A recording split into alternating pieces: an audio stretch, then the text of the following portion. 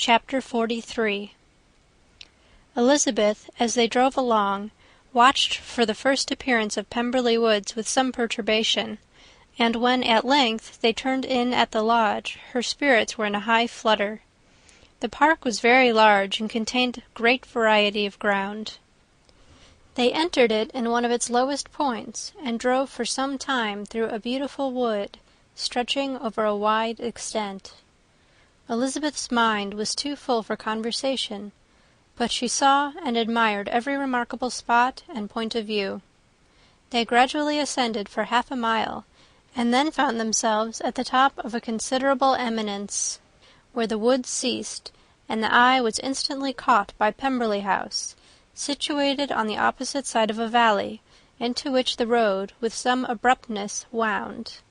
It was a large, handsome stone building, standing well on rising ground, and backed by a ridge of high, woody hills, and in front a stream of some natural importance was swelling into greater, but without any artificial appearance. Its banks were neither formal nor falsely adorned. Elizabeth was delighted. She had never seen a place for which nature had done more, or where natural beauty had been so little counteracted by an awkward taste. They were all of them warm in their admiration, and at that moment she felt that to be mistress of Pemberley might be something. They descended the hill, crossed the bridge, and drove to the door, and, while examining the nearer aspect of the house, all her apprehension of meeting its owner returned. She dreaded lest the chambermaid had been mistaken. On applying to see the place, they were admitted into the hall, and Elizabeth, as they waited for the housekeeper, had leisure to wonder at her being where she was. The housekeeper came, a respectable-looking elderly woman, much less fine and more civil than she had any notion of finding her. They followed her into the dining-parlour. It was a large, well-proportioned room, handsomely fitted up. Elizabeth, after slightly surveying it, went to a window to enjoy its prospect. The hill, crowned with wood, which they had descended, receiving increased abruptness from the distance, was a beautiful object. Every disposition of the ground was good, and she looked on the whole scene, the river, the trees scattered on its banks, and the winding of the valley, as far as she could trace it, with delight. As they passed into other rooms, these objects were taking different positions, but from every window there were beauties to be seen. The rooms were lofty and handsome, and their furniture suitable to the fortune of its proprietor, but Elizabeth saw, with admiration of his taste, that it was neither gaudy nor uselessly fine, with less of splendour and more real elegance than the furniture of Rosings. "And of this place," thought she, "I might have been mistress. With these rooms I might now have been familiarly acquainted. Instead of viewing them as a stranger, I might have rejoiced in them as my own, and welcomed to them as visitors my uncle and aunt. But no," recollecting herself, "that could never be. My uncle and aunt would have been lost to me. I should not have been allowed to invite them." This was a lucky recollection. It saved her from something very like regret. She longed to inquire of the housekeeper whether her master was really absent, but had not the courage for it. At length, however, the question was asked by her uncle, and she turned away with alarm, while Mrs. Reynolds replied that he was, adding, "But we expect him to-morrow, with a large party of friends." How rejoiced was Elizabeth that their own journey had not by any circumstance been delayed a day! Her aunt called her to look at a picture. She approached and saw the likeness of Mr. Wickham, suspended amongst several other miniatures, over the mantelpiece. Her aunt asked her smilingly how she liked it. The housekeeper came forward and told them it was a picture of a young gentleman, the son of her late master's steward, who had been brought up by him at his own expense. He is now gone into the army, she added, but I am afraid he has turned out very wild. Mrs. Gardiner looked at her niece with a smile, but Elizabeth could not return it. "And that," said Mrs. Reynolds, pointing to another of the miniatures, "is my master, and very like him. It was drawn at the same time as the other, about 8 years ago." "I have heard much of your master's fine person," said Mrs. Gardiner, looking at the picture. "It is a handsome face. But, Lizzie, you can tell us whether it is like or not." Mrs. Reynolds' respect for Elizabeth seemed to increase on this intimation of her knowing her master. "Does that young lady know Mr. Darcy?" Elizabeth coloured, and said, "A little." "And do not you think him a very handsome gentleman, ma'am?" "Yes, very handsome." "I am sure I know none so handsome. But in the gallery upstairs you will see a finer, larger picture of him than this. This room was my late master's favourite room, and these miniatures are just as they used to be then. He was very fond of them." This accounted to Elizabeth for Mr. Wickham's being among them. Mrs. Reynolds then directed their attention to one of Miss Darcy, drawn when she was only 8 years old. "And is Miss Darcy as handsome as her brother?" said Mrs. Gardiner. "Oh, yes, the handsomest young lady that ever was seen, and so accomplished. She plays and sings all day long. In the next room is a new instrument just come down for her, a present from my master. She comes here to-morrow with him." Mr. Gardiner, whose manners were very easy and pleasant, encouraged her communicativeness by his questions and remarks. Mrs. Reynolds, either by pride or attachment, had evidently great pleasure in talking of her master and his sister. "Is your master much at Pemberley in the course of the year?" "Not so much as I could wish, sir, but I dare say he may spend half his time here, and Miss Darcy is always down for the summer months." "Except," thought Elizabeth, "when she goes to Ramsgate." "If your master would marry, you might see more of him." "Yes, sir, but I do not know when that will be. I do not know who is good enough for him." Mr. and Mrs. Gardiner smiled.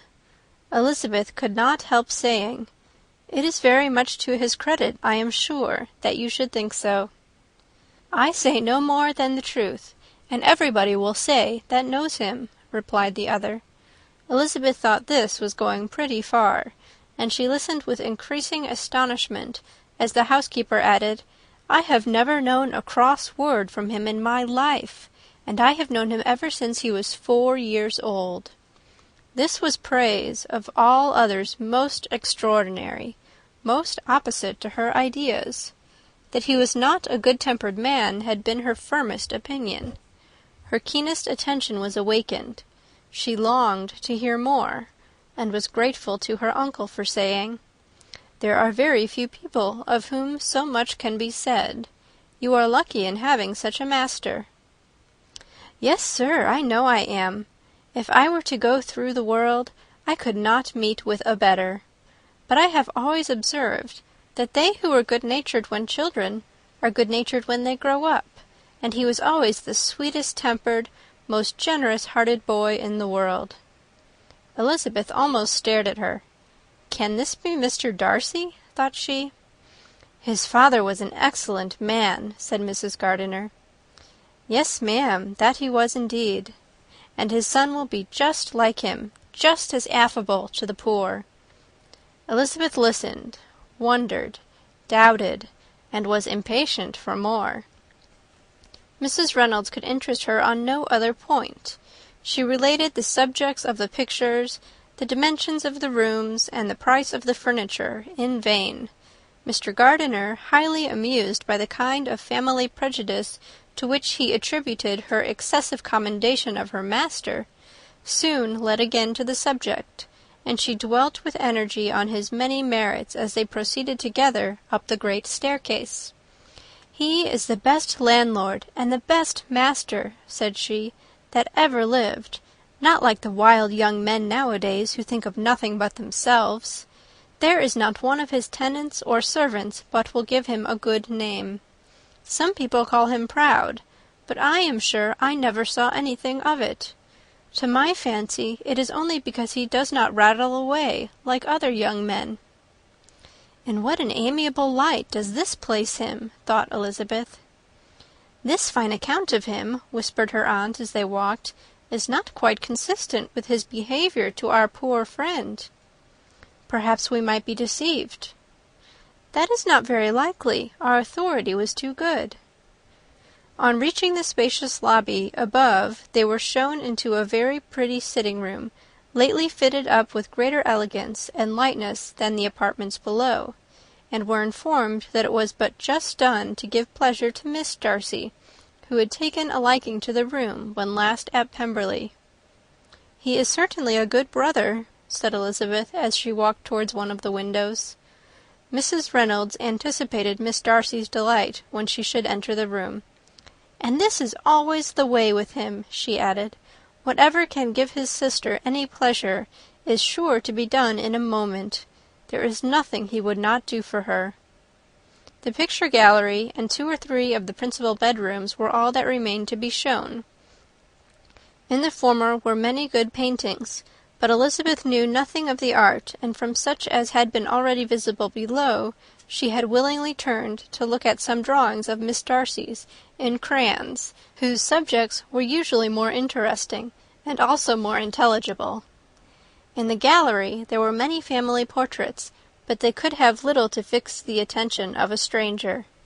Elizabeth walked in quest of the only face whose features would be known to her. At last it arrested her, and she beheld a striking resemblance to Mr. Darcy, with such a smile over the face as she remembered to have sometimes seen when he looked at her. She stood several minutes before the picture, in earnest contemplation, and returned to it again before they quitted the gallery. Mrs. Reynolds informed them that it had been taken in his father's lifetime. There was certainly at this moment in Elizabeth's mind a more gentle sensation towards the original than she had ever felt at the height of their acquaintance. The commendation bestowed on him by Mrs. Reynolds was of no trifling nature. What praise is more valuable than the praise of an intelligent servant? As a brother, a landlord, a master, she considered how many people's happiness were in his guardianship. How much of pleasure or pain was it in his power to bestow? And how much of good or evil must be done by him? Every idea that had been brought forward by the housekeeper was favourable to his character, and as she stood before the canvas on which he was represented, and fixed his eyes upon herself, she thought of his regard with a deeper sentiment of gratitude than it had ever raised before. She remembered its warmth, and softened its impropriety of expression. When all of the house that was open to general inspection had been seen, they returned downstairs, and, taking leave of the housekeeper, were consigned over to the gardener, who met them at the hall door. As they walked across the hall towards the river, Elizabeth turned back to look again. Her uncle and aunt stopped also, and while the former was conjecturing as to the date of the building, the owner of it himself suddenly came forward from the road, which led behind it to the stables. They were within 20 yards of each other, and so abrupt was his appearance that it was impossible to avoid his sight. Their eyes instantly met, and the cheeks of both were overspread with the deepest blush. He absolutely started, and for a moment seemed immovable from surprise, but shortly recovering himself, advanced towards the party, and spoke to Elizabeth, if not in terms of perfect composure, at least of perfect civility. She had instinctively turned away, but, stopping on his approach, received his compliments with an embarrassment impossible to be overcome. Had his first appearance, or his resemblance to the picture they had just been examining, been insufficient to assure the other two that they now saw Mr. Darcy, the gardener's expression of surprise on beholding his master must immediately have told it. They stood a little aloof while he was talking to their niece, who, astonished and confused, scarcely dared lift her eyes to his face, and knew not what answer she returned to his civil inquiries after her family. Amazed at the alteration of his manner since they last parted, every sentence that he uttered was increasing her embarrassment, and every idea of the impropriety of her being found there recurring to her mind. The few minutes in which they continued were some of the most uncomfortable in her life, nor did he seem much more at ease. When he spoke, his accent had none of its usual sedateness, and he repeated his inquiries as to the time of her having left Longbourn, and of her having stayed in Derbyshire, so often and in so hurried a way as plainly spoke the distraction of his thoughts. At length every idea seemed to fail him, and after standing a few moments without saying a word, he suddenly recollected himself and took leave. The others then joined her, and expressed admiration of his figure, but Elizabeth heard not a word, and, wholly engrossed by her feelings, followed them in silence. She was overpowered by shame and vexation. Her coming there was the most uncomfortable, the most ill-judged thing in the world. How strange it must appear to him! In what a disgraceful light might it not strike so vain a man! It might seem as if she had purposely thrown herself in his way again. Oh, why did she come? Or why did he thus come a day before he was expected? Had they been only 10 minutes sooner, they should have been beyond the reach of his discrimination, for it was plain that he was that moment arrived, that moment alighted from his horse or his carriage. She blushed again and again over the perverseness of the meeting, and his behaviour, so strikingly altered. What could it mean? That he should even speak to her was amazing, but to speak with such civility, to inquire after her family! Never in her life had she seen his manners so little dignified. Never had he spoken with such gentleness as on this unexpected meeting. What a contrast did it offer to his last address in Rosings Park, when he put his letter into her hand! She knew not what to think, or how to account for it. They had now entered a beautiful walk by the side of the water, and every step was bringing forward a nobler fall of ground, or a finer reach of the woods to which they were approaching. But it was some time before Elizabeth was sensible of any of it, and, though she answered mechanically to the repeated appeals of her uncle and aunt, and seemed to direct her eyes to such objects as they pointed out, she distinguished no part of the scene. Her thoughts were all fixed on that one spot of Pemberley House, whichever it may be, where Mr. Darcy then was. She longed to know what at the moment was passing in his mind, in what manner he thought of her, and whether, in defiance of everything, she was still dear to him. Perhaps he had been civil only because he felt himself at ease, yet there had been that in his voice which was not like ease. Whether he had felt more of pain or of pleasure in seeing her, she could not tell, but he certainly had not seen her with composure. At length, however, the remarks of her companions on her absence of mind aroused her, and she felt the necessity of appearing more like herself. They entered the woods, and, bidding adieu to the river for a while, ascended some of the higher grounds, when, in spots where the opening of the trees gave the eye power to wander, were many charming views of the valley, the opposite hills, with the long range of woods, overspreading many, and occasionally part of the stream. Mr. Gardiner expressed a wish of going round the whole park, but feared it might be beyond a walk. With a triumphant smile they were told that it was 10 miles around. It settled the matter, and they pursued the accustomed circuit, which brought them again, after some time, in a descent among hanging woods, to the edge of the water, and one of its narrowest parts. They crossed it by a simple bridge, in character with the general air of the scene. It was a spot less adorned than any they had yet visited, and the valley, here contracted into a glen, allowed room only for the stream, and a narrow walk amidst the rough coppice-wood which bordered it. Elizabeth longed to explore its windings, but when they had crossed the bridge and perceived their distance from the house, Mrs. Gardiner, who was not a great walker, could go no farther, and thought only of returning to the carriage as quickly as possible. Her niece was therefore obliged to submit, and they took their way towards the house on the opposite side of the river in the nearest direction.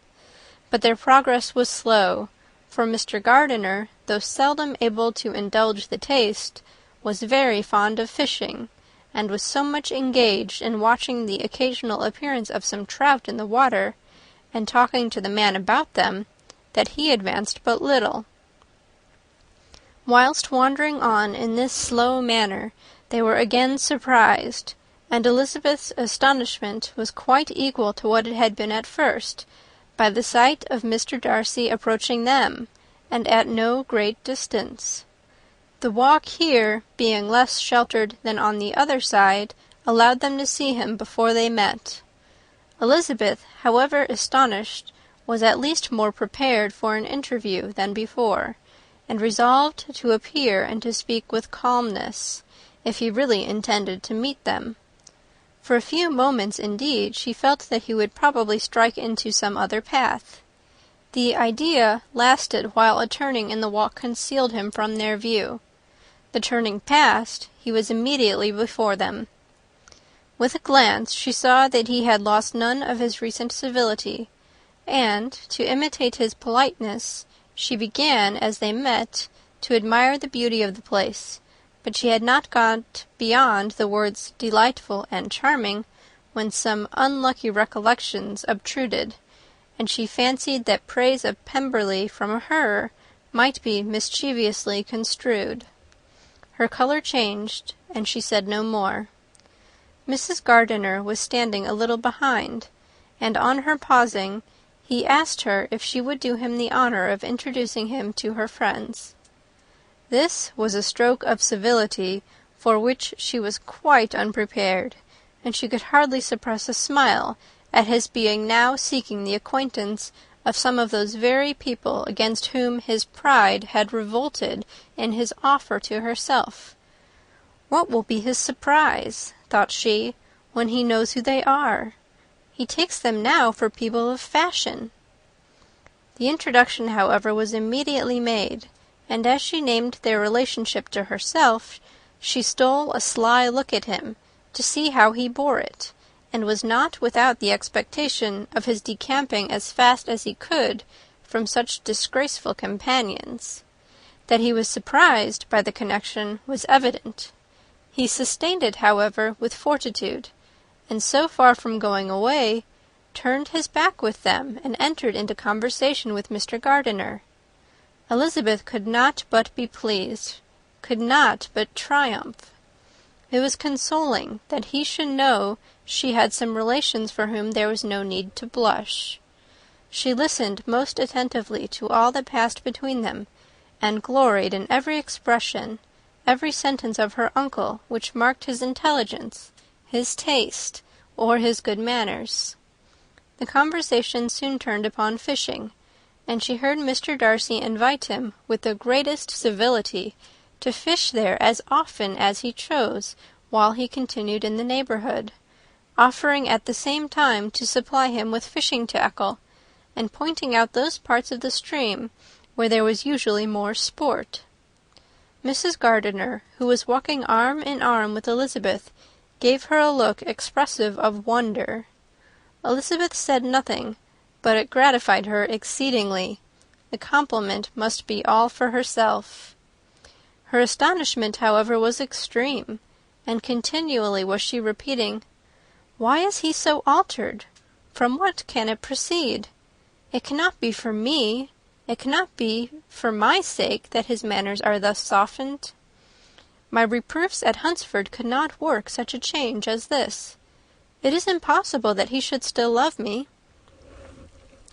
After walking some time in this way, the two ladies in front, the two gentlemen behind, On resuming their places, after descending to the brink of the river for the better inspection of some curious water plant, there chanced to be a little alteration. It originated in Mrs. Gardiner, who, fatigued by the exercise of the morning, found Elizabeth's arm inadequate to her support, and consequently preferred her husband's. Mr. Darcy took her place by her niece, and they walked on together. After a short silence, the lady first spoke. She wished him to know that she had been assured of his absence before she came to the place, and accordingly began by observing that his arrival had been very unexpected. "For your housekeeper," she added, "informed us that you would certainly not be here till tomorrow, and indeed, before we left Bakewell, we understood that you were not immediately expected in the country." He acknowledged the truth of it all, and said that business with his steward had occasioned his coming forward a few hours before the rest of the party with whom he had been travelling. "They will join me early tomorrow," he continued, "and among them are some who will claim an acquaintance with you, Mr. Bingley and his sisters." Elizabeth answered only by a slight bow. Her thoughts were instantly driven back to the time when Mr. Bingley's name had been the last mentioned between them, and, if she might judge by his complexion, his mind was not very differently engaged. "There is also one other person in the party," he continued after a pause, "who more particularly wishes to be known to you. Will you allow me, or do I ask too much, to introduce my sister to your acquaintance during your stay at Lambton?" The surprise of such an application was great indeed. It was too great for her to know in what manner she acceded to it. She immediately felt that whatever desire Miss Darcy might have of being acquainted with her must be the work of her brother, and without looking farther, it was satisfactory. It was gratifying to know that his resentment had not made him think really ill of her.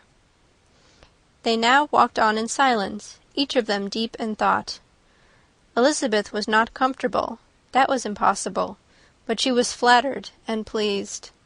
His wish of introducing his sister to her was a compliment of the highest kind. They soon outstripped the others, and when they had reached the carriage, Mr. and Mrs. Gardiner were 1/4 of a mile behind. He then asked her to walk into the house, but she declared herself not tired, and they stood together on the lawn.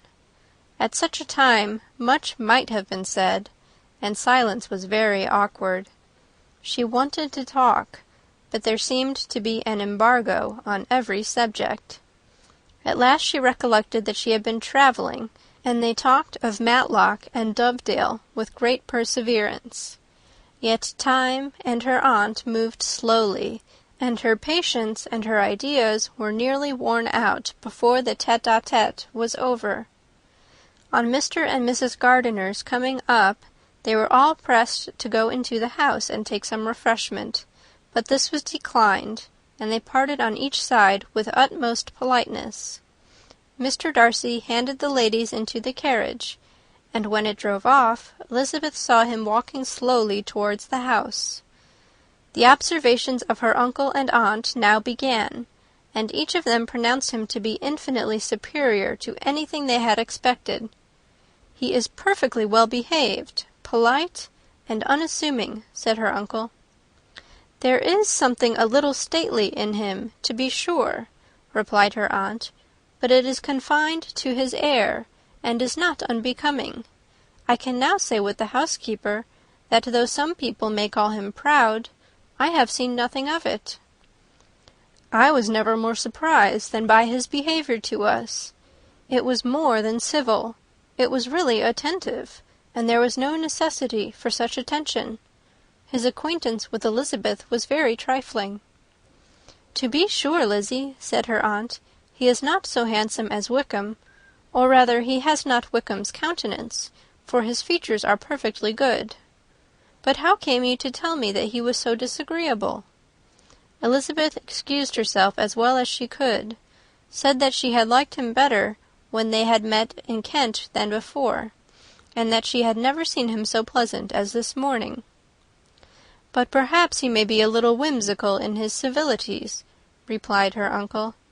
"Your great men often are, and therefore I shall not take him at his word, as he might change his mind another day, and warn me off his grounds." Elizabeth felt that they had entirely misunderstood his character, but said nothing. "From what we have seen of him," continued Mrs. Gardiner, "I really should not have thought that he could have behaved in so cruel a way by anybody as he has done by poor Wickham. He has not an ill-natured look. On the contrary, there is something pleasing about his mouth when he speaks, and there is something of dignity in his countenance that would not give one an unfavourable idea of his heart. But to be sure, the good lady who showed us his house did give him a most flaming character. I could hardly help laughing aloud sometimes. But he is a liberal master, I suppose, and that, in the eye of a servant, comprehends every virtue." Elizabeth here felt herself called on to say something in vindication of his behaviour to Wickham, and therefore gave them to understand, in as guarded a manner as she could, that by what she had heard from his relations in Kent, his actions were capable of a very different construction, and that his character was by no means so faulty, nor Wickham so amiable, as they had been considered in Hertfordshire.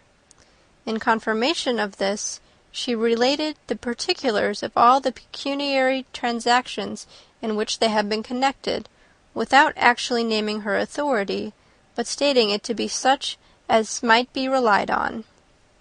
Mrs. Gardiner was surprised and concerned, but as they were now approaching the scene of her former pleasures, every idea gave way to the charm of recollection, and she was too much engaged in pointing out to her husband all the interesting spots in its environs to think of anything else.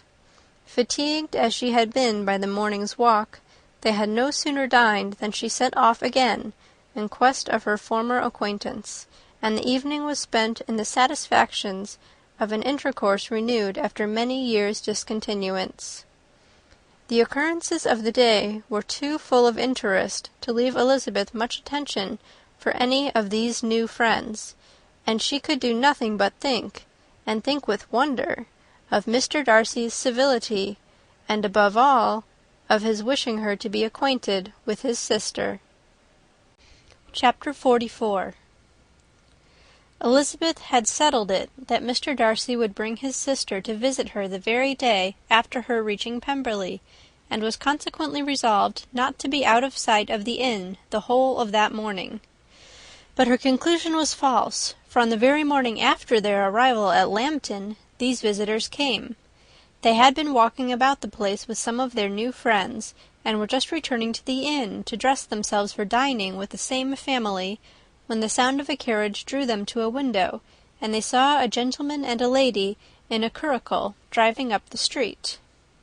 Elizabeth, immediately recognizing the livery, guessed what it meant, and imparted no small degree of her surprise to her relations by acquainting them with the honour which she expected. Her uncle and aunt were all amazement, and the embarrassment of her manner as she spoke, joined to the circumstance itself, and many of the circumstances of the preceding day, opened to them a new idea on the business. Nothing had ever suggested it before, but they felt that there was no other way of accounting for such attentions from such a quarter than by supposing a partiality for their niece.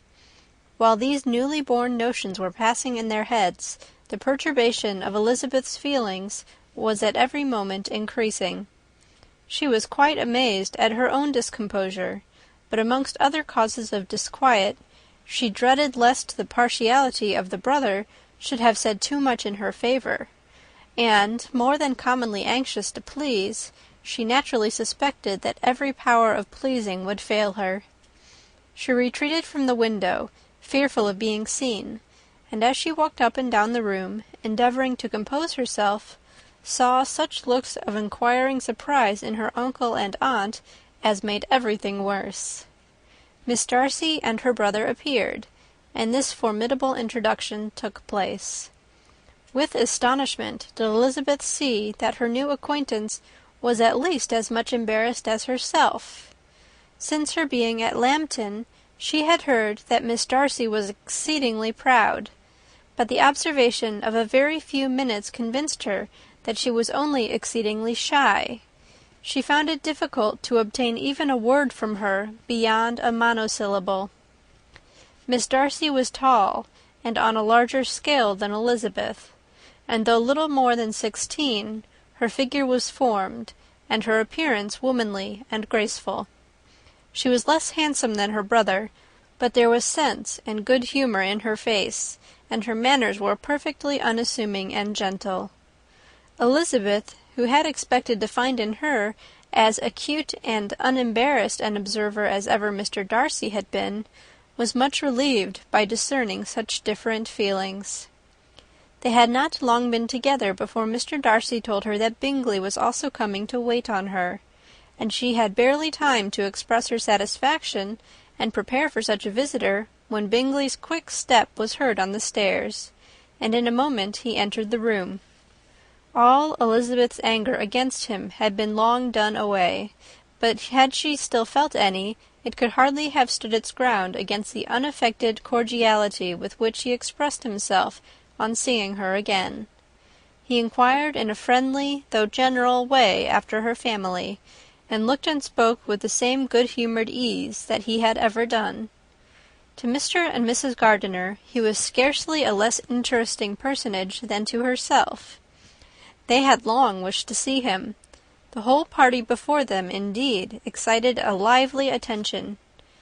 The suspicions which had just arisen of Mr. Darcy and their niece directed their observation towards each with an earnest though guarded inquiry, and they soon drew from those inquiries the full conviction that one of them at least knew what it was to love. Of the lady's sensations they remained a little in doubt, but that the gentleman was overflowing with admiration was evident enough. Elizabeth, on her side, had much to do. She wanted to ascertain the feelings of each of her visitors. She wanted to compose her own, and to make herself agreeable to all.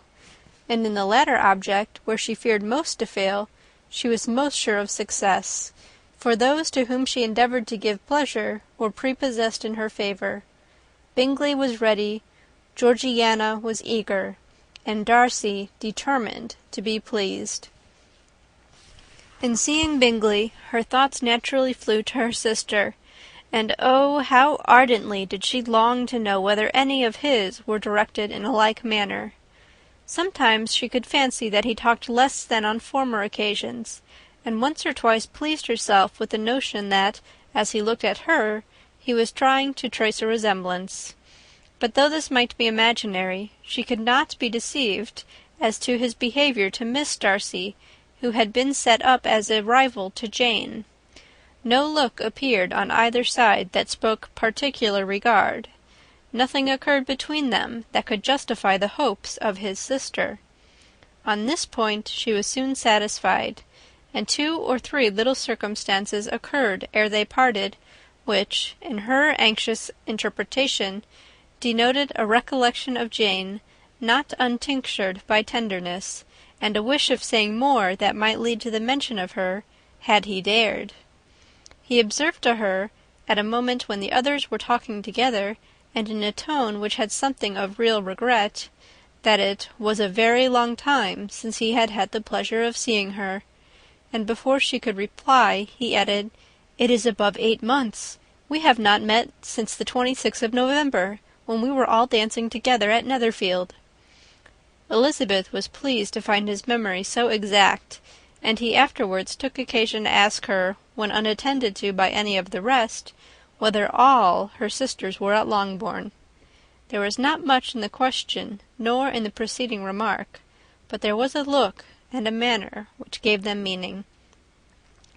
It was not often that she could turn her eyes on Mr. Darcy himself, but whenever she did catch a glimpse, she saw an expression of general complaisance, and in all that he said she heard an accent so removed from hauteur or disdain of his companions as convinced her that the improvement of manners which she had yesterday witnessed, however temporary its existence might prove, had at least outlived one day. When she saw him thus seeking the acquaintance and courting the good opinion of people with whom any intercourse a few months ago would have been a disgrace, when she saw him thus civil, not only to herself, but to the very relations whom he had openly disdained, and recollected their last lively scene in Hunsford Parsonage, the difference, the change was so great, and struck so forcibly on her mind, that she could hardly restrain her astonishment from being visible. Never, even in the company of his dear friends at Netherfield, or his dignified relations at Rosings, had she seen him so desirous to please, so free from self-consequence or unbending reserve, as now, when no importance could result from the success of his endeavours, and when even the acquaintance of those to whom his attentions were addressed would draw down the ridicule and censure of the ladies both of Netherfield and Rosings. Their visitors stayed with them above half an hour, and when they arose to depart, Mr. Darcy called on his sister to join him in expressing their wish of seeing Mr. and Mrs. Gardiner and Miss Bennet to dinner at Pemberley before they left the country. Miss Darcy, though with a diffidence which marked her little in the habit of giving invitations, readily obeyed. Mrs. Gardiner looked at her niece, desirous of knowing how she, whom the invitation most concerned, felt disposed as to its acceptance, but Elizabeth had turned away her head. Presuming, however, that this studied avoidance spoke rather a momentary embarrassment than any dislike of the proposal, and seeing in her husband, who was fond of society, a perfect willingness to accept it, she ventured to engage for her attendance, and the day after the next was fixed on. Bingley expressed great pleasure in the certainty of seeing Elizabeth again, having still a great deal to say to her, and many inquiries to make after all their Hertfordshire friends.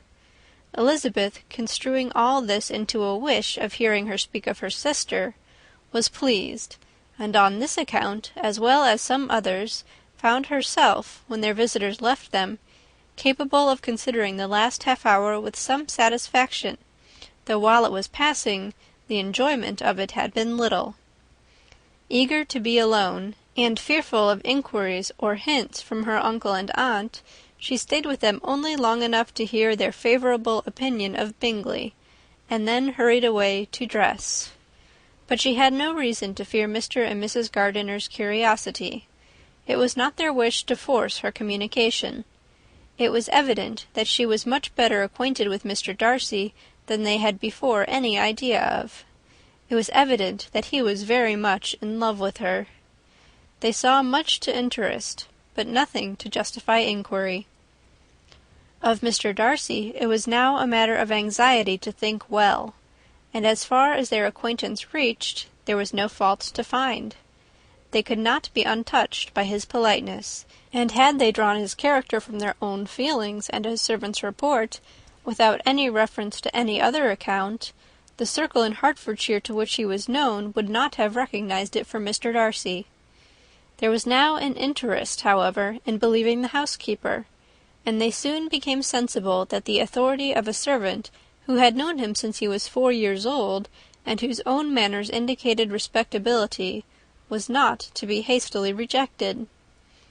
Neither had anything occurred in the intelligence of their Lambton friends that could materially lessen its weight. They had nothing to accuse him of but pride.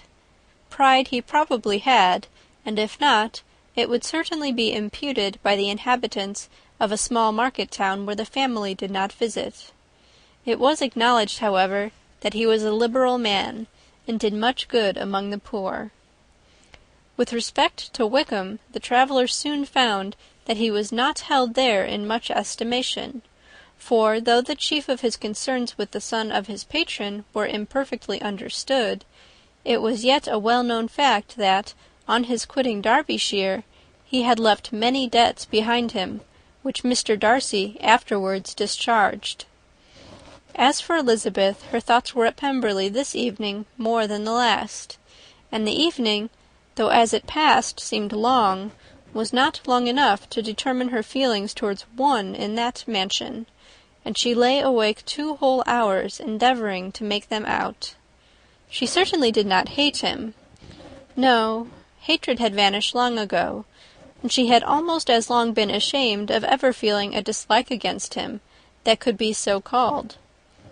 The respect created by the conviction of his valuable qualities, though at first unwillingly admitted, had for some time ceased to be repugnant to her feeling, and it was now heightened into somewhat of a friendlier nature by the testimony so highly in his favour, and bringing forward his disposition in so amiable a light, which yesterday had produced. But above all, above respect and esteem, there was a motive within her of goodwill which could not be overlooked. It was gratitude. Gratitude, not merely for having once loved her, but for loving her still well enough to forgive all the petulance and acrimony of her manner in rejecting him, and all the unjust accusations accompanying her rejection. He who, she had been persuaded, would avoid her as his greatest enemy, seemed, on the accidental meeting, most eager to preserve the acquaintance, and without any indelicate display of regard, or any peculiarity of manner, where their two selves only were concerned, was soliciting the good opinion of her friends, and bent on making her known to his sister. Such a change in a man of so much pride, exciting not only astonishment but gratitude, for to love, ardent love, it must be attributed, and as such its impression on her was of a sort to be encouraged, as by no means unpleasing, though it could not be exactly defined. She respected, she esteemed, she was grateful to him. She felt a real interest in his welfare, and she only wanted to know how far she wished that welfare to depend upon herself, and how far it would be for the happiness of both that she should employ the power, which her fancy told her she still possessed, of bringing on her the renewal of his addresses. It had been settled in the evening between the aunt and the niece that such a striking civility as Miss Darcy's in coming to see them on the very day of her arrival at Pemberley, for she had reached it only to a late breakfast, ought to be imitated, though it could not be equalled, by some exertion of politeness on their side, and consequently that it would be highly expedient to wait on her at Pemberley the following morning. They were, therefore, to go. Elizabeth was pleased, though when she asked herself the reason, she had very little to say in reply. Mr. Gardiner left them soon after breakfast. The fishing scheme had been renewed the day before, and a positive engagement made of his meeting some of the gentlemen at Pemberley before noon. Chapter 45. Convinced as Elizabeth now was that Miss Bingley's dislike of her had originated in jealousy, she could not help feeling how unwelcome her appearance at Pemberley must be to her, and was curious to know with how much civility on that lady's side the acquaintance would now be renewed. On reaching the house, they were shown through the hall into the saloon, whose northern aspect rendered it delightful for summer. Its windows opening to the ground admitted a most refreshing view of the high woody hills behind the house, and of the beautiful oaks and Spanish chestnuts which were scattered over the intermediate lawn. In this house they were received by Miss Darcy, who was sitting there with Mrs. Hurst and Miss Bingley, and the lady with whom she lived in London. Georgiana's reception of them was very civil, but attended with all the embarrassment which, though proceeding from shyness and the fear of doing wrong, would easily give to those who felt themselves inferior the belief of her being proud and reserved. Mrs. Gardiner and her niece, however, did her justice, and pitied her. By Mrs. Hurst and Miss Bingley they were noticed only by a curtsy, and, on their being seated, a pause, awkward as such pauses must always be, succeeded for a few moments.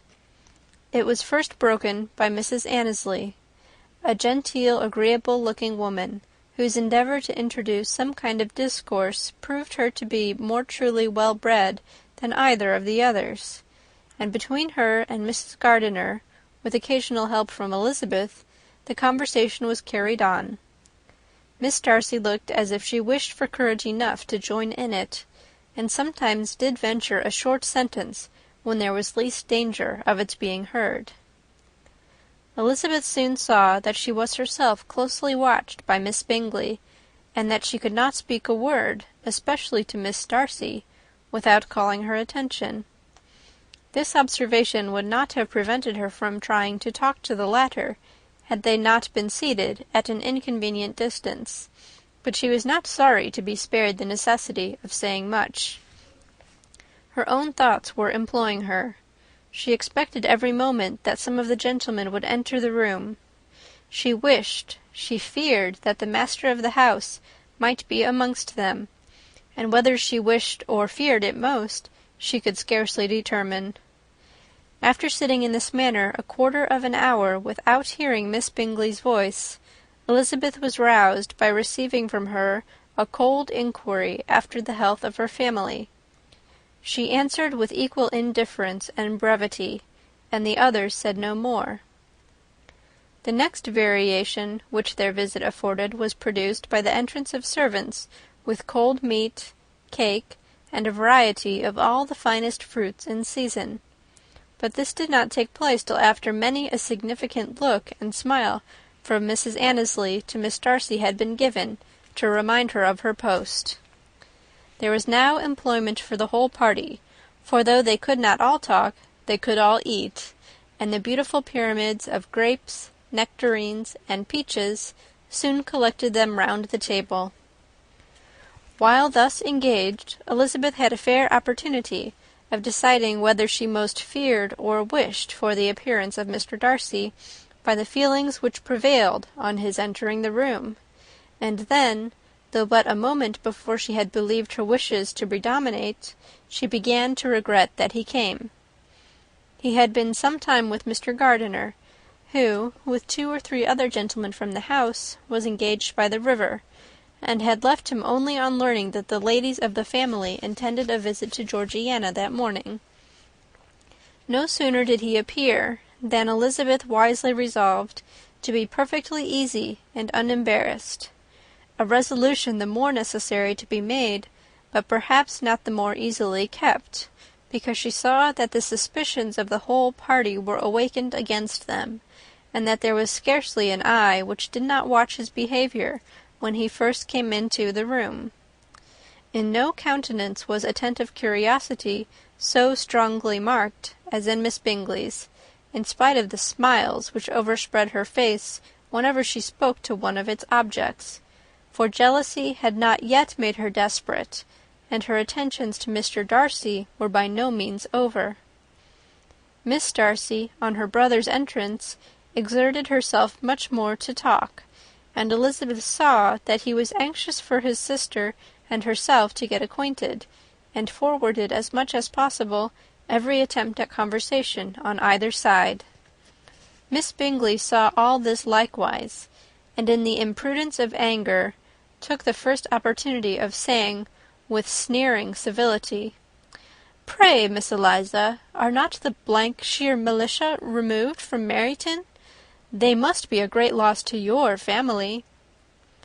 In Darcy's presence she dared not mention Wickham's name, but Elizabeth instantly comprehended that he was uppermost in her thoughts, and the various recollections connected with him gave her a moment's distress. But, exerting herself vigorously to repel the ill-natured attack, she presently answered the question in a tolerably detached tone. While she spoke, an involuntary glance showed her Darcy, with a heightened complexion, earnestly looking at her, and his sister overcome with confusion, and unable to lift up her eyes. Had Miss Bingley known what pain she was then giving her beloved friend, she undoubtedly would have refrained from the hint, but she had merely intended to discompose Elizabeth by bringing forward the idea of a man to whom she believed her partial, to make her betray a sensibility which might injure her in Darcy's opinion, and, perhaps, to remind the latter of all the follies and absurdities by which some part of her family were connected with that corps. Not a syllable had ever reached her of Miss Darcy's meditated elopement. To no creature had it been revealed, where secrecy was possible, except to Elizabeth, and from all Bingley's connections her brother was particularly anxious to conceal it, from the very wish which Elizabeth had long ago attributed to him of their becoming hereafter her own. He had certainly formed such a plan, and without meaning that it should affect his endeavour to separate him from Miss Bennet, it is probable that it might add something to his lively concern for the welfare of his friend. Elizabeth's collected behaviour, however, soon quieted his emotion, and as Miss Bingley, vexed and disappointed, dared not approach nearer to Wickham, Georgiana also recovered in time, though not enough to be able to speak any more. Her brother, whose eye she feared to meet, scarcely recollected her interest in the affair, and the very circumstance which had been designed to turn his thoughts from Elizabeth seemed to have fixed them on her more and more cheerfully. Their visit did not continue long after the question and answer above mentioned, and while Mr. Darcy was attending them to their carriage, Miss Bingley was venting her feelings in criticisms on Elizabeth's person, behaviour, and dress. But Georgiana would not join her. Her brother's recommendation was enough to ensure her favour. His judgment could not err, and he had spoken in such terms of Elizabeth as to leave Georgiana without the power of finding her otherwise than lovely and amiable. When Darcy returned to the saloon, Miss Bingley could not help repeating to him some part of what she had been saying to his sister. "How very ill Miss Eliza Bennet looks this morning, Mr. Darcy!" she cried. "I never in my life saw anyone so much altered as she is since the winter. She is grown so brown and coarse. Louisa and I were agreeing that we should not have known her again." However little Mr. Darcy might have liked such an address, he contented himself with coolly replying that he perceived no other alteration than her being rather tanned, no miraculous consequence of travelling in the summer. "For my own part," she rejoined, "I must confess that I never could see any beauty in her. Her face is too thin, her complexion has no brilliancy, and her features are not at all handsome. Her nose wants character, there is nothing marked in its lines. Her teeth are tolerable, but not out of the common way, and as for her eyes, which have sometimes been called so fine, I could never see anything extraordinary in them. They have a sharp, shrewish look, which I do not like at all, and in her air altogether there is a self-sufficiency without fashion, which is intolerable." Persuaded as Miss Bingley was that Darcy admired Elizabeth, this was not the best method of recommending herself, but angry people are not always wise, and in seeing him at last look somewhat nettled, she had all the success she expected. He was resolutely silent, however, and, from a determination of making him speak, she continued, "I remember when we first knew her in Hertfordshire, how amazed we all were to find that she was a reputed beauty, and I particularly recollect your saying one night, after they had been dining at Netherfield, 'She a beauty! I should as soon call her mother a wit.' But afterwards she seemed to improve on you, and I believe you thought her rather pretty at one time." "Yes," replied Darcy, who could contain himself no longer, "but that was only when I first saw her, for it is many months since I have considered her as one of the handsomest women of my acquaintance." He then went away, and Miss Bingley was left to all the satisfaction of having forced him to say what gave no one any pain but herself. Mrs. Gardiner and Elizabeth talked of all that had occurred during their visit, as they returned, except what had particularly interested them both. The look and behaviour of everybody they had seen were discussed, except of the person who had mostly engaged their attention. They talked of his sister, his friends, his house, his fruit, of everything but himself. Yet Elizabeth was longing to know what Mrs. Gardiner thought of him, and Mrs. Gardiner would have been highly gratified by her niece's beginning the subject. Chapter 46. Elizabeth had been a good deal disappointed in not finding a letter from Jane on their first arrival at Lambton, and this disappointment had been renewed on each of the mornings that had now been spent there. But on the third her repining was over, and her sister justified by the receipt of 2 letters from her at once, on one of which was marked that it had been missent elsewhere. Elizabeth was not surprised at it, as Jane had written the direction remarkably ill. They had just been preparing to walk as the letters came in, and her uncle and aunt, leaving her to enjoy them in quiet, set off by themselves. The one missent must first be attended to. It had been written 5 days ago. The beginning contained an account of all their little parties and engagements, with such news as the country afforded. But the latter half, which was dated a day later, and written in evident agitation, gave more important intelligence. It was to this effect: "Since writing the above, dearest Lizzie, something has occurred of a most unexpected and serious nature. But I am afraid of alarming you. Be assured that we are all well. What I have to say relates to poor Lydia. An express came at 12 last night, just as we were all gone to bed, from Colonel Forster, to inform us that she was gone off to Scotland with one of his officers, to own the truth, with Wickham. Imagine our surprise. To Kitty, however, it does not seem so wholly unexpected. I am very, very sorry. So imprudent a match on both sides. But I am willing to hope the best, and that his character has been misunderstood. Thoughtless and indiscreet I can easily believe him, but this step, and let us rejoice over it, marks nothing bad at heart. His choice is disinterested, at least, for he must know my father can give her nothing. Our poor mother is sadly grieved. My father bears it better. How thankful am I that we never let them know what has been said against him. We must forget it ourselves. They were off Saturday night about 12, as is conjectured, but were not missed till yesterday morning at 8. The express was sent off directly. My dear Lizzie, they must have passed within 10 miles of us. Colonel Forster gives us reason to expect him here soon. Lydia left a few lines for his wife, informing her of their intention. I must conclude, for I cannot be long from my poor mother. I am afraid you will not be able to make it out, but I hardly know what I have written."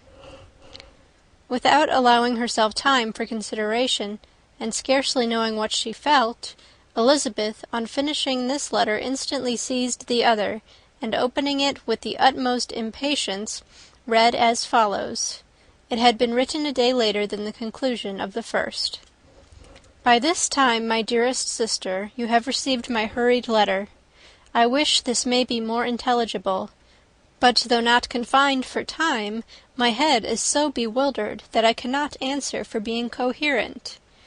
Dearest Lizzie, I hardly know what I would write, but I have bad news for you, and it cannot be delayed.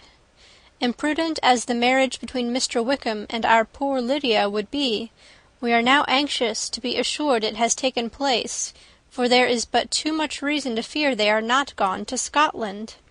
Colonel Forster came yesterday, having left Brighton the day before, not many hours after the express. Though Lydia's short letter to Mrs. F. gave them to understand that they were going to Gretna Green, something was dropped by Denny, expressing his belief that W. never intended to go there, or to marry Lydia at all, which was repeated to Colonel F., who, instantly taking the alarm, set off from B., intending to trace their route. He did trace them easily to Clapham, but no further, for on entering that place they removed into a hackney coach, and dismissed the chaise that brought them from Epsom. All that is known after this is, that they were seen to continue the London road. I know not what to think. After making every possible inquiry on that side of London, Colonel F. came on into Hertfordshire, anxiously renewing them at all the turnpikes, and at the inns in Barnet and Hatfield, but without any success. No such people had been seen to pass through. With the kindest concern he came on to Longbourn, and broke his apprehensions to us in a manner most creditable to his heart. I am sincerely grieved for him and Mrs. F., but no one can throw any blame on them. Our distress, my dear Lizzie, is very great. My father and mother believe the worst, but I cannot think so ill of him. Many circumstances might make it more eligible for them to be married privately in town than to pursue their first plan, and even if he could form such a design against a young woman of Lydia's connections, which is not likely, can I suppose her so lost to everything? Impossible. I grieve to find, however, that Colonel F. is not disposed to depend upon their marriage. He shook his head when I expressed my hopes, and said that he fears W. was not a man to be trusted. My poor mother is really ill, and keeps her room. Could she exert herself, it would be better, but this is not to be expected. And as to my father, I never in my life saw him so affected. Poor Kitty has anger for having concealed their attachment, but as it was a matter of confidence, one cannot wonder. I am truly glad, dearest Lizzie, that you have been spared something of these distressing scenes. But now, as the first shock is over, shall I own that I long for your return? I am not so selfish, however, as to press for it, if inconvenient. Adieu. I take up my pen again to do what I have just told you I would not, but circumstances are such that I cannot help earnestly begging you to come here as soon as possible. I know my dear uncle and aunt so well that I am not afraid of requesting it, though I have still something more to ask of the former. My father is going to London with Colonel Forster instantly, to try to discover her. What he means to do I am sure I know not, but his excessive distress will not allow him to pursue any measure in the best and safest way, and Colonel Forster is obliged to be at Brighton again to-morrow evening. In such an exigence, my uncle's advice and assistance will be everything in the world. He will immediately comprehend what I must feel, and I rely upon his goodness." "Oh, where is my uncle?" cried Elizabeth, darting from her seat as she finished the letter, in eagerness to follow him, without losing a moment of the time so precious. But as she reached the door, it was opened by a servant, and Mr. Darcy appeared. Her pale face and impetuous manner made him start, and before he could recover himself to speak, she, in whose mind every idea was superseded by Lydia's situation, hastily exclaimed, "I beg your pardon, but I must leave you. I must find Mr. Gardiner this moment, on business that cannot be delayed. I have not an instant to lose." "Good God, what is the matter?" cried he, with more feeling than politeness. Then recollecting himself, "I will not detain you a minute, but let me, or let the servant go after Mr. or Mrs. Gardiner. You are not well enough, you cannot go yourself." Elizabeth hesitated, but her knees trembled under her, and she felt how little would be gained by her attempting to pursue them.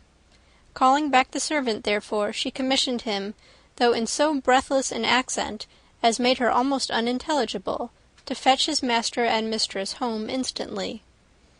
On his quitting the room, she sat down, unable to support herself, and looking so miserably ill that it was impossible for Darcy to leave her, or to refrain from saying, in a tone of gentleness and commiseration, "Let me call your maid.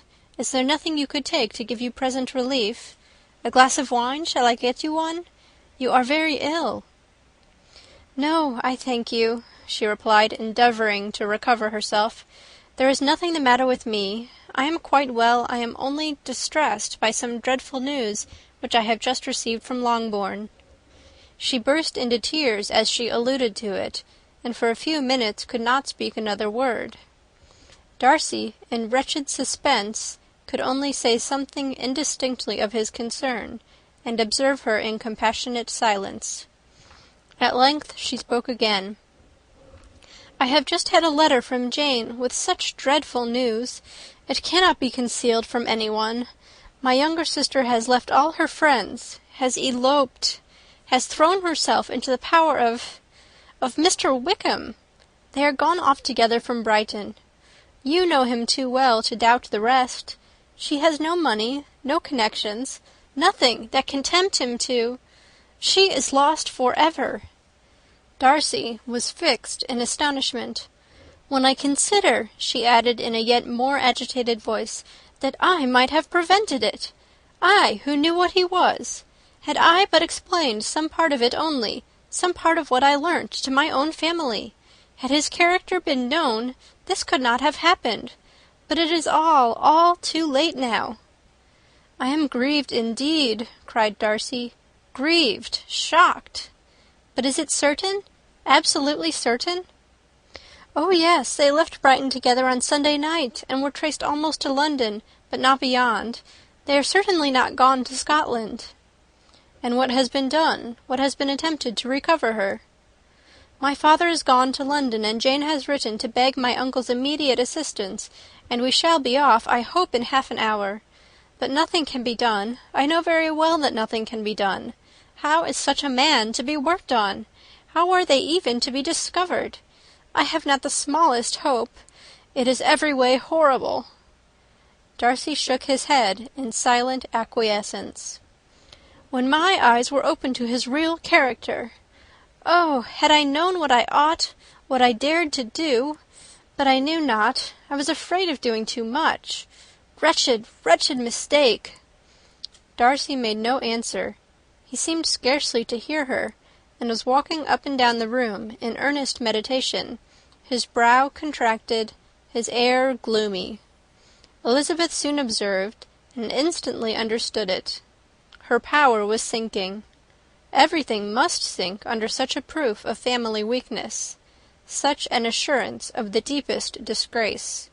She could neither wonder nor condemn, but the belief of his self-conquest brought nothing consolatory to her bosom, afforded no palliation of her distress.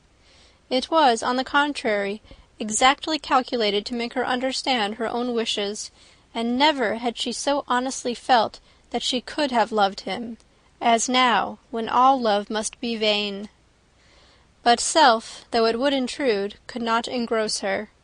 Lydia, the humiliation, the misery she was bringing on them all, soon swallowed up every private care, and, covering her face with her handkerchief, Elizabeth was soon lost to everything else, and, after a pause of several minutes, was only recalled to a sense of her situation by the voice of her companion, who, in a manner which, though it spoke compassion, spoke likewise restraint, said, "I am afraid you have been long desiring my absence, nor have I anything to plead in excuse of my stay, but real, though unavailing, concern. Would to heaven that anything could be either said or done on my part that might offer consolation to such distress. But I will not torment you with vain wishes, which may seem purposely to ask for your thanks. This unfortunate affair will, I fear, prevent my sister's having the pleasure of seeing you at Pemberley to-day." "Oh, yes! Be so kind as to apologize for us to Miss Darcy. Say that urgent business calls us home immediately. Conceal the unhappy truth as long as it is possible. I know it cannot be long." He readily assured her of his secrecy, again expressed his sorrow for her distress, wished it a happier conclusion than there was at present reason to hope, and, leaving his compliments for her relations, with only one serious parting look, went away. As he quitted the room, Elizabeth felt how improbable it was that they should ever see each other again on such terms of cordiality as had marked their several meetings in Derbyshire, and as she threw a retrospective glance over the whole of their acquaintance, so full of contradictions and varieties, sighed at the perverseness of those feelings which would now have promoted its continuance, and would formerly have rejoiced in its termination.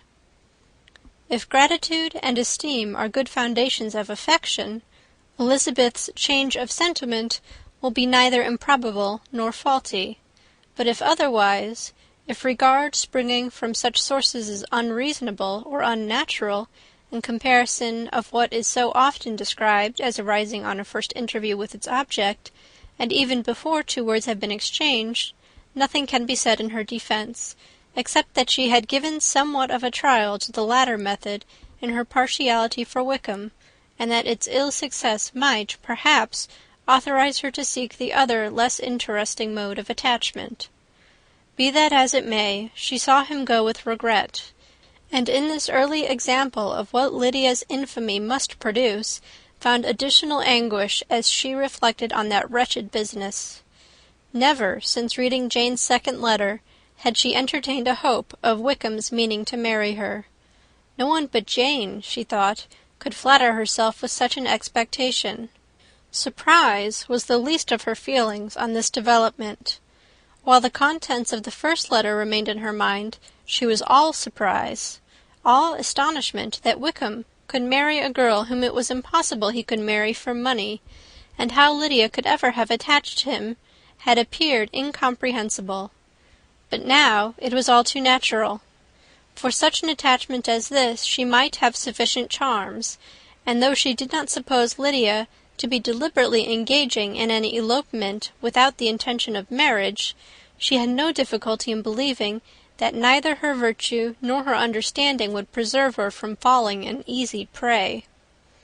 She had never perceived, while the regiment was in Hertfordshire, that Lydia had any partiality for him, but she was convinced that Lydia wanted only encouragement to attach herself to anybody. Sometimes one officer, sometimes another had been her favourite, as their attentions raised them in her opinion. Her affections had continually been fluctuating, but never without an object. The mischief of neglect and mistaken indulgence towards such a girl, oh, how acutely did she now feel it!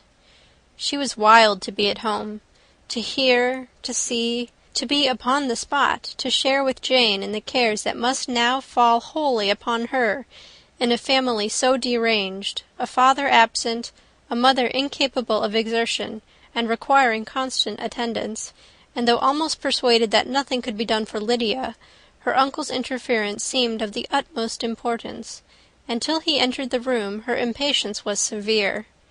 Mr. and Mrs. Gardiner had hurried back in alarm, supposing by the servant's account that their niece was taken suddenly ill. But satisfying them instantly on that head, she eagerly communicated the cause of their summons, reading the 2 letters aloud, and dwelling on the postscript of the last with trembling energy.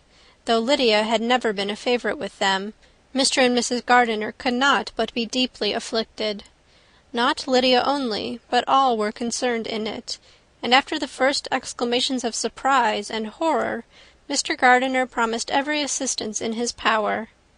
Elizabeth, though expecting no less, thanked him with tears of gratitude, and all 3 being actuated by one spirit, everything relating to their journey was speedily settled.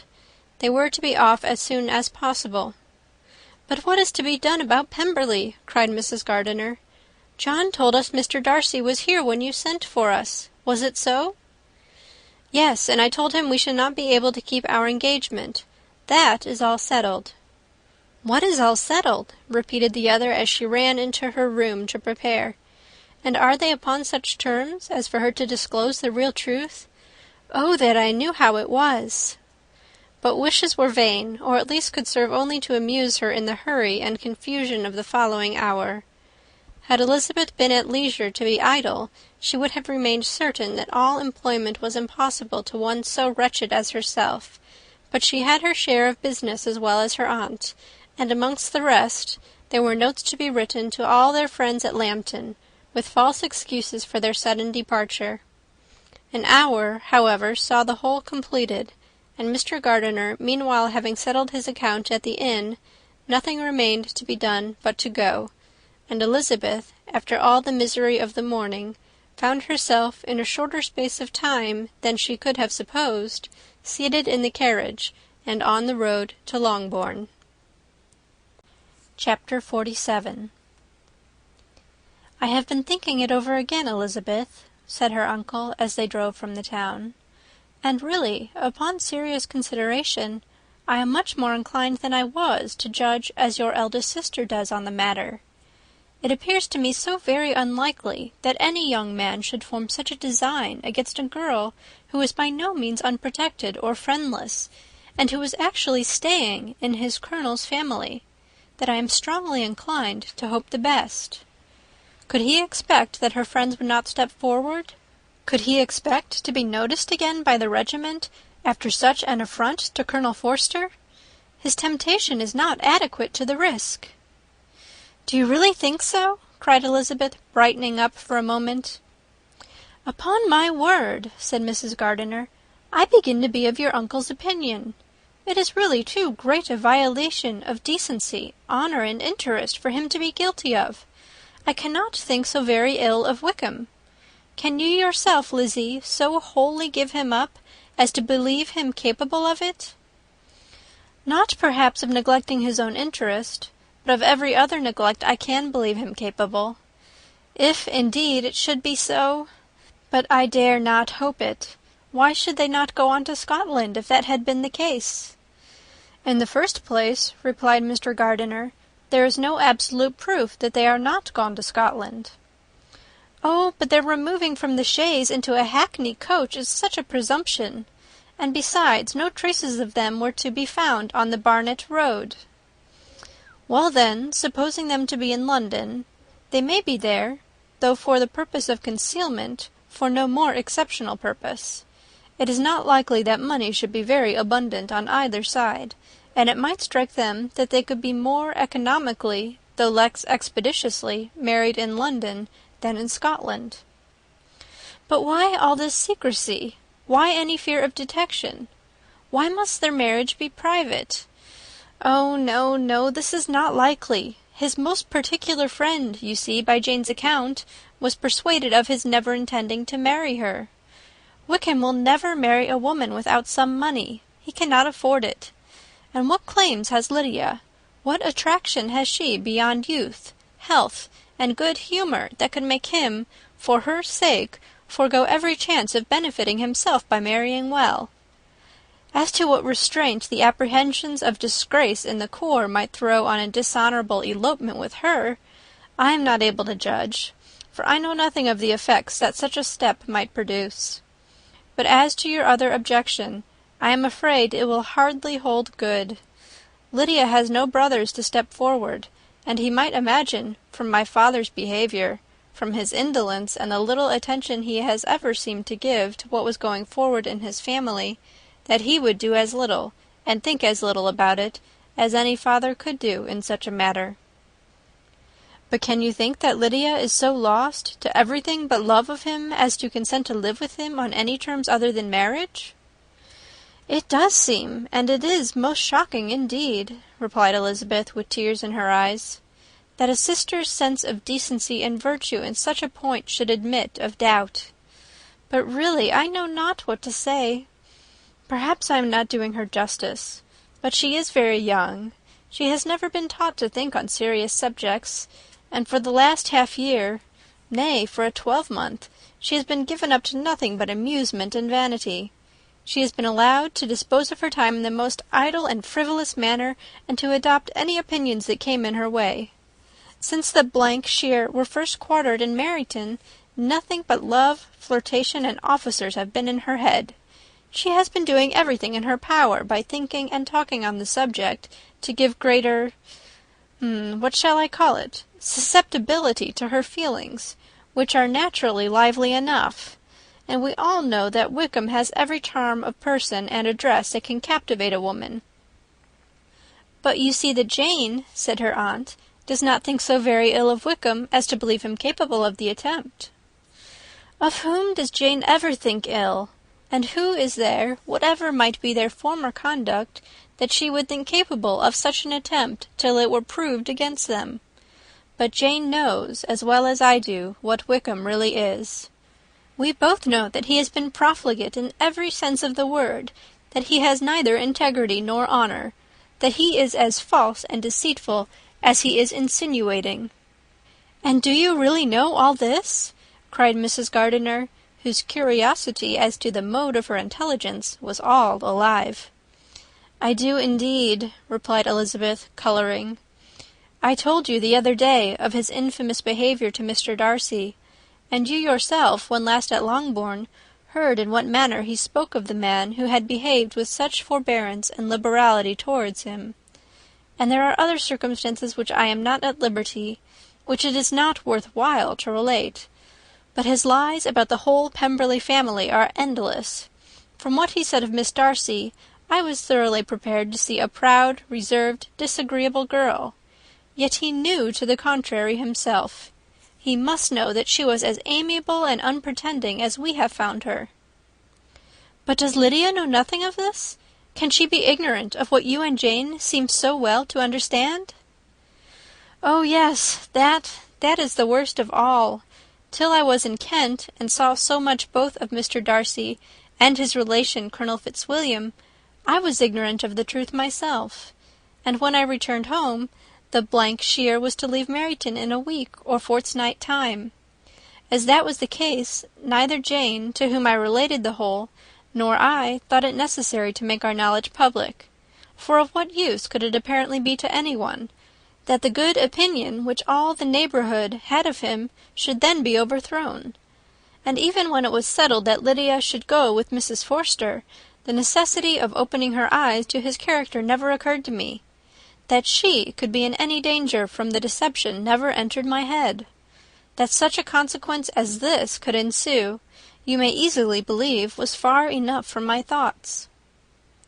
"When they are all removed to Brighton, therefore you had no reason, I suppose, to believe them fond of each other?" "Not the slightest.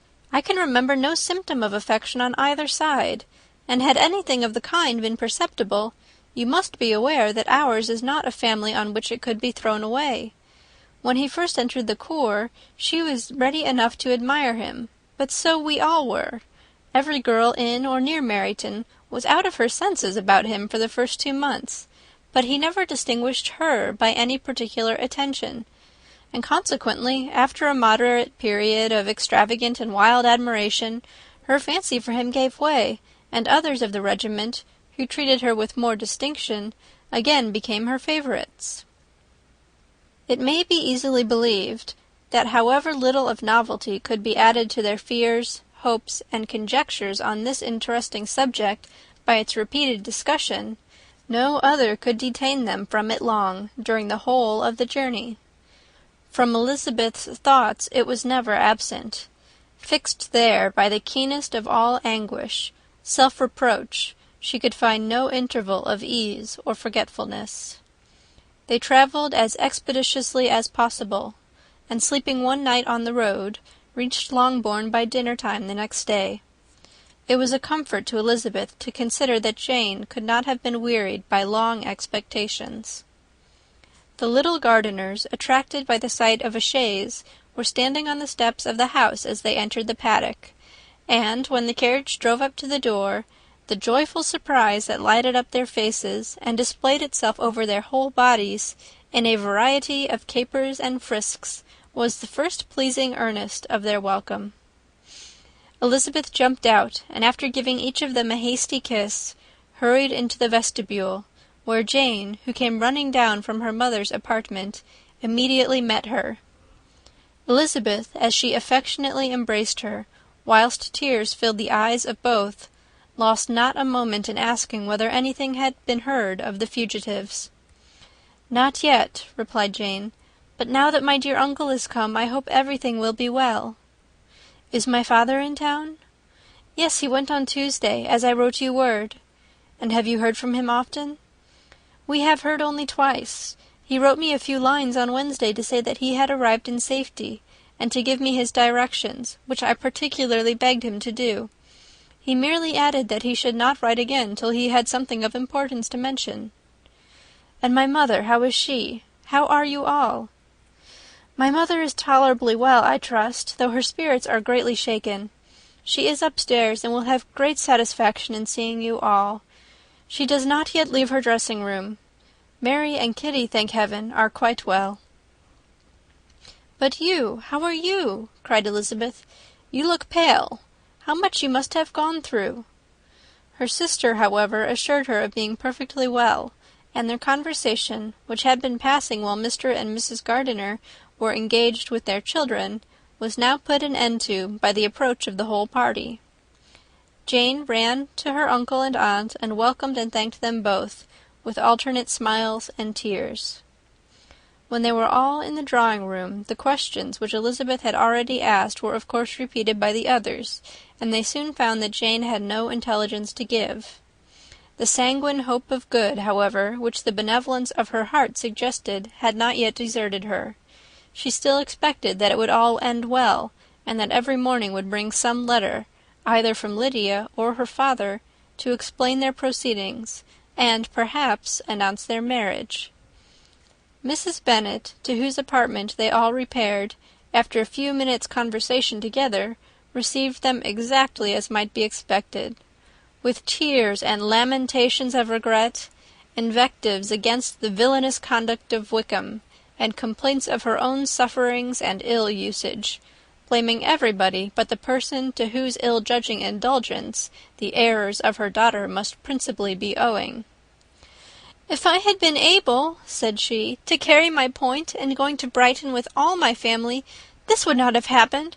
But poor dear Lydia had nobody to take care of her. Why did the Forsters ever let her go out of their sight? I am sure there was some great neglect or other on their side, for she is not the kind of girl to do such a thing if she had been well looked after. I always thought they were very unfit to have the charge of her, but I was overruled, as I always am. Poor dear child! And now here's Mr. Bennet gone away, and I know he will fight Wickham wherever he meets him, and then he will be killed, and what is to become of us all?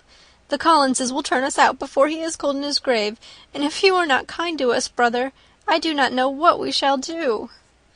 They all exclaimed against such terrific ideas, and Mr. Gardiner, after general assurances of his affection for her and all her family, told her that he meant to be in London the very next day, and would assist Mr. Bennet in every endeavour for recovering Lydia. "Do not give way to useless alarm," added he. "Though it is right to be prepared for the worst, there is no occasion to look on it as certain. It is not quite a week since they left Brighton. In a few days more we may gain some news of them, and till we know that they are not married, and have no design of marrying, do not let us give the matter over as lost. As soon as I get to town I shall go to my brother, and make him come home with me to Gracechurch Street, and then we may consult together as to what is to be done."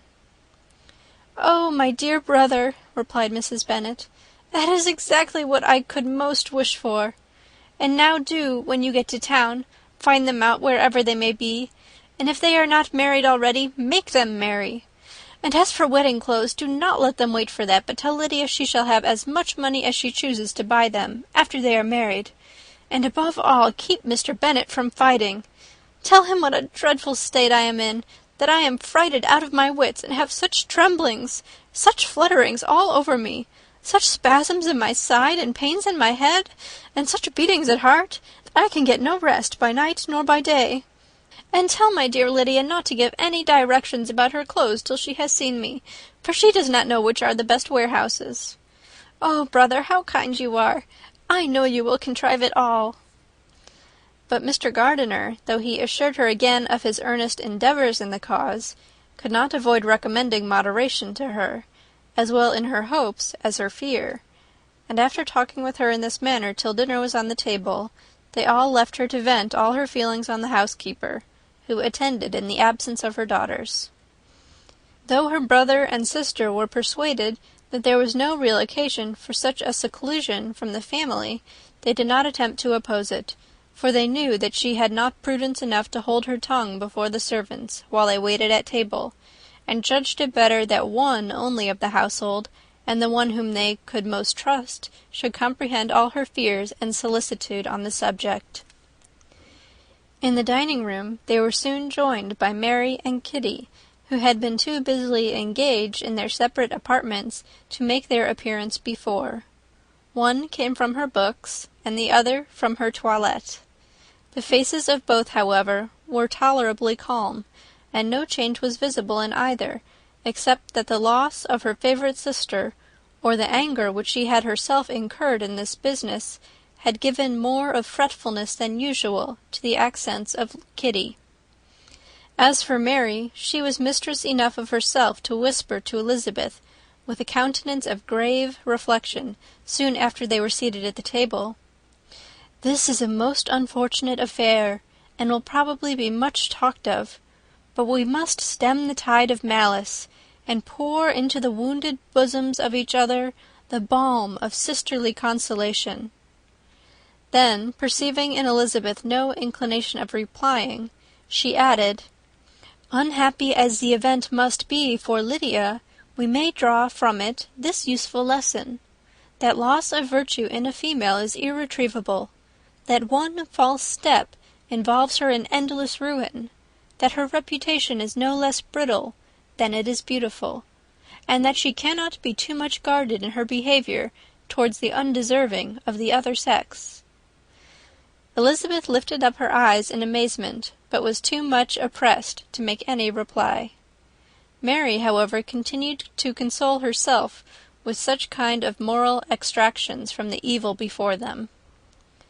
In the afternoon the two elder Miss Bennets were able to be for half an hour by themselves, and Elizabeth instantly availed herself of the opportunity of making any inquiries which Jane was equally eager to satisfy.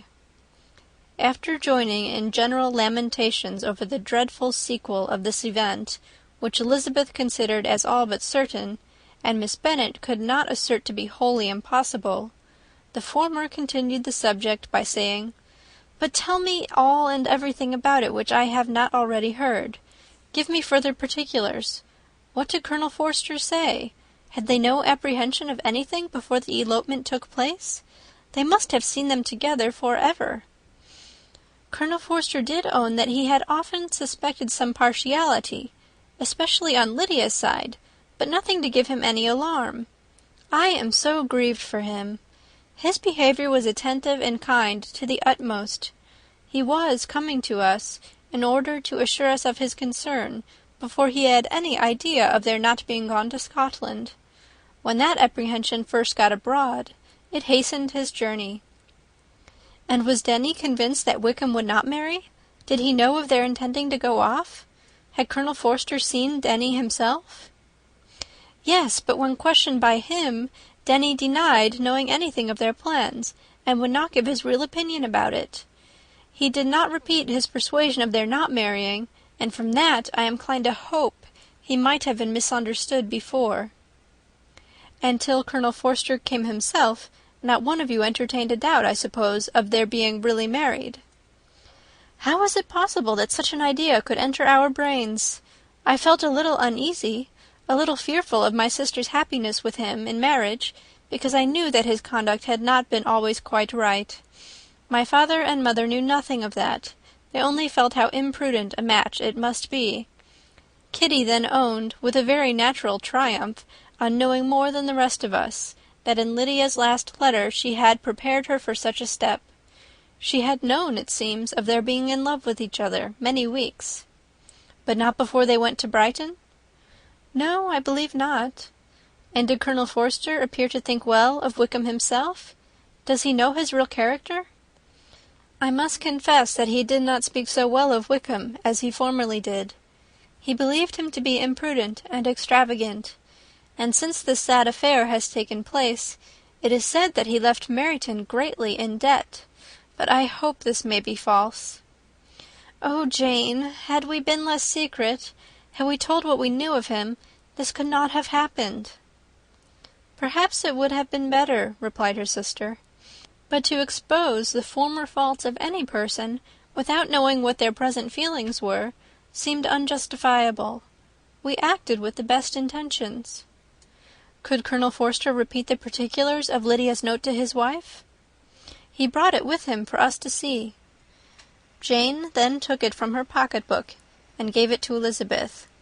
These were the contents. My dear Harriet, you will laugh when you know where I am gone, and I cannot help laughing myself at your surprise tomorrow morning, as soon as I am missed. I am going to Gretna Green, and if you cannot guess with who, I shall think you a simpleton, for there is but one man in the world I love, and he is an angel. I should never be happy without him, so think it no harm to be off. You need not send them word at Longbourn of my going, if you do not like it, for it will make the surprise the greater when I write to them and sign my name Lydia Wickham. What a good joke it will be! I can hardly write for laughing. Pray make my excuses to Pratt for not keeping my engagement and dancing with him tonight. Tell him I hope he will excuse me when he knows all, and tell him I will dance with him at the next ball we meet, with great pleasure. I shall send for my clothes when I get to Longbourn, but I wish you would tell Sally to mend a great slit in my worked muslin gown before they are packed up. Good-bye. Give my love to Colonel Forster. I hope you will drink to our good journey. Your affectionate friend, Lydia Bennet. "Oh, thoughtless, thoughtless Lydia!" cried Elizabeth, when she had finished it. "What a letter is this, to be written at such a moment! But at least it shows that she was serious on the subject of their journey. Whatever he might afterwards persuade her to, it was not on her side a scheme of infamy. My poor father! How he must have felt it!" "I never saw anyone so shocked. He could not speak a word for full 10 minutes. My mother was taken ill immediately, and the whole house in such confusion." "Oh, Jane," cried Elizabeth, "was there a servant belonging to it who did not know the whole story before the end of the day?" "I do not know. I hope there was. But to be guarded at such a time is very difficult. My mother was in hysterics, and though I endeavoured to give her every assistance in my power, I am afraid I did not do so much as I might have done. But the horror of what might possibly happen almost took me from my faculties. Your attendance upon her has been too much for you. You do not look well. Oh, that I had been with you! You have had every care and anxiety upon yourself alone.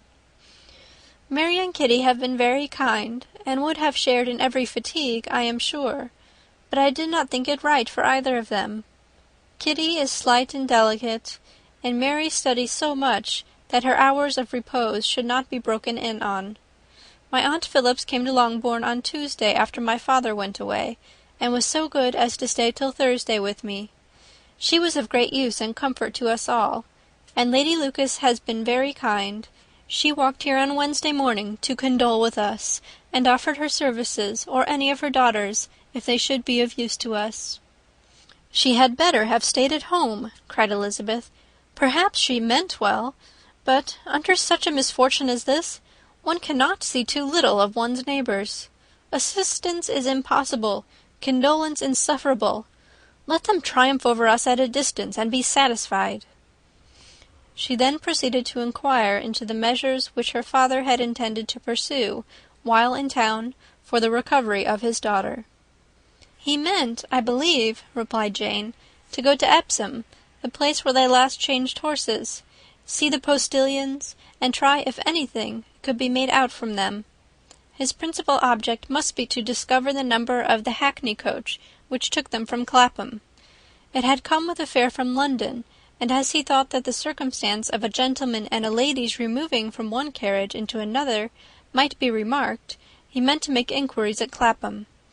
If he could anyhow discover at what house the coachman had before set down his fare, he determined to make inquiries there, and hoped it might not be impossible to find out the stand and number of the coach. I do not know of any other designs that he had formed, but he was in such a hurry to be gone, and his spirits so greatly discomposed, that I had difficulty in finding out even so much as this." Chapter 48. The whole party were in hopes of a letter from Mr. Bennet the next morning, but the post came in without bringing a single line from him. His family knew him to be, on all common occasions, a most negligent and dilatory correspondent, but at such a time they had hoped for exertion. They were forced to conclude that he had no pleasing intelligence to send, but even of that they would have been glad to be certain. Mr. Gardiner had only waited for the letters before he set off. When he was gone, they were certain at least of receiving constant information of what was going on, and their uncle promised, at parting, to prevail on Mr. Bennet to return to Longbourn as soon as he could, to the great consolation of his sister, who considered it as the only security for her husband's not being killed in a duel. Mrs. Gardiner and the children were to remain in Hertfordshire a few days longer, as the former thought her presence might be serviceable to her nieces. She shared in their attendance on Mrs. Bennet, and was a great comfort to them in their hours of freedom.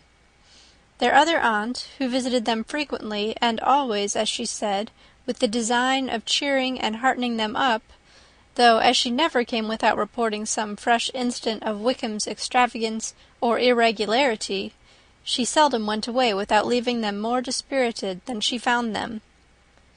All Meryton seemed striving to blacken the man who, but 3 months before, had been almost an angel of light.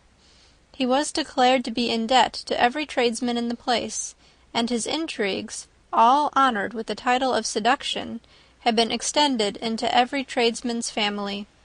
Everybody declared that he was the wickedest young man in the world, and everybody began to find out that they had always distrusted the appearance of his goodness. Elizabeth, though she did not credit above half of what was said, believed enough to make her former assurance of her sister's ruin more certain, and even Jane, who believed still less of it, became almost hopeless, more especially as the time was now come when, if they had gone to Scotland, which she had never before entirely despaired of, they must in all probability have gained some news of them. Mr. Gardiner left Longbourn on Sunday. On Tuesday his wife received a letter from him. It told them that, on his arrival, he had immediately found out his brother, and persuaded him to come to Gracechurch Street; that Mr. Bennet had been to Epsom and Clapham before his arrival, but without gaining any satisfactory information, and that he was now determined to inquire at all the principal hotels in town, as Mr. Bennet thought it possible they might have gone to one of them, on their first coming to London, before they procured lodgings. Mr. Gardiner himself did not expect any success from this measure, but as his brother was eager in it, he meant to assist him in pursuing it. He added that Mr. Bennet seemed wholly disinclined at present to leave London, and promised to write again very soon.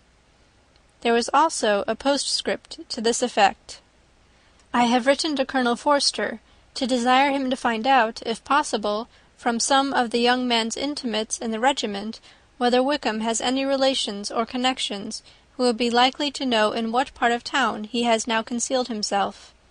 If there were any one that one could apply to with a probability of gaining such a clue as that, it might be of essential consequence. At present we have nothing to guide us.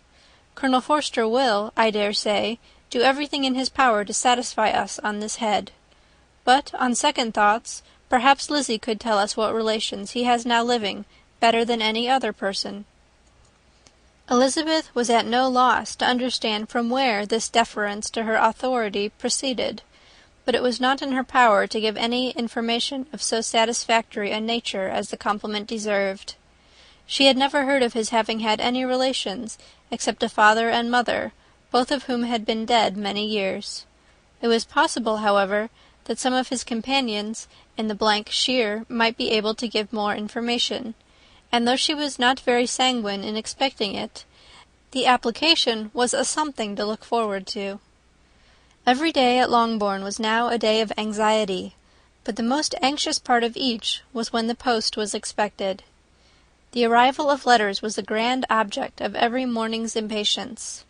Through letters, whatever of good or bad was to be told would be communicated, and every succeeding day was expected to bring some news of importance. But before they heard again from Mr. Gardiner, a letter arrived for their father from a different quarter, from Mr. Collins, which, as Jane had received directions to open all that came for him in his absence, she accordingly read, and Elizabeth, who knew what curiosities his letters always were, looked over her and read it likewise. It was as follows: "My dear Sir, I feel myself called upon by our relationship and my situation in life to condole with you on the grievous affliction you are now suffering under, of which we were yesterday informed by a letter from Hertfordshire. Be assured, my dear sir, that Mrs. Collins and myself sincerely sympathize with you and all your respectable family in your present distress, which must be of the bitterest kind, because proceeding from a cause which no time can remove.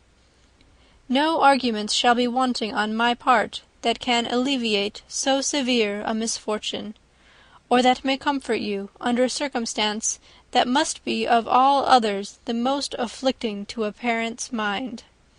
The death of your daughter would have been a blessing in comparison to this, and it is the more to be lamented, because there is reason to suppose as my dear Charlotte informs me, that this licentiousness of behaviour in your daughter has proceeded from a faulty degree of indulgence, though, at the same time, for the consolation of yourself and Mrs. Bennet, I am inclined to think that her own disposition must be naturally bad, or she could not be guilty of such an enormity at so early an age.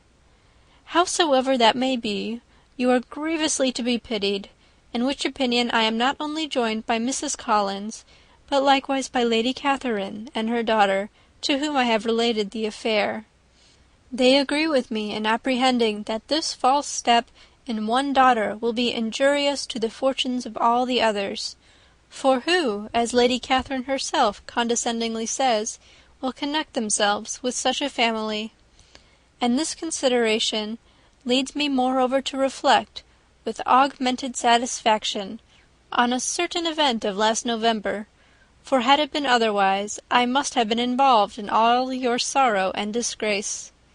Let me then advise you, dear sir, to console yourself as much as possible, to throw off your unworthy child from your affection for ever, and leave her to reap the fruits of her own heinous offence.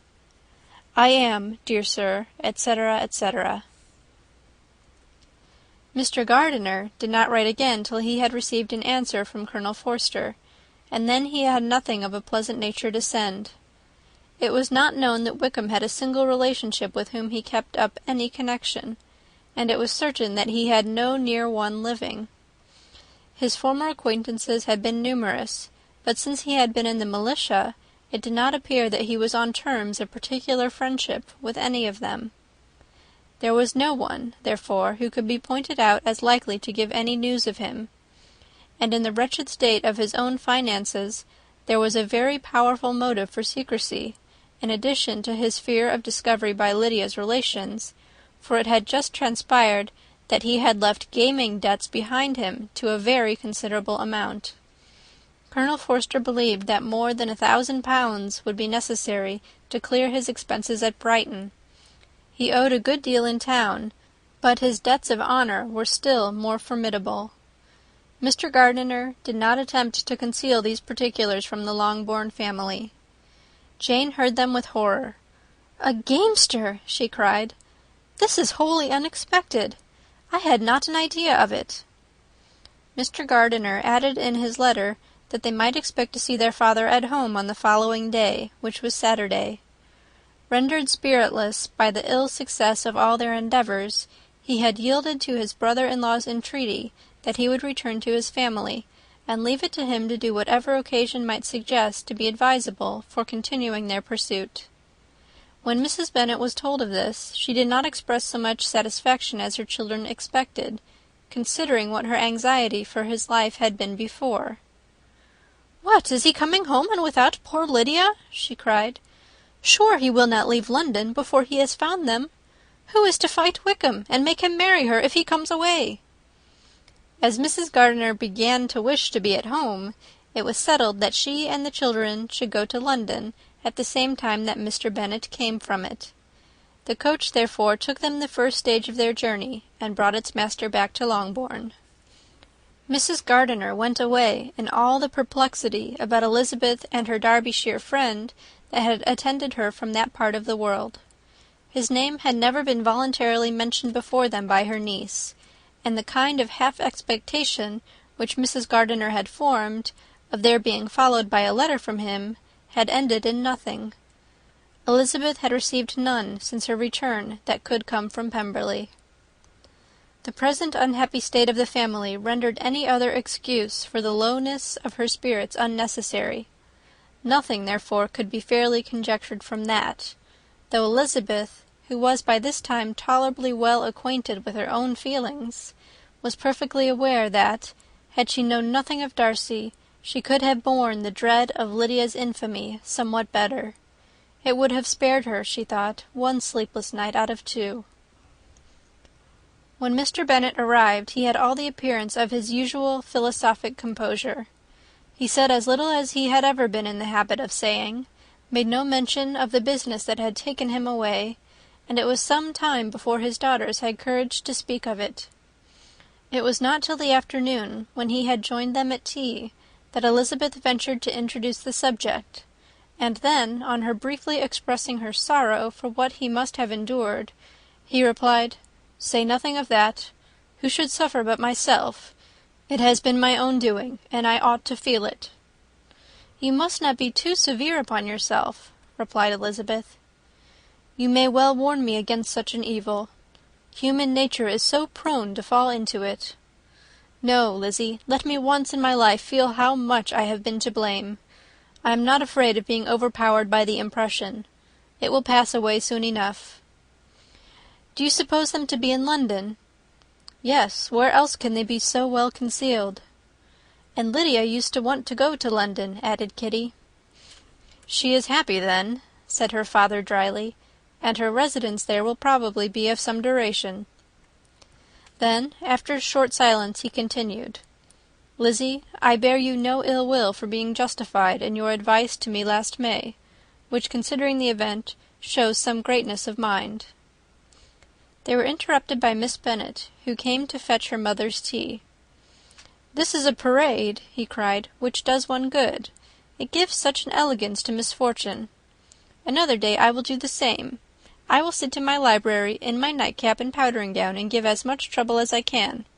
Or perhaps I may defer it till Kitty runs away."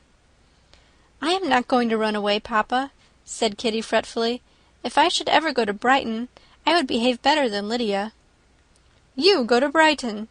I would not trust you so near it as Eastbourne for 50 pounds. No, Kitty, I have at least learnt to be cautious, and you will feel the effects of it. No officer is ever to enter into my house again, nor even to pass through the village. Balls will be absolutely prohibited, unless you stand up with one of your sisters. And you are never to stir out of doors till you can prove that you have spent 10 minutes of every day in a rational manner." Kitty, who took all these threats in a serious light, began to cry. "Well, well," said he, "do not make yourself unhappy. If you are a good girl for the next 10 years, I will take you to a review at the end of them." Chapter 49.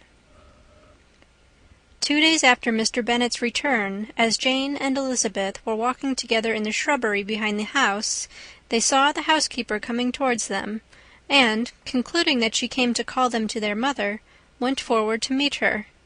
But instead of the expected summons, when they approached her, she said to Miss Bennet, "I beg your pardon, madam, for interrupting you, but I was in hopes you might have got some good news from town, so I took the liberty of coming to ask."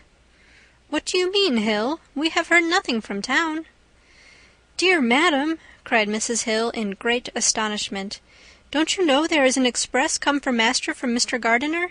He has been here this half-hour, and master has had a letter."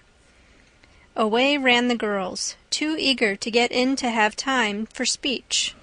They ran through the vestibule into the breakfast-room, from thence to the library. Their father was in neither, and they were on the point of seeking him upstairs with their mother, when they were met by the butler, who said, "If you are looking for my master, ma'am, he is walking towards the little copse." Upon this information, they instantly passed through the hall once more, and ran across the lawn after their father, who was deliberately pursuing his way towards a small wood on one side of the paddock. Jane, who was not so light, nor so much in the habit of running as Elizabeth, soon lagged behind, while her sister, panting for breath, came up with him, and eagerly cried out, "Oh, papa, what news, what news? Have you heard from my uncle?" "Yes, I have had a letter from him by express." "Well, and what news does it bring, good or bad?" "What is there of good to be expected?" said he, taking the letter from his pocket. "But perhaps you would like to read it." Elizabeth impatiently caught it from his hand. Jane now came up. "Read it aloud," said their father, "for I hardly know myself what it is about." Gracechurch Street, Monday, August 2nd. My dear brother, at last I am able to send you some tidings of my niece, and such as, upon the whole, I hope it will give you satisfaction. Soon after you left me on Saturday, I was fortunate enough to find out in what part of London they were. The particulars I reserve till we meet, It is enough to know they are discovered. I have seen them both." "Then it is as I always hoped," cried Jane. "They are married." Elizabeth read on. "I have seen them both. They are not married, nor can I find there was any intention of being so. But if you are willing to perform the engagements which I have ventured to make on your side, I hope it will not be long before they are. All that is required of you is, to assure to your daughter, by settlement, her equal share of the 5,000 pounds secured among your children after the decease of yourself and my sister, and moreover to enter into an engagement of allowing her, during your life, 100 pounds per annum. These are conditions which, considering everything, I had no hesitation in complying with, as far as I thought myself privileged, for you. I shall send this by express, that no time may be lost in bringing me your answer. You will easily comprehend, from these particulars, that Mr. Wickham's circumstances are not so hopeless as they are generally believed to be. The world has been deceived in that respect, and I am happy to say there will be some little money, even when all his debts are discharged, to settle on my niece, in addition to her own fortune. If, as I conclude will be the case, you send me full powers to act in your name throughout the whole of this business, I will immediately give directions to Haggerston for preparing a proper settlement. There will not be the smallest occasion for your coming to town again, therefore stay quiet at Longbourn, and depend on my diligence and care. Send back your answer as fast as you can, and be careful to write explicitly. We have judged it best that my niece should be married from this house, of which I hope you will approve. She comes to us to-day. I shall write again as soon as anything more is determined on. Yours, etc., Edward Gardiner. "Is it possible?" cried Elizabeth when she had finished. "Can it be possible that he will marry her?" "Wickham is not so undeserving, then, as we thought him," said her sister. "My dear father, I congratulate you." "And have you answered the letter?" cried Elizabeth. "No, but it must be done soon." Most earnestly did she then entreat him to lose no more time before he wrote. "Oh, my dear father," she cried, "come back and write immediately. Consider how important every moment is in such a case." "Let me write it for you," said Jane, "if you dislike the trouble yourself."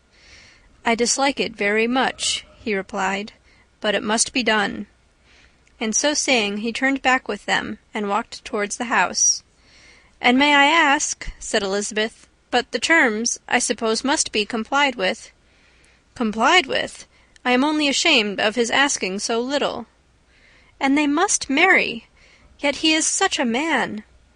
"Yes, yes, they must marry. There is nothing else to be done.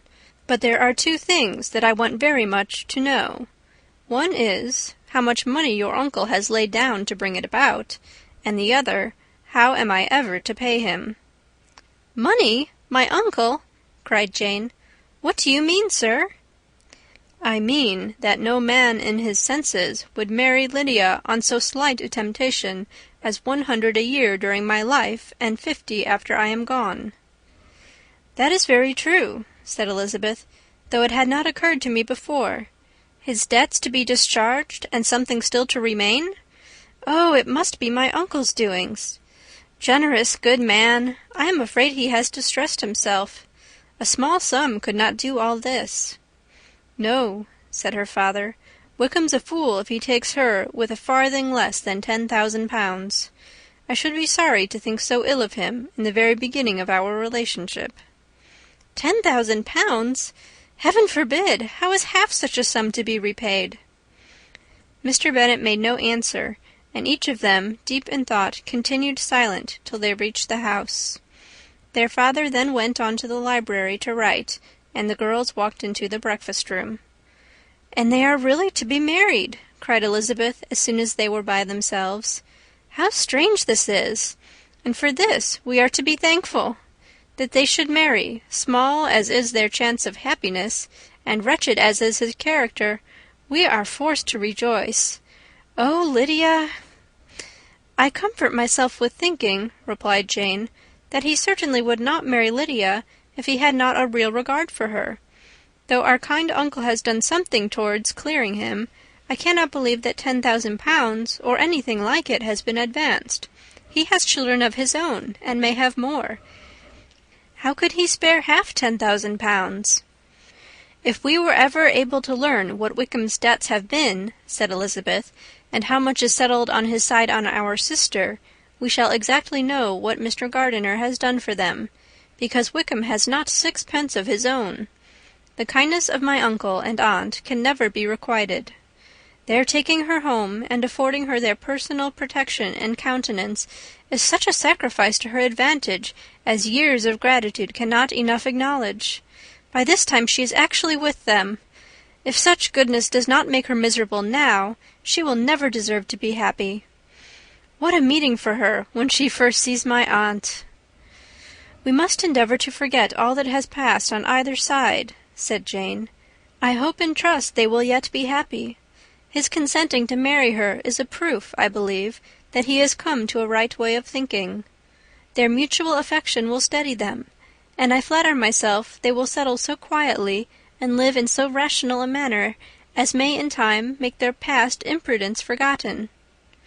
Their conduct has been such, replied Elizabeth, as neither you, nor I, nor anybody can ever forget. It is useless to talk of it. It now occurred to the girls that their mother was in all likelihood perfectly ignorant of what had happened. They went to the library, therefore, and asked their father whether he would not wish them to make it known to her.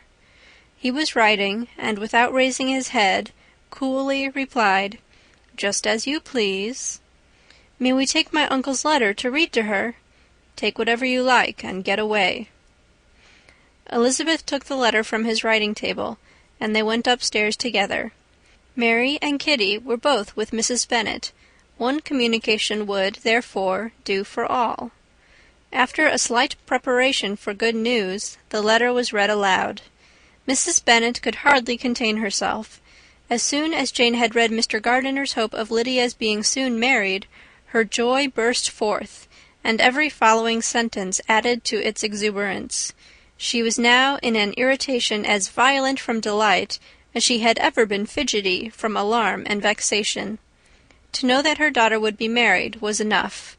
She was disturbed by no fear for her felicity, nor humbled by any remembrance of her misconduct. "My dear, dear Lydia," she cried, "this is delightful indeed. She will be married. I will see her again. She will be married at 16. My good, kind brother. I knew how it would be. I knew he would manage everything.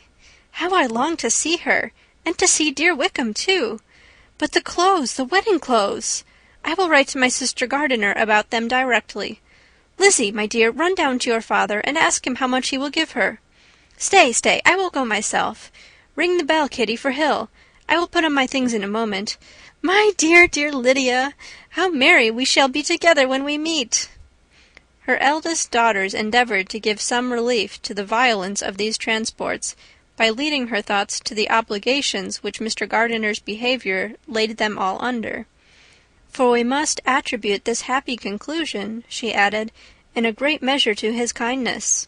We are persuaded that he has pledged himself to assist Mr. Wickham with money." "Well," cried her mother, "it is all very right. Who should do it but her own uncle? If he had not had a family of his own, I and my children must have had all his money, you know. And it is the first time we have ever had anything from him except a few presents. Well, I am so happy. In a short time I shall have a daughter married. Mrs. Wickham, how well it sounds! And she was only 16 last June. My dear Jane, I am in such a flutter that I am sure I can't write, so I will dictate, and you write for me. We will settle with your father about the money afterwards, but the things should be ordered immediately." She was then proceeding to all the particulars of calico, muslin, and cambric, and would shortly have dictated some very plentiful orders, had not Jane, though with some difficulty, persuaded her to wait till her father was at leisure to be consulted. One day's delay, she observed, would be of small importance, and her mother was too happy to be quite so obstinate as usual. Other schemes, too, came into her head. "I will go to Meryton," said she, "as soon as I am dressed, and tell the good news to my sister Phillips. And as I come back, I can call on Lady Lucas and Mrs. Long. Kitty, run down and order the carriage. An airing would do me a great deal of good, I am sure. Girls, can I do anything for you in Meryton? Oh, here comes Hill. My dear Hill, have you heard the good news? Miss Lydia is going to be married, and you shall all have a bowl of punch to make merry at her wedding.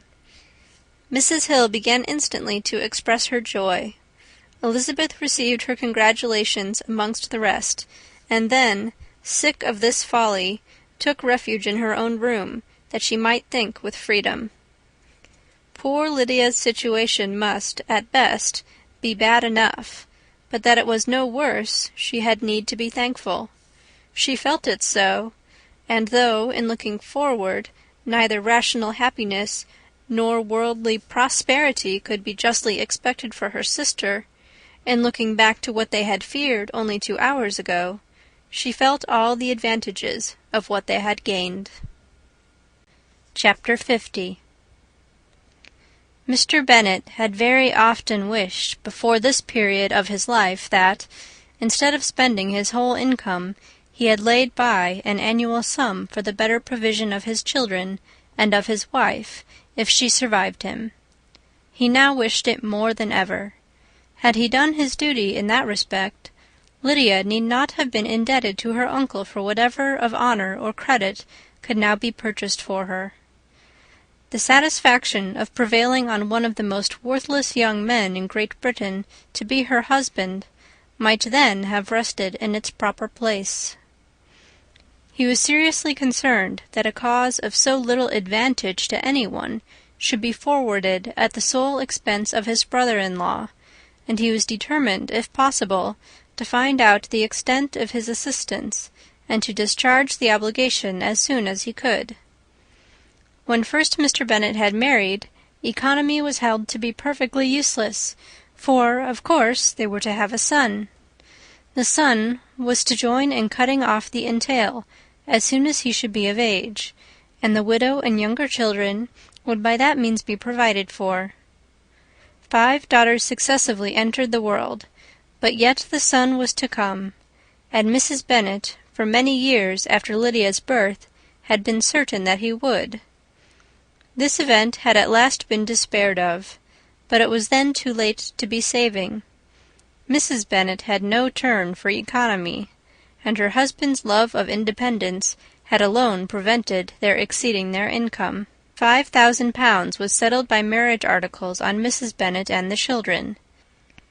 But in what proportions it should be divided amongst the latter depended on the will of the parents. This was one point, with regard to Lydia at least, which was now to be settled, and Mr. Bennet could have no hesitation in acceding to the proposal before him.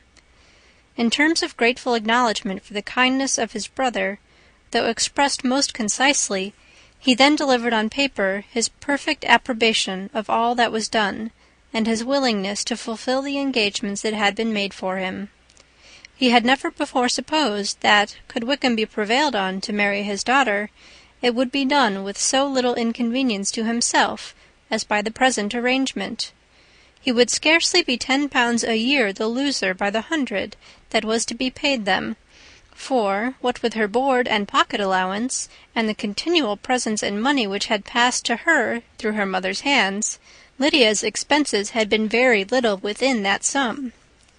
That it would be done with such trifling exertion on his side, too, was another very welcome surprise, for his wish at present was to have as little trouble in the business as possible. When the first transports of rage which had produced his activity in seeking her were over, he naturally returned to all his former indolence. His letter was soon dispatched, for, though dilatory in undertaking business, he was quick in its execution. He begged to know further particulars of what he was indebted to his brother, but was too angry with Lydia to send any message to her. The good news spread quickly through the house, and with proportionate speed through the neighbourhood. It was borne in the latter with decent philosophy. To be sure, it would have been more for the advantage of conversation had Miss Lydia Bennet come upon the town, or, as the happiest alternative, been secluded from the world in some distant farmhouse. But there was much to be talked of in marrying her, and the good-natured wishes for her well-doing which had proceeded before from all the spiteful old ladies in Meryton lost but a little of their spirit in this change of circumstances, because with such a husband her misery was considered certain. It was a fortnight since Mrs. Bennet had been downstairs, but on this happy day she again took her seat at the head of the table, and in spirits oppressively high. No sentiment of shame gave a damp to her triumph. The marriage of a daughter, which had been the first object of her wishes since Jane was 16, was now on the point of accomplishment, and her thoughts and her words ran wholly on those attendants of elegant nuptials, fine muslins, new carriages, and servants. She was busily searching through the neighbourhood for a proper situation for her daughter, and, without knowing or considering what their income might be, rejected many as deficient in size and importance. "Hay Park might do," said she, "if the Gouldings could quit it, or the great house at Stoke, if the drawing-room were larger. But Ashworth is too far off. I could not bear to have her 10 miles from me. And as for Pulvis Lodge, the attics are dreadful." Her husband allowed her to talk on without interruption while the servants remained, but when they had withdrawn, he said to her, "Mrs. Bennet, before you take any or all of these houses for your son and daughter, let us come to a right understanding. Into one house in this neighbourhood they shall never have admittance. I will not encourage the impudence of either by receiving them at Longbourn." A long dispute followed this declaration, but Mr. Bennet was firm. It soon led to another, and Mrs. Bennet found, with amazement and horror, that her husband would not advance a guinea to buy clothes for his daughter. He protested that she should receive from him no mark of affection whatever on the occasion. Mrs. Bennet could hardly comprehend it. That his anger could be carried to such a point of inconceivable resentment as to refuse his daughter a privilege without which her marriage would scarcely seem valid, exceeded all she could believe possible. She was more alive to the disgrace which her want of new clothes must reflect on her daughter's nuptials than to any sense of shame at her eloping and living with Wickham a fortnight before they took place. Elizabeth was now most heartily sorry that she had, from the distress of the moment, been led to make Mr. Darcy acquainted with their fears for her sister, for since her marriage would so shortly give the proper termination to the elopement, they might hope to conceal its unfavourable beginning from all those who were not immediately on the spot. She had no fear of its spreading farther through his means. There were few people on whose secrecy she would have more confidently depended, but at the same time there was no one whose knowledge of a sister's frailty would have mortified her so much, not, however, from any fear of disadvantage from it individually to herself, for, at any rate, there seemed a gulf impassable between them. Had Lydia's marriage been concluded on the most honourable terms, it was not to be supposed that Mr. Darcy would connect himself with a family where, to every other objection, would now be added an alliance and relationship of the nearest kind with a man whom he so justly scorned. From such a connection she could not wonder that he would shrink. The wish of procuring her regard, which she had assured herself of his feeling in Derbyshire, could not in rational expectation survive such a blow as this. She was humbled, she was grieved. She repented, though she hardly knew of what. She became jealous of his esteem, when she could no longer hope to be benefited by it. She wanted to hear of him, when there seemed the least chance of gaining intelligence. She was convinced that she could have been happy with him, when it was no longer likely they should meet. What a triumph for him, as she often thought, could he know that the proposals which she had proudly spurned only 4 months ago would now have been most gladly and gratefully received. He was as generous, she doubted not, as the most generous of his sex, but while he was mortal there must be a triumph. She began now to comprehend that he was exactly the man who, in disposition and talents, would most suit her. His understanding and temper, though unlike her own, would have answered all her wishes. It was a union that must have been to the advantage of both. By her ease and liveliness his mind might have been softened, his manners improved, and from his judgment, information, and knowledge of the world, she must have received benefit of greater importance. But no such happy marriage could now teach the admiring multitude what connubial felicity really was. A union of a different tendency, and precluding the possibility of the other, was soon to be formed in their family. How Wickham and Lydia were to be supported in tolerable independence she could not imagine. But how little of permanent happiness could belong to a couple who were only brought together because their passions were stronger than their virtue, she could easily conjecture. Mr. Gardiner soon wrote again to his brother.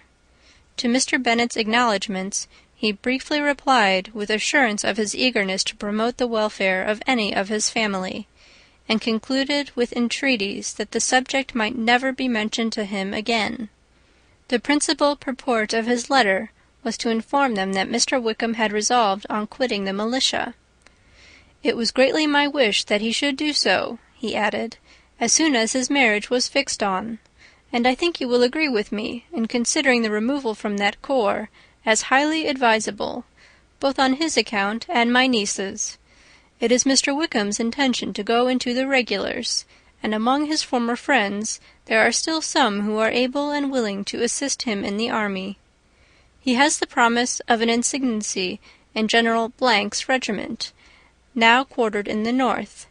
It is an advantage to have it so far from this part of the kingdom. He promises fairly, and I hope among different people, where they may each have a character to preserve, they will both be more prudent. I have written to Colonel Forster to inform him of our present arrangements, and to request that he will satisfy the various creditors of Mr. Wickham in and near Brighton with assurances of speedy payment, for which I have pledged myself. And will you give yourself the trouble of carrying similar assurances to his creditors in Meryton, of whom I shall subjoin a list according to his information? He has given in all his debts. I hope at least he has not deceived us. Haggerston has our directions, and all will be completed in a week. They will then join his regiment, unless they are first invited to Longbourn, and I understand from Mrs. Gardiner that my niece is very desirous of seeing you all before she leaves the south. She is well, and begs to be dutifully remembered to you and your mother. Yours, etc., E. Gardiner. Mr. Bennet and his daughters saw all the advantages of Wickham's removal from the Blankshire as clearly as Mr. Gardiner could do. But Mrs. Bennet was not so well pleased with it. Lydia's being settled in the north, just when she had expected most pleasure and pride in her company, for she had by no means given up her plan of their residing in Hertfordshire, was a severe disappointment. And besides, it was such a pity that Lydia should be taken from a regiment where she was acquainted with everybody, and had so many favourites. "She is so fond of Mrs. Forster," said she. "It will be quite shocking to send her away. And there are several of the young men, too, that she likes very much. The officers may not be so pleasant in General Blank's regiment." His daughter's request, for such it might be considered, of being admitted into her family again before she set off for the north, received at first an absolute negative. But Jane and Elizabeth, who agreed in wishing, for the sake of their sister's feelings and consequence, that she should be noticed on her marriage by her parents, urged him so earnestly, yet so rationally and so mildly, to receive her and her husband at Longbourn, as soon as they were married, that he was prevailed on to think as they thought, and act as they wished. And their mother had the satisfaction of knowing that she would be able to show her married daughter in the neighbourhood before she was banished to the north. When Mr. Bennet wrote again to his brother, therefore, he sent his permission for them to come, and it was settled that as soon as the ceremony was over they should proceed to Longbourn. Elizabeth was surprised, however, that Wickham should consent to such a scheme, and had she consulted only her own inclination, any meeting with him would have been the last object of her wishes. Chapter 51. Their sister's wedding day arrived, and Jane and Elizabeth felt for her probably more than she felt for herself. The carriage was sent to meet them at —, and they were to return in it by dinner-time. Their arrival was dreaded by the elder Miss Bennets, and Jane more especially, who gave Lydia the feelings which would have attended herself, had she been the culprit, and was wretched in the thought of what her sister must endure. They came. The family were assembled in the breakfast-room to receive them. Smiles decked the face of Mrs. Bennet as the carriage drove up to the door. Her husband looked impenetrably grave, her daughters alarmed, anxious, uneasy. Lydia's voice was heard in the vestibule. The door was thrown open, and she ran into the room. Her mother stepped forwards, embraced her, and welcomed her with rapture, gave her hand with an affectionate smile to Wickham, who followed his lady, and wished them both joy with an alacrity which showed no doubt of their happiness. Their reception from Mr. Bennet, to whom they had turned, was not quite so cordial. His countenance rather gained in austerity, and he scarcely opened his lips. The easy assurance of the young couple, indeed, was enough to provoke him. Elizabeth was disgusted, and even Miss Bennet was shocked. Lydia was Lydia still, untamed, unabashed, wild, noisy, and fearless. She turned from sister to sister, demanding their congratulations, and when at length they all sat down, looked eagerly round the room, took notice of some little alteration in it, and observed with a laugh that it was a great while since she had been there.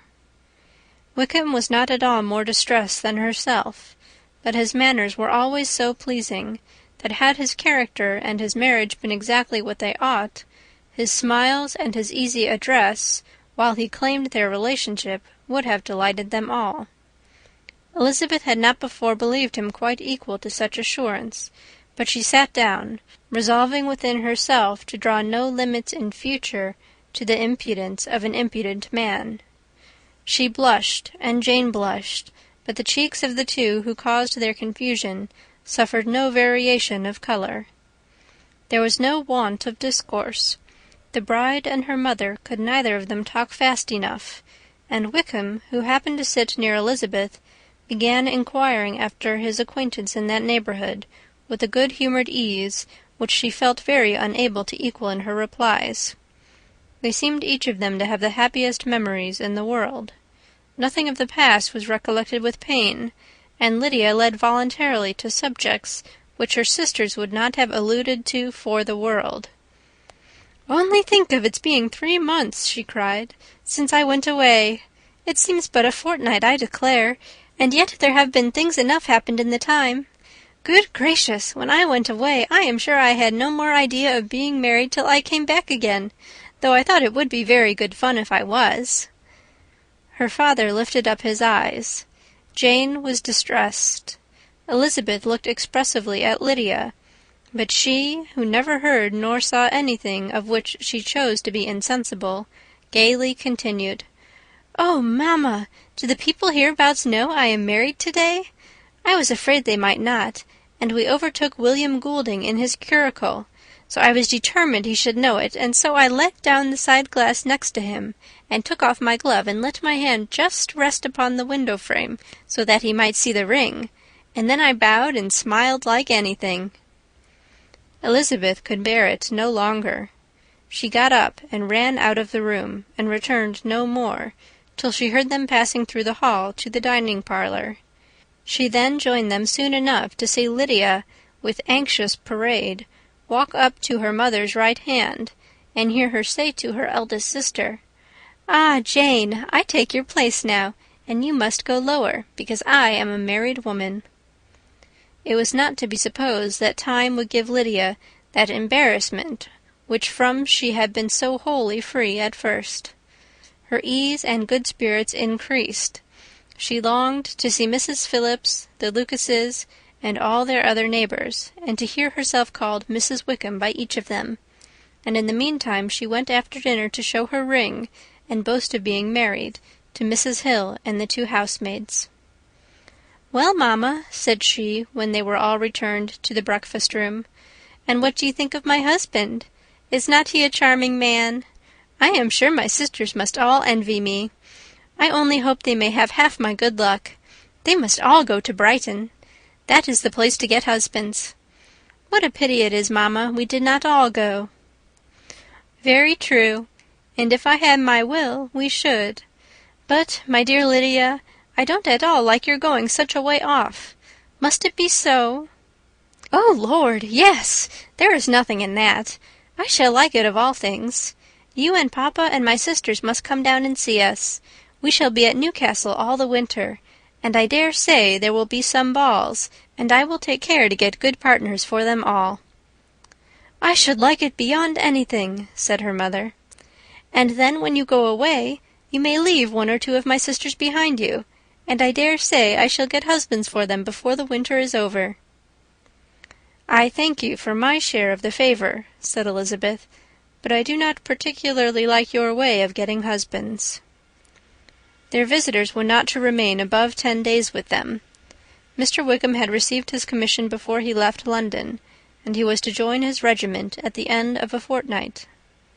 No one but Mrs. Bennet regretted that their stay would be so short, and she made the most of the time by visiting about with her daughter, and having very frequent parties at home. These parties were acceptable to all.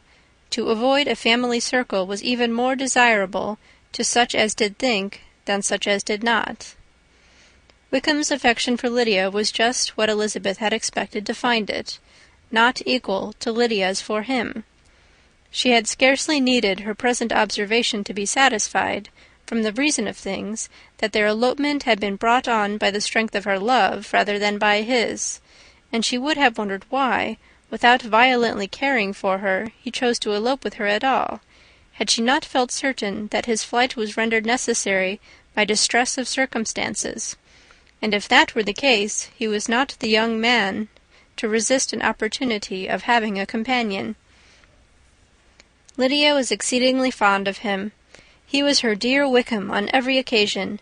No one was to be put in competition with him. He did everything best in the world, and she was sure he would kill more birds on the 1st of September than anybody else in the country. One morning, soon after their arrival, as she was sitting with her 2 elder sisters, she said to Elizabeth, "Lizzie, I never gave you an account of my wedding, I believe. You were not by when I told mamma and the others all about it. Are not you curious to hear how it was managed?" "No, really," replied Elizabeth.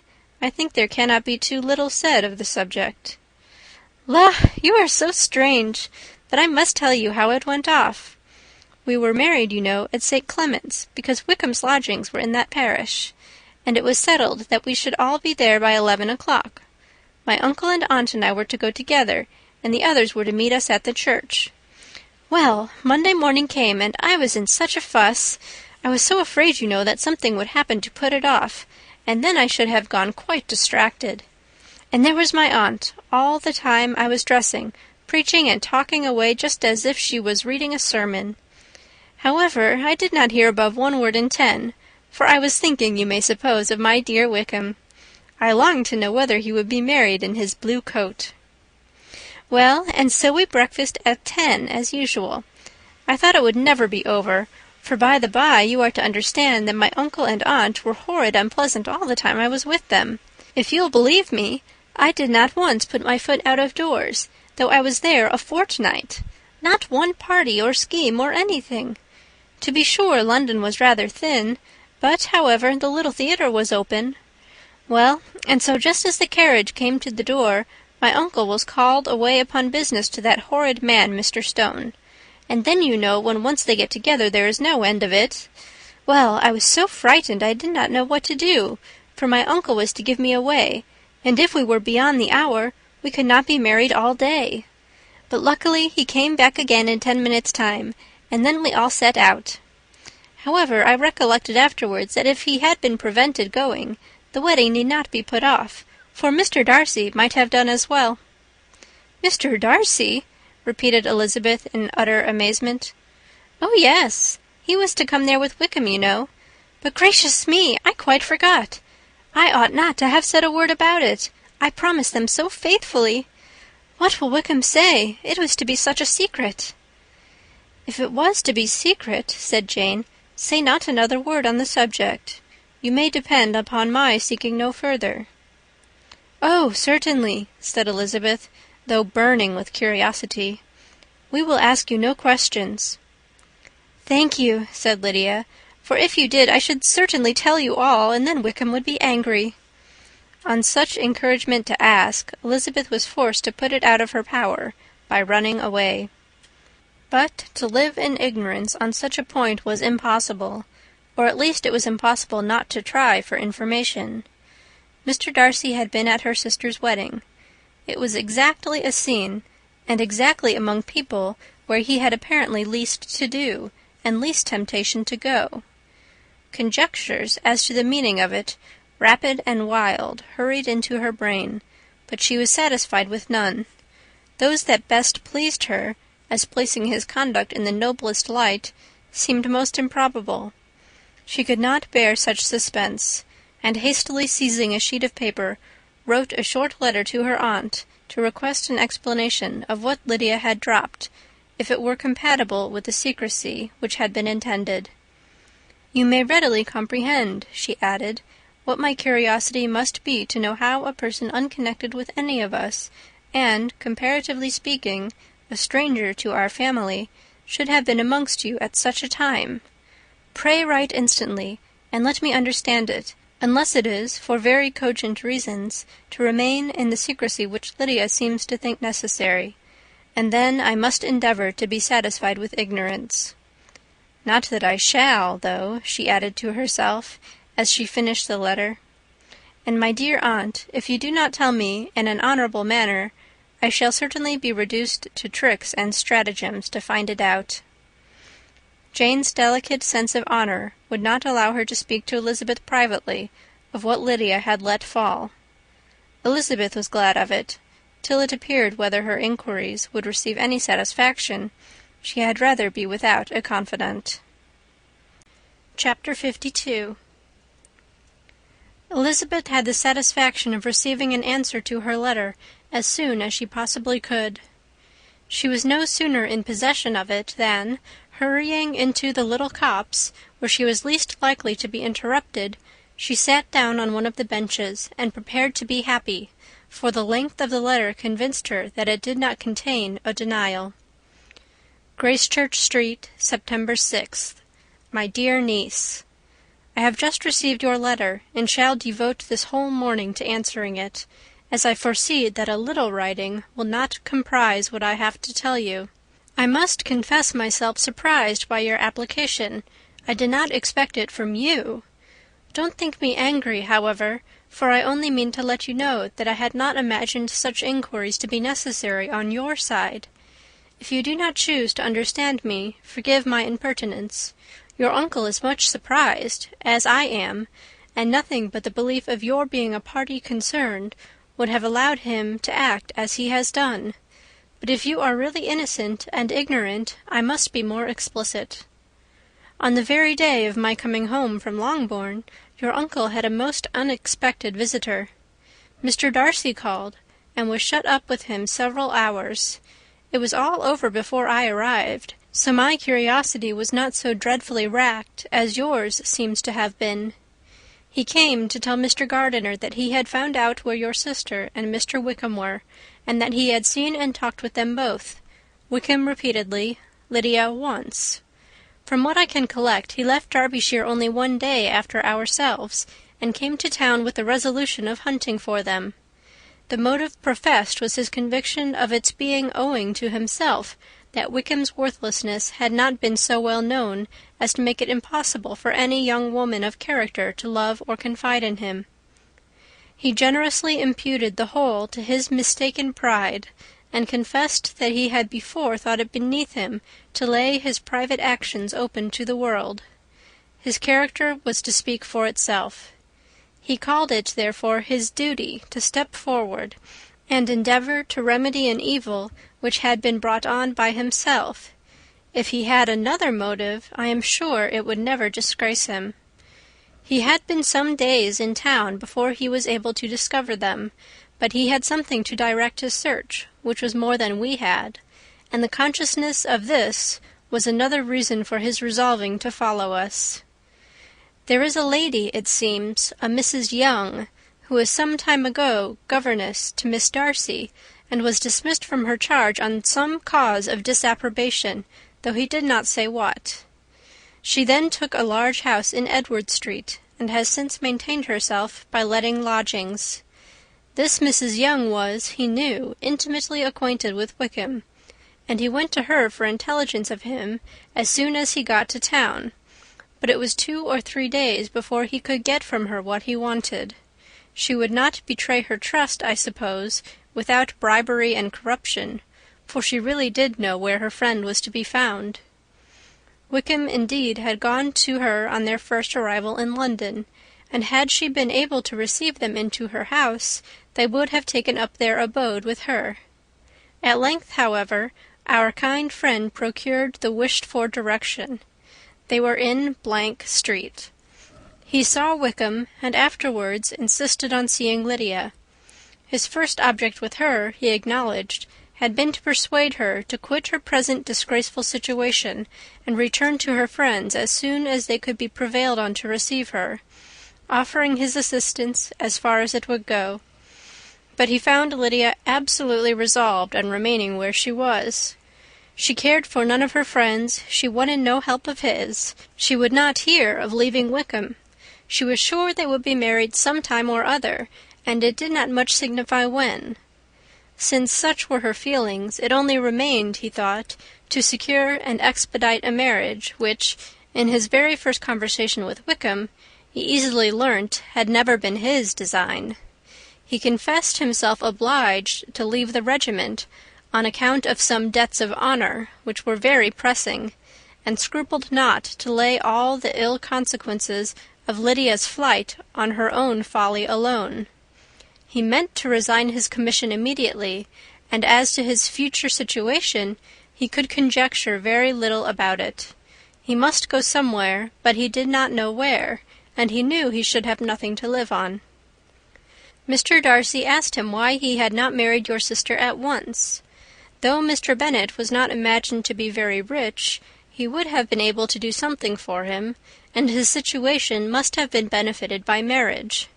But he found, in reply to this question, that Wickham still cherished the hope of more effectually making his fortune by marriage in some other country.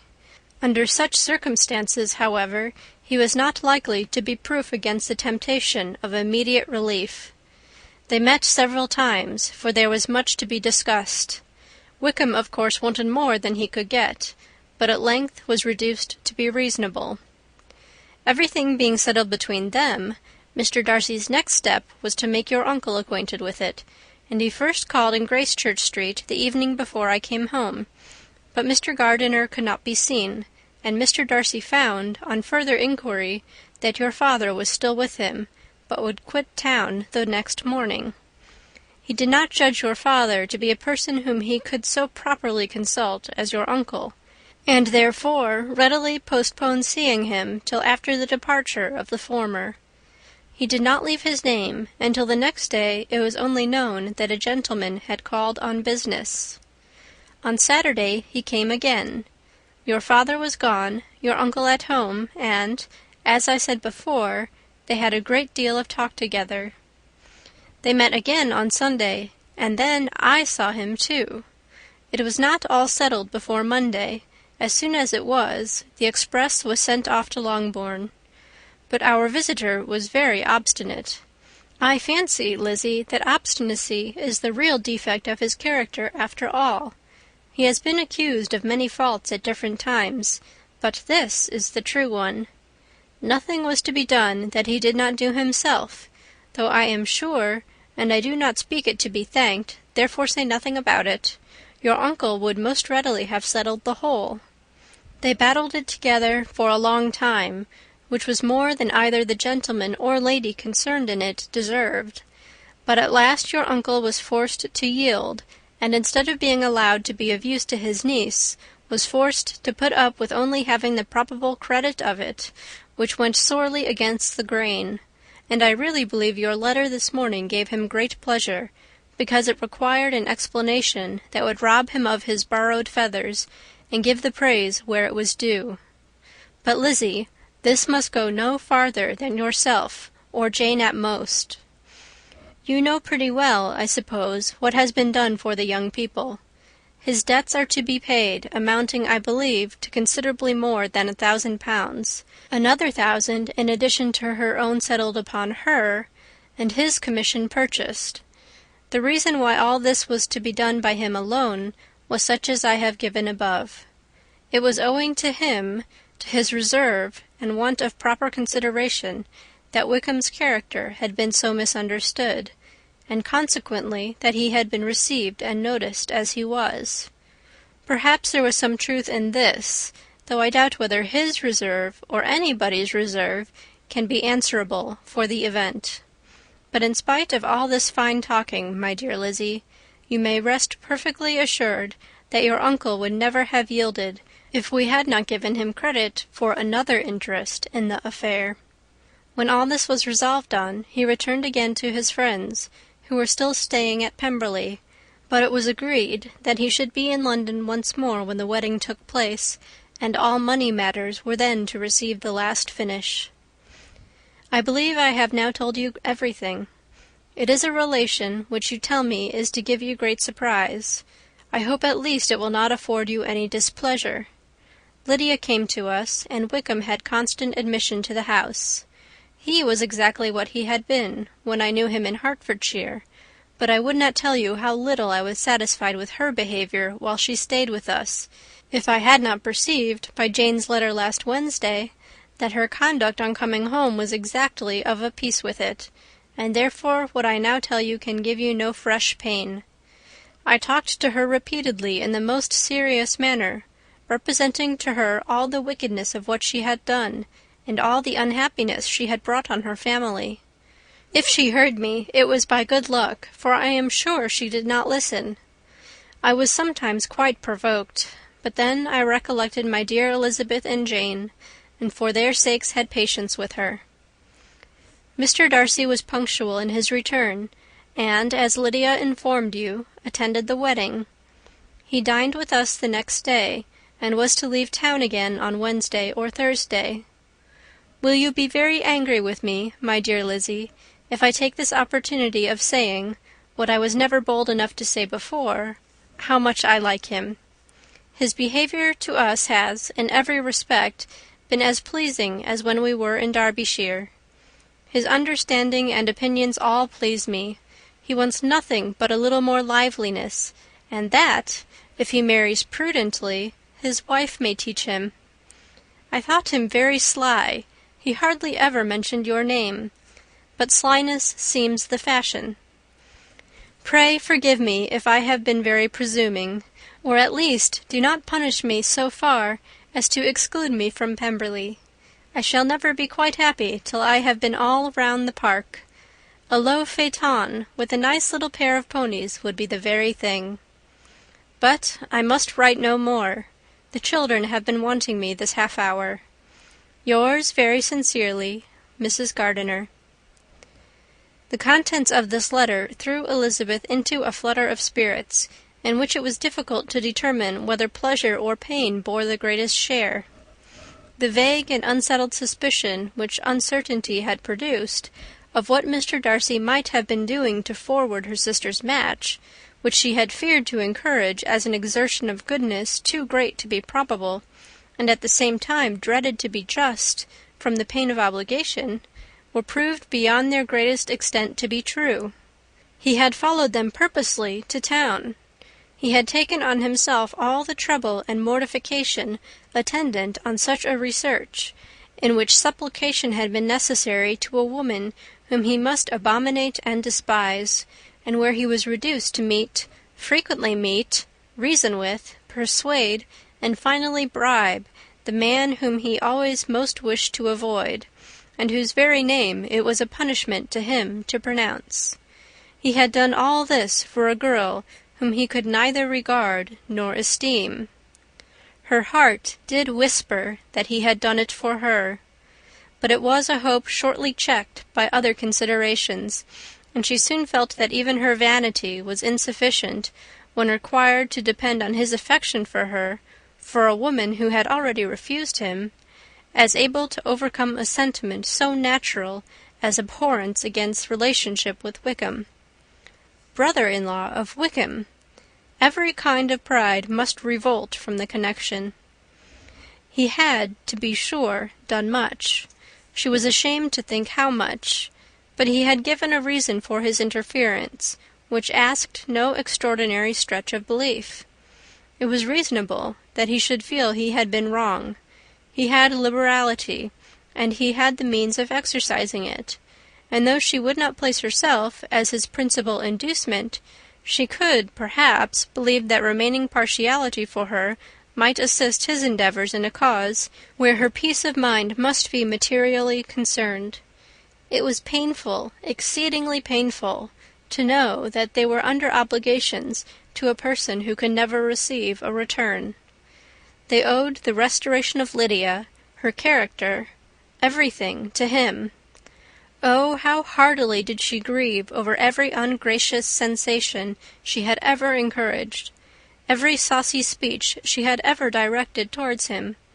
For herself she was humbled, but she was proud of him, proud that in a cause of compassion and honour he had been able to get the better of himself. She read over her aunt's commendation of him again and again. It was hardly enough, but it pleased her. She was even sensible of some pleasure, though mixed with regret, on finding how steadfastly both she and her uncle had been persuaded that affection and confidence subsisted between Mr. Darcy and herself.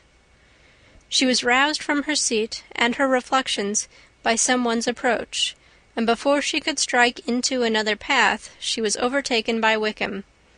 "I am afraid I interrupt your solitary ramble, my dear sister," said he, as he joined her.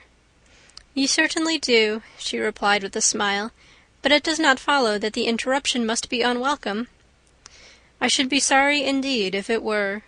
We were always good friends, and now we are better." "True. Are the others coming out?"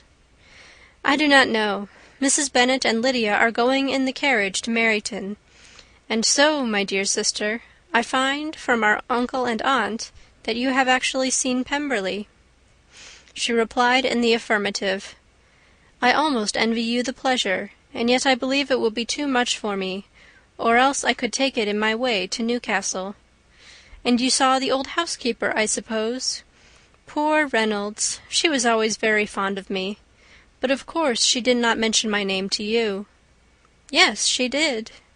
"And what did she say?" "That you were gone into the army, and that she was afraid had not turned out well. At such a distance as that, you know, things are strangely misrepresented." "Certainly," he replied, biting his lips. Elizabeth hoped she had silenced him, but he soon afterwards said, "I was surprised to see Darcy in town last month. We passed each other several times. I wonder what he can be doing there." "Perhaps preparing for his marriage with Miss de Bourgh," said Elizabeth. "It must be something particular to take him there at this time of year." "Undoubtedly. Did you see him while you were at Lambton? I thought I understood from the gardeners that you had." "Yes, he introduced us to his sister." "And do you like her?" "Very much." "I have heard, indeed, that she is uncommonly improved within this year or two. When I last saw her, she was not very promising. I am very glad you liked her. I hope she will turn out well." "I dare say she will. She has gotten over the most trying age." "Did you go by the village of Kympton?" "I do not recollect that we did." "I mention it because it is the living which I ought to have had. A most delightful place. Excellent parsonage house. It would have suited me in every respect." "How should you have liked making sermons?"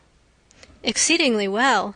I should have considered it as part of my duty, and the exertion would soon have been nothing. One ought not to repine. But to be sure it would have been such a thing for me. The quiet, the retirement of such a life would have answered all my ideas of happiness. But it was not to be. Did you ever hear Darcy mention the circumstance, when you were in Kent? I have heard from authority, which I thought as good, that it was left you conditionally only, and at the will of the present patron.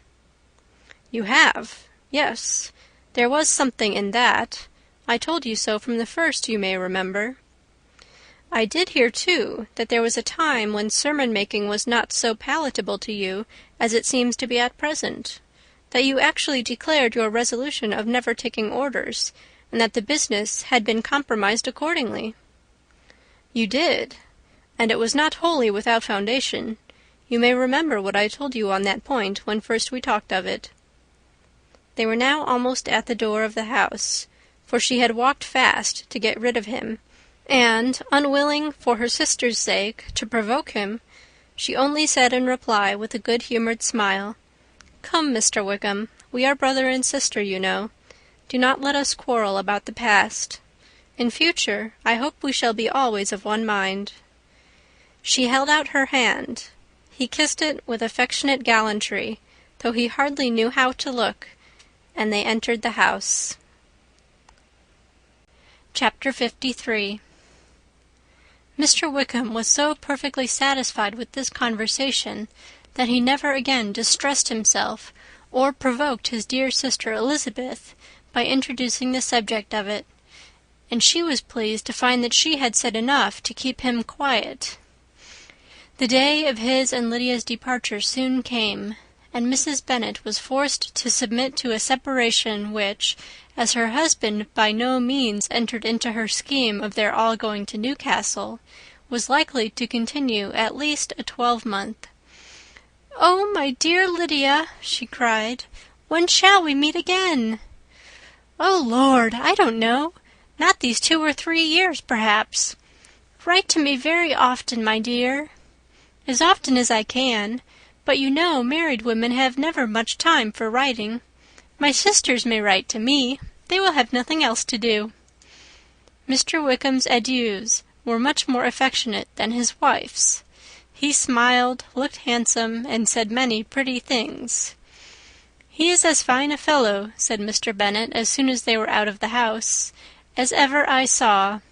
He simpers and smirks and makes love to us all. I am prodigiously proud of him. I defy even Sir William Lucas himself to produce a more valuable son-in-law." The loss of her daughter made Mrs. Bennet very dull for several days. "I often think," said she, "that there is nothing so bad as parting with one's friends. One seems so forlorn without them." "This is the consequence, you see, madam, of marrying a daughter," said Elizabeth. "It must make you better satisfied that your other 4 are single." "It is no such thing. Lydia does not leave me because she is married, but only because her husband's regiment happens to be so far off. If that had been nearer, she would not have gone so soon." But the spiritless condition which this event threw her into was shortly relieved, and her mind opened again to the agitation of hope by an article of news which then began to be in circulation. The housekeeper at Netherfield had received orders to prepare for the arrival of her master, who was coming down in a day or two to shoot there for several weeks. Mrs. Bennet was quite in the fidgets. She looked at Jane, and smiled and shook her head by turns. "Well, well, and so Mr. Bingley is coming down, sister," for Mrs. Phillips first brought her the news. "Well, so much the better. Not that I care about it, though. He is nothing to us, you know, and I am sure I never want to see him again. But, however, he is very welcome to come to Netherfield, if he likes it. And who knows what may happen? But that is nothing to us. You know, sister, we agreed long ago never to mention a word about it." "And so is it quite certain he is coming?" "You may depend on it," replied the other, "for Mrs. Nichols was in Meryton last night. I saw her passing by, and went out myself on purpose to know the truth of it, and she told me that it was certain true. He comes down on Thursday at the latest, very likely on Wednesday. She was going to the butcher's, she told me, on purpose to order in some meat on Wednesday, and she has got 3 couple of ducks just fit to be killed." Miss Bennet had not been able to hear of his coming without changing colour. It was many months since she had mentioned his name to Elizabeth, but now, as soon as they were alone together, she said, "I saw you look at me to-day, Lizzie, when my aunt told us of the present report, and I know I appeared distressed. But don't imagine it was from any silly cause. I was only confused for the moment, because I felt that I should be looked at. I do assure you that the news does not affect me either with pleasure or pain. I am glad of one thing, that he comes alone, because we shall see the less of him. Not that I am afraid of myself, but I dread other people's remarks." Elizabeth did not know what to make of it. Had she not seen him in Derbyshire, she might have supposed him capable of coming there with no other view than what was acknowledged, but she still thought him partial to Jane, and she wavered as to the greater probability of his coming there with his friend's permission, or being bold enough to come without it. Yet it is hard, she sometimes thought, that this poor man cannot come to a house which he has legally hired without raising all this speculation. I will leave him to himself. In spite of what her sister declared, and really believed to be her feelings in the expectation of his arrival, Elizabeth could easily perceive that her spirits were affected by it. They were more disturbed, more unequal, than she had often seen them. The subject, which had been so warmly canvassed between their parents about a 12-month ago, was now brought forward again. "As soon as ever Mr. Bingley comes, my dear," said Mrs. Bennet, "you will wait on him, of course." "No, no. You forced me into visiting him last year, and promised if I went to see him he should marry one of my daughters. But it ended in nothing, and I will not be sent on a fool's errand again." His wife represented to him how absolutely necessary such an attention would be from all the neighbouring gentlemen on his returning to Netherfield. "'Tis an etiquette I despise," said he. "If he wants our society, let him seek it. He knows where we live. I will not spend my hours in running after my neighbours every time they go away and come back again." "Well, all I know is, that it will be abominably rude if you do not wait on him. But, however, that shan't prevent my asking him to dine here. I am determined. We must have Mrs. Long and the Gouldings soon. That will make 13 with ourselves, so there will be just room at table for him." Consoled by this resolution, she was the better able to bear her husband's incivility, though it was very mortifying to know that her neighbours might all see Mr. Bingley in consequence of it before they did. As the day of his arrival drew near, "I begin to be sorry that he comes at all," said Jane to her sister. "It would be nothing. I could see him with perfect indifference, but I can hardly bear to hear it thus perpetually talked of. My mother means well, but she does not know, no one can know, how much I suffer from what she says. Happy shall I be when his stay at Netherfield is over." "I wish I could say anything to comfort you," replied Elizabeth, "but it is wholly out of my power. You must feel it, and the usual satisfaction of preaching patience to a sufferer is denied me, because you have always so much." Mr. Bingley arrived. Mrs. Bennet, through the assistance of servants, contrived to have the earliest tidings of it, that the period of anxiety and fretfulness on her side might be as long as it could. She counted the days that must intervene before their invitation could be sent, hopeless of seeing him before. But on the 3rd morning after his arrival in Hertfordshire, she saw him, from her dressing-room window, enter the paddock and ride towards the house. Her daughters were eagerly called to partake of her joy. Jane resolutely kept her place at the table, but Elizabeth, to satisfy her mother, went to the window. She looked. She saw Mr. Darcy with him, and sat down again by her sister. "There is a gentleman with him, mamma," said Kitty. "Who can it be?" "Some acquaintance or other, my dear, I supposed. I am sure I do not know." "La!" replied Kitty, "it looks just like that man that used to be with him before. Mr. What's-his-name, that tall, proud man." "Good gracious, Mr. Darcy!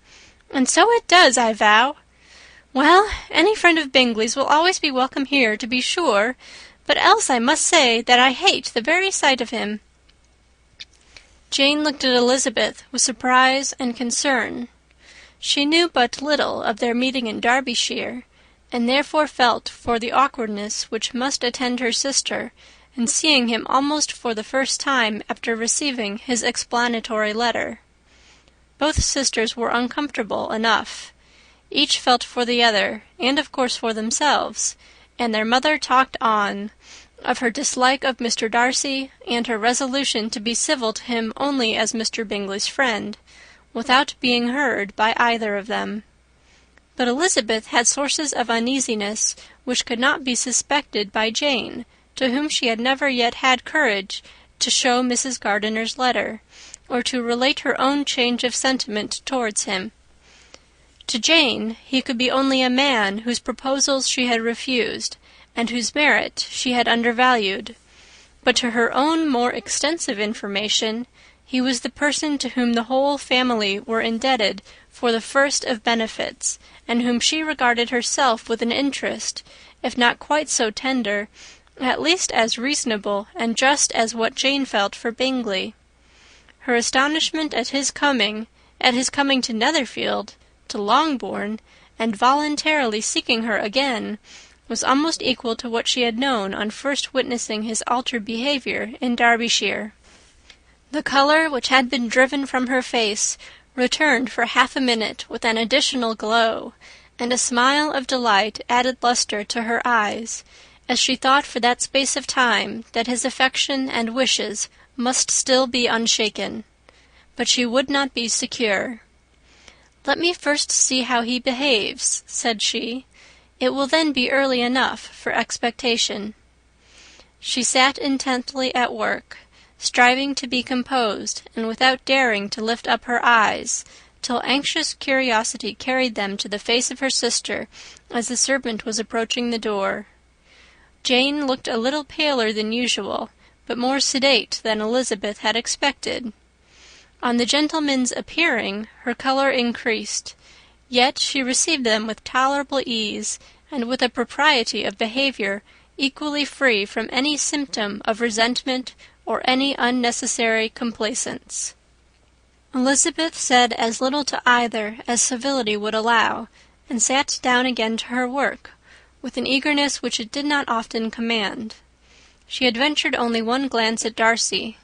He looked serious, as usual, and she thought more as he had been used to look in Hertfordshire than as she had seen him at Pemberley. But perhaps he could not in her mother's presence be what he was before her uncle and aunt. It was a painful, but not an improbable, conjecture. Bingley she had likewise seen for an instant, and in that short period saw him looking both pleased and embarrassed. He was received by Mrs. Bennet with a degree of civility which made her two daughters ashamed, especially when contrasted with the cold and ceremonious politeness of her curtsy and address to his friend. Elizabeth particularly, who knew that her mother owed to the latter the preservation of her favourite daughter from irremediable infamy, was hurt and distressed to a most painful degree by a distinction so ill applied. Darcy, after inquiring of her how Mr. and Mrs. Gardiner did, a question which she could not answer without confusion, said scarcely anything. He was not seated by her. Perhaps that was the reason of his silence, but it had not been so in Derbyshire. There he had talked to her friends when he could not to herself. But now several minutes elapsed without bringing the sound of his voice, and when, occasionally, unable to resist the impulse of curiosity, she raised her eyes to his face, she as often found him looking at Jane as at herself, and frequently on no object but the ground. More thoughtfulness and less anxiety to please than when they last met were plainly expressed. She was disappointed, and angry with herself for being so. "Could I expect it to be otherwise?" said she. "Yet why did he come?" She was in no humour for conversation with anyone but himself, and to him she had hardly courage to speak. She inquired after his sister, but could do no more. "It is a long time, Mr. Bingley, since you went away," said Mrs. Bennet. He readily agreed to it. "I began to be afraid you would never come back again. People did say you meant to quit the place entirely at Michaelmas, but, however, I hope it is not true. A great many changes have happened in the neighbourhood since you went away. Miss Lucas is married and settled, and one of my own daughters. I suppose you have heard of it. Indeed, you must have seen it in the papers. It was in the Times and the Courier, I know, though it was not put in as it ought to be. It was only said, 'Lately George Wickham to Miss Lydia Bennet,' without there being a syllable said of her father, or the place where she lived, or anything. It was my brother Gardiner's drawing up, too, and I wonder how he came to make such an awkward business of it. Did you see it?" Bingley replied that he did, and made his congratulations. Elizabeth dared not lift up her eyes. How Mr. Darcy looked, therefore, she could not tell. "It is a delightful thing, to be sure, to have a daughter well married," continued her mother. "But at the same time, Mr. Bingley, it is very hard to have her taken such a way from me. They are gone down to Newcastle, a place quite northward, it seems, and there they are to stay, I do not know how long. His regiment is there, for I suppose you have heard of his leaving the shire, and of his being gone into the regulars. Thank heaven he has some friends, though perhaps not so many as he deserves." Elizabeth, who knew this to be levelled at Mr. Darcy, was in such misery of shame that she could hardly keep her seat. It drew from her, however, the exertion of speaking, which nothing else had so effectually done before, and she asked Bingley whether he meant to make any stay in the country at present. A few weeks, he believed. "When you have killed all your own birds, Mr. Bingley," said her mother, "I beg you will come here and shoot as many as you please on Mr. Bennet's manor. I am sure he will be vastly happy to oblige you, and will save all the best of the coveys for you." Elizabeth's misery increased at such unnecessary, such officious attention. Were the same fair prospect to arise at present as had flattered them a year ago, everything, she was persuaded, would be hastening to the same vexatious conclusion. At that instant she felt that years of happiness could not make Jane or herself amends for moments of such painful confusion. "The first wish of my heart," she said to herself, "is never more to be in company with either of them. Their society can afford no pleasure that will atone for such wretchedness as this. Let me never see either one or the other again." Yet the misery, for which years of happiness were to offer no compensation, received soon afterwards material relief from observing how much the beauty of her sister rekindled the admiration of her former lover. When first he came in, he had spoken to her but little, but every 5 minutes seemed to be giving her more of his attention. He found her as handsome as she had been last year, as good-natured and as unaffected, though not quite so chatty. Jane was anxious that no difference should be perceived in her at all, and was really persuaded that she talked as much as ever. But her mind was so busily engaged that she did not always know when she was silent. When the gentlemen rose to go away, Mrs. Bennet was mindful of her intended civility, and they were invited and engaged to dine at Longbourn in a few days' time. "You are quite a visit in my debt, Mr. Bingley," she added, "for when you went to town last winter, you promised to take a family dinner with us as soon as you returned. I have not forgot, you see, and I assure you I was very much disappointed that you did not come back and keep your engagement." Bingley looked a little silly at this reflection, and said something of his concern at having been prevented by business. They then went away. Mrs. Bennet had been strongly inclined to ask them to stay and dine there that day, but, though she always kept a very good table, She did not think anything less than 2 courses could be enough for a man on whom she had such anxious designs, or satisfy the appetite and pride of one who had 10,000 a year. Chapter 54. As soon as they were gone, Elizabeth walked out to recover her spirits, or in other words, to dwell without interruption on those subjects that must deaden them more. Mr. Darcy's behaviour astonished and vexed her. "Why, if he came only to be silent, grave, and indifferent," said she, "did he come at all?" She could settle it in no way that gave her pleasure. "He could be still amiable, still pleasing to my uncle and aunt when he was in town, and why not to me? If he fears me, why come hither? If he no longer cares for me, why silent? Teasing, teasing man! I will think no more about him." Her resolution was for a short time involuntarily kept by the approach of her sister, who joined her with a cheerful look, which showed her better satisfied with their visitors than Elizabeth. "Now," said she, "that this first meeting is over, I feel perfectly easy. I know my own strength, and I shall never be embarrassed again by his coming. I am glad he dines here on Tuesday. It will then be publicly seen that, on both sides, we meet only as common and indifferent acquaintance."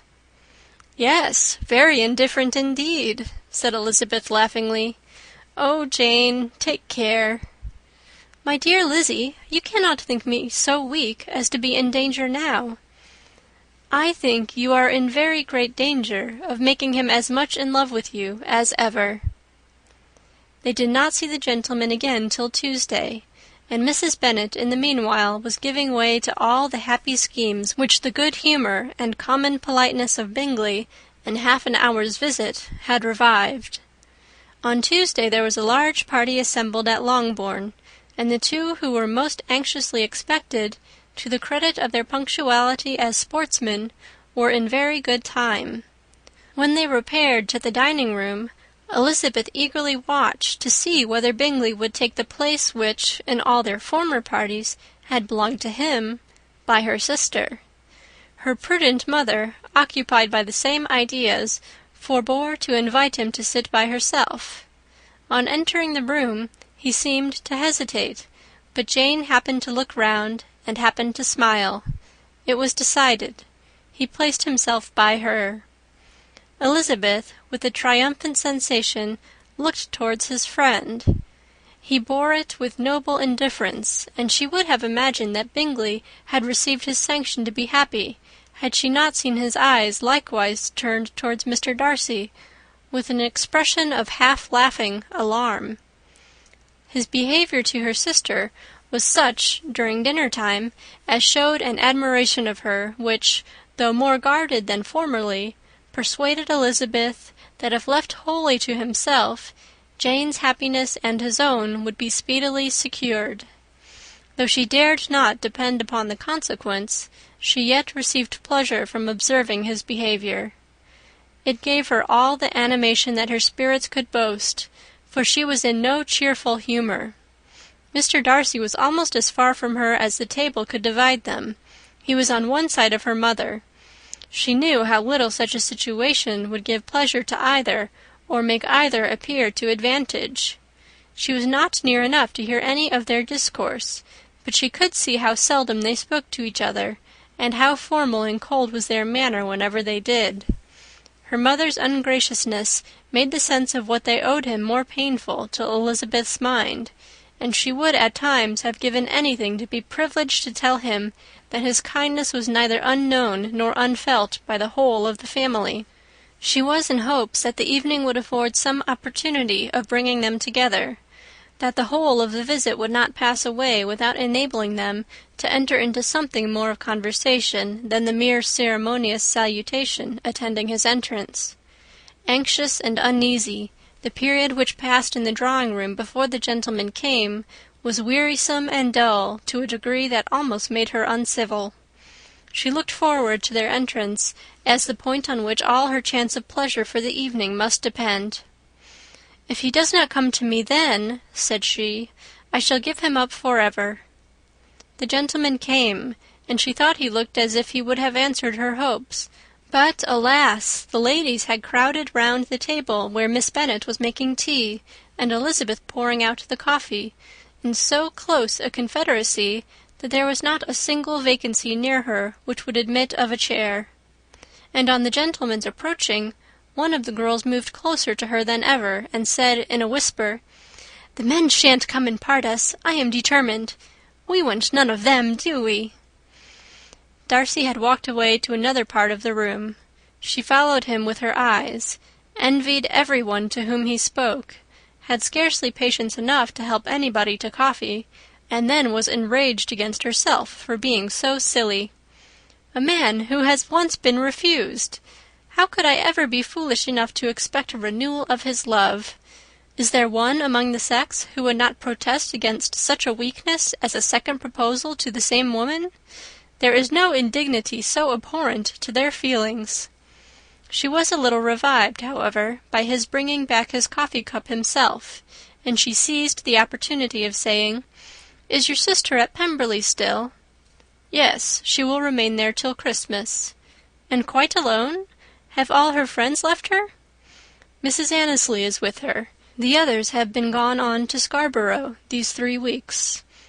She could think of nothing more to say, but if he wished to converse with her, he might have better success. He stood by her, however, for some minutes in silence, and at last, on the young lady's whispering to Elizabeth again, he walked away. When the tea things were removed and the card tables placed, the ladies all rose, and Elizabeth was then hoping to be soon joined by him, when all her views were overthrown by seeing him fall a victim to her mother's rapacity for whist-players, and in a few moments after seated with the rest of the party. She now lost every expectation of pleasure. They were confined for the evening at different tables, and she had nothing to hope but that his eyes were so often turned towards her side of the room as to make him play as unsuccessfully as herself. Mrs. Bennet had designed to keep the 2 Netherfield gentlemen to supper, but their carriage was unluckily ordered before any of the others, and she had no opportunity of detaining them. "Well, girls," said she, as soon as they were left to themselves, "what say you to the day? I think everything has passed off uncommonly well, I assure you. The dinner was as well dressed as any I ever saw. The venison was roasted to a turn, and everybody said they never saw so fat a haunch. The soup was 50 times better than what we had at the Lucases last week, and even Mr. Darcy acknowledged that the partridges were remarkably well done, and I suppose he has 2 or 3 French cooks at least. And my dear Jane, I never saw you look in greater beauty. Mrs. Long said so too, for I asked her whether you did not, and what do you think she said besides? 'Ah, Mrs. Bennet, we shall have her at Netherfield at last.' She did indeed. I do think Mrs. Long is as good a creature as ever lived, and her nieces are very pretty behaved girls, and not at all handsome. I like them prodigiously." Mrs. Bennet, in short, was in very great spirits. She had seen enough of Bingley's behaviour to Jane to be convinced that she would get him at last, and her expectations of advantage to her family, when in a happy humour, were so far beyond reason that she was quite disappointed at not seeing him there again the next day to make his proposals. "It has been a very agreeable day," said Miss Bennet to Elizabeth. "The party seemed so well selected, so suitable one with the other. I hope we may often meet again." Elizabeth smiled. "Lizzie, you must not do so. You must not suspect me. It mortifies me. I assure you that I have now learnt to enjoy his conversation as an agreeable and sensible young man, without having a wish beyond it. I am perfectly satisfied, from what his manners now are, that he never had any design of engaging my affection. It is only that he is blessed with greater sweetness of address and a stronger desire of generally pleasing than any other man." "You are very cruel," said her sister. "You will not let me smile, and are provoking me to it every moment." "How hard it is in some cases to be believed!" "And how impossible in others!" "But why should you wish to persuade me? that I feel more than I acknowledge? That is a question which I hardly know how to answer. We all love to instruct, though we can teach only what is not worth knowing. Forgive me, and if you persist in indifference, do not make me your confidant. Chapter 55. A few days after this visit, Mr. Bingley called again, and alone. His friend had left him that morning for London, but was to return home in 10 days' time. He sat with them above an hour, and was in remarkably good spirits. Mrs. Bennet invited him to dine with them, but, with many expressions of concern, he confessed himself engaged elsewhere. "Next time you call," said she, "I hope we shall be more lucky." He should be particularly happy at any time, etc., etc., and if she would give him leave, would take an early opportunity of waiting on them. "Can you come tomorrow?" Yes, he had no engagement at all for tomorrow, and her invitation was accepted with alacrity. He came, and in such very good time that the ladies were none of them dressed. In ran Mrs. Bennet to her daughter's room, in her dressing-gown, and with her hair half finished, crying out, "My dear Jane, make haste and hurry down. He is come. Mr. Bingley is come. He is indeed. Make haste, make haste. Here, Sarah, come to Miss Bennet this moment and help her on with her gown. Never mind Miss Lizzie's hair." "We will be down as soon as we can," said Jane, "but I dare say Kitty is forwarder than either of us, for she went upstairs half an hour ago." "Oh, hang Kitty! What has she to do with it? Come, be quick, be quick! Where is your sash, my dear?" But when her mother was gone, Jane would not be prevailed on to go down without one of her sisters. The same anxiety to get them by themselves was visible again in the evening. After tea, Mr. Bennet retired to the library, as was his custom, and Mary went upstairs to her instrument. 2 obstacles of the 5 being thus removed, Mrs. Bennet sat looking and winking at Elizabeth and Catherine for a considerable time without making any impression on them. Elizabeth would not observe her, and when at last Kitty did, she very innocently said, "What is the matter, mamma? What do you keep winking at me for? What am I to do?" "Nothing, child, nothing. I did not wink at you." She then sat still 5 minutes longer, but, unable to waste such a precious occasion, she suddenly got up, and saying to Kitty, "Come here, my love, I want to speak to you," took her out of the room. Jane instantly gave a look at Elizabeth which spoke her distress at such premeditation, and her entreaty that she would not give in to it. In a few minutes Mrs. Bennet half opened the door and called out, "Lizzie, my dear, I want to speak with you." Elizabeth was forced to go. "We may as well leave them by themselves, you know," said her mother, as soon as she was in the hall. "Kitty and I are going upstairs to sit in my dressing-room." Elizabeth made no attempt to reason with her mother, but remained quietly in the hall till she and Kitty were out of sight, then returned into the drawing-room. Mrs. Bennet's schemes for this day were ineffectual. Bingley was everything that was charming, except the professed lover of her daughter. His ease and cheerfulness rendered him a most agreeable addition to their evening party, and he bore, with the ill-judged officiousness of the mother, and heard all her silly remarks with a forbearance and command of countenance particularly grateful to the daughter. He scarcely needed an invitation to stay supper, and before he went away an engagement was formed, chiefly through his own and Mrs. Bennet's means, for his coming next morning to shoot with her husband. After this day Jane said no more of her indifference. Not a word passed between the sisters concerning Bingley, but Elizabeth went to bed in the happy belief that all must speedily be concluded, unless Mr. Darcy returned within the stated time. Seriously, however, she felt tolerably persuaded that all this must have taken place with that gentleman's concurrence. Bingley was punctual to his appointment, and he and Mr. Bennet spent the morning together, as had been agreed on. The latter was much more agreeable than his companion expected. There was nothing of presumption or folly in Bingley that could provoke his ridicule, or disgust him into silence, and he was more communicative and less eccentric than the other had ever seen him. Bingley, of course, returned with him to dinner, and in the evening Mrs. Bennet's invention was again at work to get everybody away from him and her daughter. Elizabeth, who had a letter to write, went into the breakfast-room for that purpose soon after tea, for as the others were all going to sit down to cards, she could not be wanted to counteract her mother's schemes.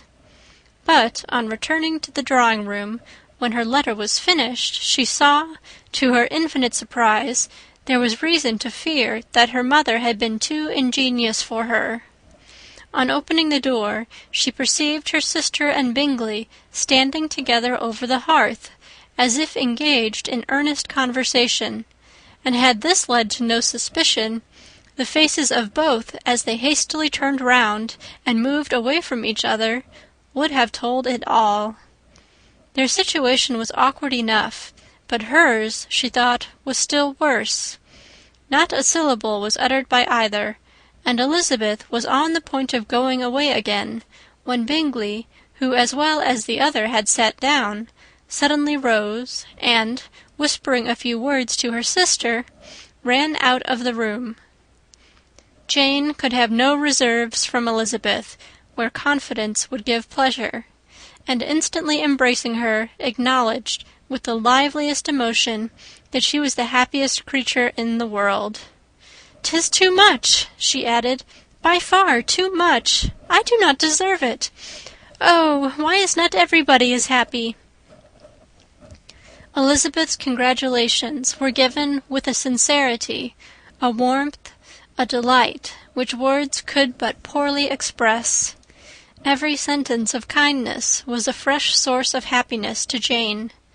But she would not allow herself to stay with her sister, or say half that remained to be said for the present.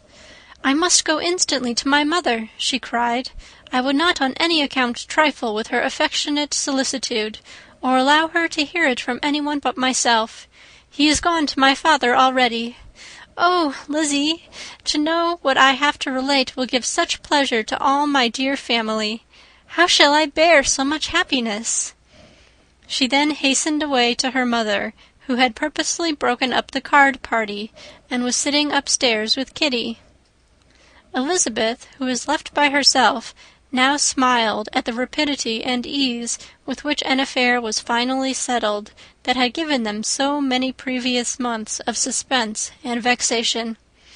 "And this," said she, "is the end of all his friend's anxious circumspection, of all his sister's falsehood and contrivance, the happiest, wisest, most reasonable end."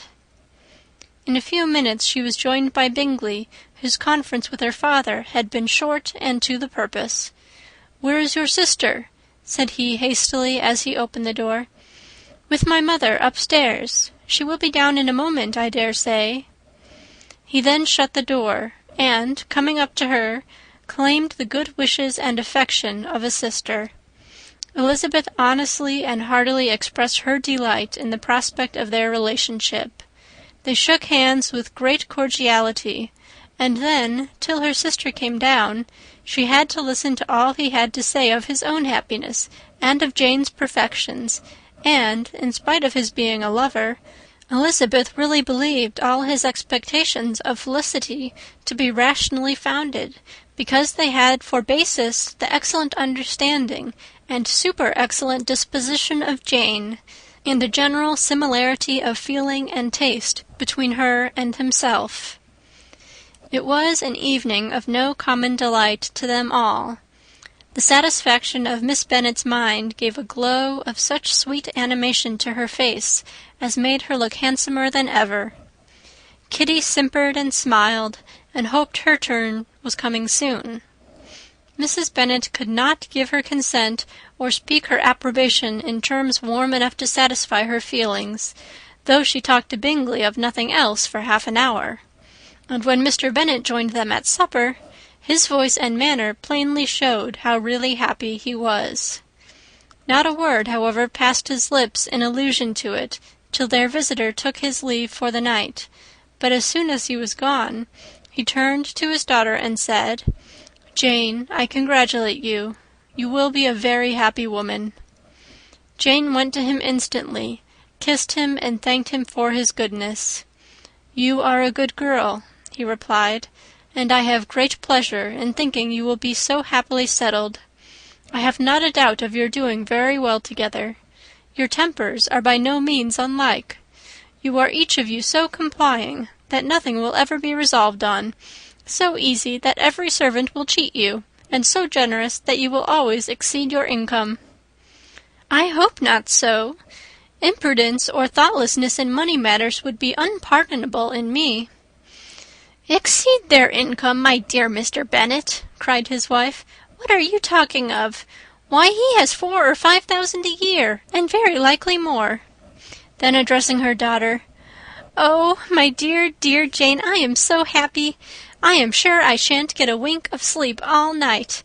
I knew how it would be. I always said it must be so at last. I was sure you could not be so beautiful for nothing. I remember as soon as ever I saw him, when he first came into Hertfordshire last year, I thought how likely it was that you should come together. Oh, he is the handsomest young man that ever was seen." Wickham, Lydia, were all forgotten. Jane was beyond competition her favourite child. At that moment she cared for no other. Her younger sisters soon began to make interest with her for objects of happiness which she might in future be able to dispense. Mary petitioned for the use of the library at Netherfield, and Kitty begged very hard for a few balls there every winter. Bingley from this time was of course a daily visitor at Longbourn, coming frequently before breakfast, and always remaining till after supper, unless when some barbarous neighbour, who could not be enough detested, had given him an invitation to dinner which he thought himself obliged to accept. Elizabeth had now but little time for conversation with her sister, for while he was present, Jane had no attention to bestow on anyone else, but she found herself considerably useful to both of them in those hours of separation that must sometimes occur. In the absence of Jane, he always attached himself to Elizabeth for the pleasure of talking of her, and when Bingley was gone, Jane constantly sought the same means of relief. "He has made me so happy," said she one evening, "by telling me that he was totally ignorant of my being in town last spring. I had not believed it possible." "I suspected as much," replied Elizabeth. "But how did he account for it?" "It must have been his sister's doing. They were certainly no friends to his acquaintance with me, which I cannot wonder at, since he might have chosen so much more advantageously in many respects. But when they see, as I trust they will, that their brother is happy with me, they will learn to be contented, and we shall be on good terms again, though we can never be what we once were to each other." "That is the most unforgiving speech," said Elizabeth, "that I ever heard you utter. Good girl! It would vex me indeed to see you again the dupe of Miss Bingley's pretended regard." "Would you believe it, Lizzie, that when he went to town last November, he really loved me, and nothing but a persuasion of my being indifferent would have prevented his coming down again?" "He made a little mistake, to be sure, but it is to the credit of his modesty." This naturally introduced a panegyric from Jane on his diffidence and the little value he put on his own good qualities. Elizabeth was pleased to find that he had not betrayed the interference of his friend, for, though Jane had the most generous and forgiving heart in the world, she knew it was a circumstance which must prejudice her against him. "I am certainly the most fortunate creature that ever existed," cried Jane. "Oh, Lizzie, why am I thus singled from my family, and blessed above them all? If I could but see you as happy, if there were but such another man for you!" If you were to give me 40 such men, I could never be so happy as you. Till I have your disposition, your goodness, I never can have your happiness. No, no, let me shift for myself, and perhaps, if I have very good luck, I may meet with another Mr. Collins in time." The situation of affairs in the Longbourn family could not be long a secret. Mrs. Bennet was privileged to whisper it to Mrs. Phillips, and she ventured, without any permission, to do the same by all her neighbours in Meryton. The Bennets were speedily pronounced to be the luckiest family in the world, though only a few weeks before, when Lydia had first run away, they had been generally proved to be marked out for misfortune. Chapter 56. One morning, about a week after Bingley's engagement with Jane had been formed, as he and the females of the family were sitting together in the dining-room, their attention was suddenly drawn to the window by the sound of a carriage, and they perceived a chaise and four driving up the lawn. It was too early in the morning for visitors, and besides, the equipage did not answer to that of any of their neighbours. The horses were post, and neither the carriage nor the livery of the servant who preceded it were familiar to them. As it was certain, however, that somebody was coming, Bingley instantly prevailed on Miss Bennet to avoid the confinement of such an intrusion, and walk away with him into the shrubbery. They both set off, and the conjectures of the remaining three continued, though with little satisfaction, till the door was thrown open and their visitor entered. It was Lady Catherine de Bourgh. They were, of course, all intending to be surprised, but their astonishment was beyond their expectation, and on the part of Mrs. Bennet and Kitty, though she was perfectly unknown to them, even inferior to what Elizabeth felt. She entered the room with an air more than usually ungracious, made no other reply to Elizabeth's salutation than a slight inclination of the head, and sat down without saying a word. Elizabeth had mentioned her name to her mother on her ladyship's entrance, though no request of introduction had been made. Mrs. Bennet, all amazement, though flattered by having a guest of such high importance, received her with the utmost politeness. After sitting for a moment in silence, she said very stiffly to Elizabeth, "I hope you are well, Miss Bennet. That lady, I suppose, is your mother." Elizabeth replied very concisely that she was. "And that, I suppose, is one of your sisters." "Yes, madam," said Mrs. Bennet, delighted to speak to a Lady Catherine. "She is my youngest girl but one. My youngest of all is lately married, and my eldest is somewhere about the grounds, walking with a young man who, I believe, will soon become a part of the family." "You have a very small park here," returned Lady Catherine, after a short silence. "It is nothing in comparison of Rosings, my lady, I dare say, but I assure you it is much larger than Sir William Lucas's." "This must be a most inconvenient sitting-room for the evening, in summer. The windows are full west." Mrs. Bennet assured her that they never sat there after dinner, and then added, "May I take the liberty of asking your ladyship whether you left Mr. and Mrs. Collins well?" "Yes, very well. I saw them the night before last." Elizabeth now expected that she would produce a letter for her from Charlotte, as it seemed the only probable motive for her calling, but no letter appeared, and she was completely puzzled. Mrs. Bennet, with great civility, begged her ladyship to take some refreshment, but Lady Catherine very resolutely, and not very politely, declined eating anything, and then, rising up, said to Elizabeth, "Miss Bennet, there seemed to be a prettyish kind of a little wilderness on one side of your lawn. I should be glad to take a turn in it, if you will favour me with your company." "Go, my dear," cried her mother, "and show her ladyship about the different walks. I think she will be pleased with the hermitage." Elizabeth obeyed, and running into her own room for her parasol, attended her noble guest downstairs. As they passed through the hall, Lady Catherine opened the doors into the dining-parlour and drawing-room, and pronouncing them, after a short survey, to be decent-looking rooms, walked on. Her carriage remained at the door, and Elizabeth saw that her waiting-woman was in it. They proceeded in silence along the gravel walk that led to the copse. Elizabeth was determined to make no effort for conversation with a woman who was now more than usually insolent and disagreeable. "How could I ever think her like her nephew?" said she, as she looked in her face. As soon as they entered the copse, Lady Catherine began in the following manner. "You can be at no loss, Miss Bennet, to understand the reason of my journey hither. Your own heart, your own conscience, must tell you why I come."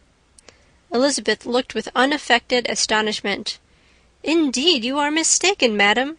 I have not been at all able to account for the honour of seeing you here." "Miss Bennet," replied her ladyship in an angry tone, "you ought to know that I am not to be trifled with. But however insincere you may choose to be, you shall not find me so. My character has ever been celebrated for its sincerity and frankness, and in a cause of such a moment as this, I shall certainly not depart from it. A report of a most alarming nature reached me 2 days ago. I was told that not only your sister was on the point of being most advantageously married, but that you, that Miss Elizabeth Bennet, would in all likelihood be soon afterwards united to my nephew, my own nephew, Mr. Darcy. Though I know it must be a scandalous falsehood, though I would not injure him so much as to suppose the truth of it possible, I instantly resolved on setting off for this place, that I might make my sentiments known to you."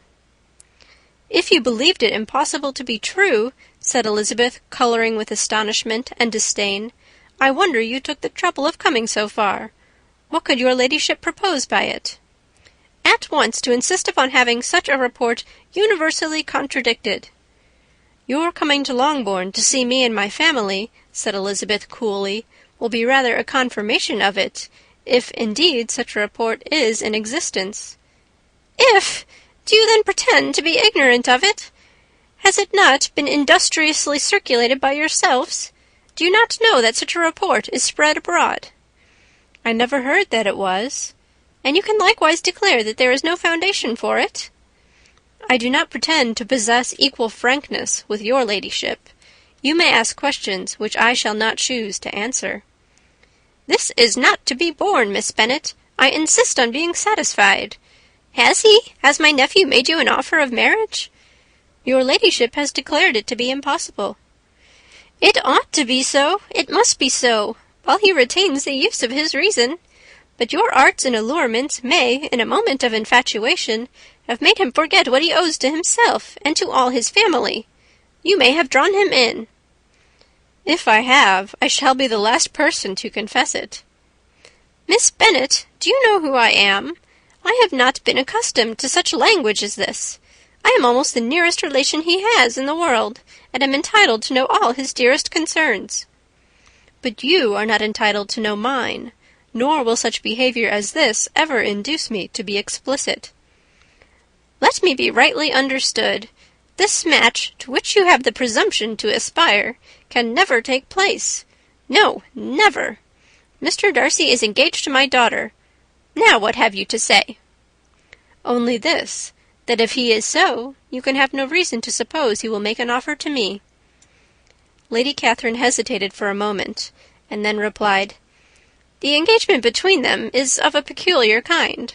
From their infancy they have been intended for each other. It was the favourite wish of his mother as well as of hers. While in their cradles we planned the union, and now, at the moment when the wishes of both sisters would be accomplished in their marriage, to be prevented by a young woman of inferior birth, of no importance in the world, and wholly unallied to the family. Do you pay no regard to the wishes of his friends, to his tacit engagement with Miss de Bourgh?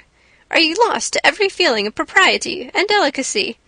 Have you not heard me say that from his earliest hours he was destined for his cousin?" "Yes, I had heard it before. But what is that to me? If there is no other objection to my marrying your nephew, I shall certainly not be kept from it by knowing that his mother and aunt wished him to marry Miss de Bourgh. You both did as much as you could in planning the marriage. Its completion depended on others. If Mr. Darcy is neither by honour nor inclination confined to his cousin, why is not he to make another choice? And if I am that choice, why may not I accept him?" "Because honour, decorum, prudence, nay, interest, forbid it. Yes, Miss Bennet, interest, do not expect to be noticed by his family or friends, if you wilfully act against the inclinations of all. You will be censured, slighted, and despised by everyone connected with him. Your alliance will be a disgrace. Your name will never even be mentioned by any of us." "These are heavy misfortunes," replied Elizabeth. "But the wife of Mr. Darcy must have such extraordinary sources of happiness necessarily attached to her situation, that she could, upon the whole, have no cause to repine." "Obstinate, headstrong girl, I am ashamed of you. Is this your gratitude for my attentions to you last spring? Is nothing due to me on that score? Let us sit down. You are to understand, Miss Bennet, that I came here with the determined resolution of carrying my purpose, nor will I be dissuaded from it. I have not been used to submit to any person's whims. I have not been in the habit of brooking disappointment." "That will make your ladyship's situation at present more pitiable, but it will have no effect on me."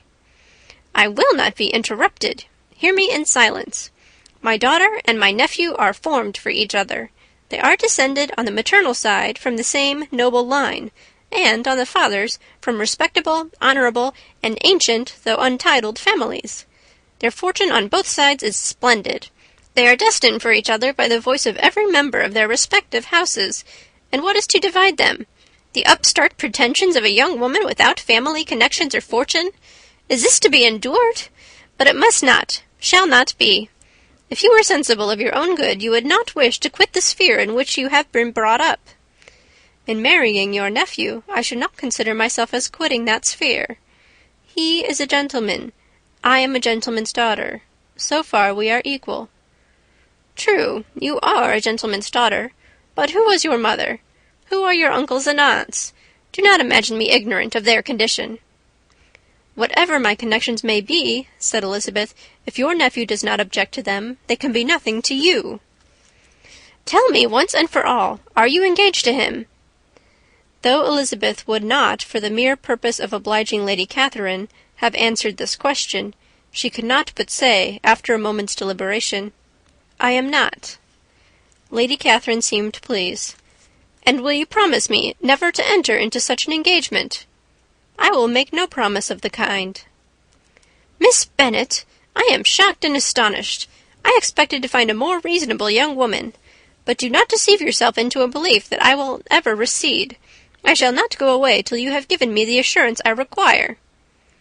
"And I certainly never shall give it. I am not to be intimidated into anything so wholly unreasonable. Your ladyship wants Mr. Darcy to marry your daughter, but would my giving you the wished-for promise make their marriage at all more probable? Supposing him to be attached to me, would my refusing to accept his hand make him wish to bestow it on his cousin?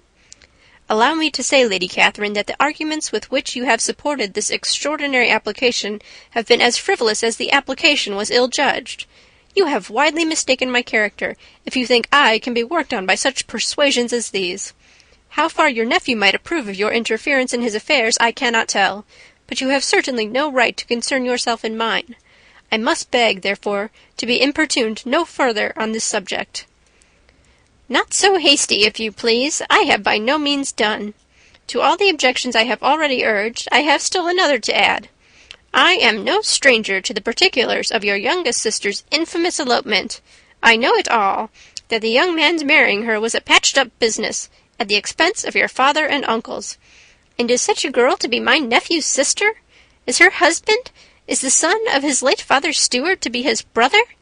Heaven and earth, of what are you thinking? Are the shades of Pemberley to be thus polluted?" "You can now have nothing further to say," she resentfully answered. "You have insulted me in every possible method. I must beg to return to the house." And she rose as she spoke. Lady Catherine rose also, and they turned back. Her ladyship was highly incensed. "You have no regard, then, for the honour and credit of my nephew. Unfeeling, selfish girl! Do you not consider that a connection with you must disgrace him in the eyes of everybody?" "Lady Catherine, I have nothing further to say. You know my sentiments." "You are then resolved to have him?" "I have said no such thing. I am only resolved to act in that manner which will, in my own opinion, constitute my happiness, without reference to you, or to any person so wholly unconnected with me." "It is well. You refuse, then, to oblige me. You refuse to obey the claims of duty, honour, and gratitude. You are determined to ruin him in the opinion of all his friends, and make him the contempt of the world." "Neither duty, nor honour, nor gratitude," replied Elizabeth, "have any possible claim on me in the present instance.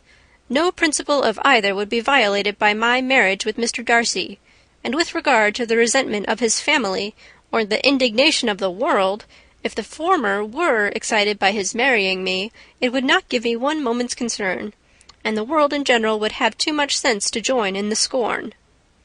"And this is your real opinion? This is your final resolve? Very well. I shall now know how to act. Do not imagine, Miss Bennet, that your ambition will ever be gratified. I came to try you.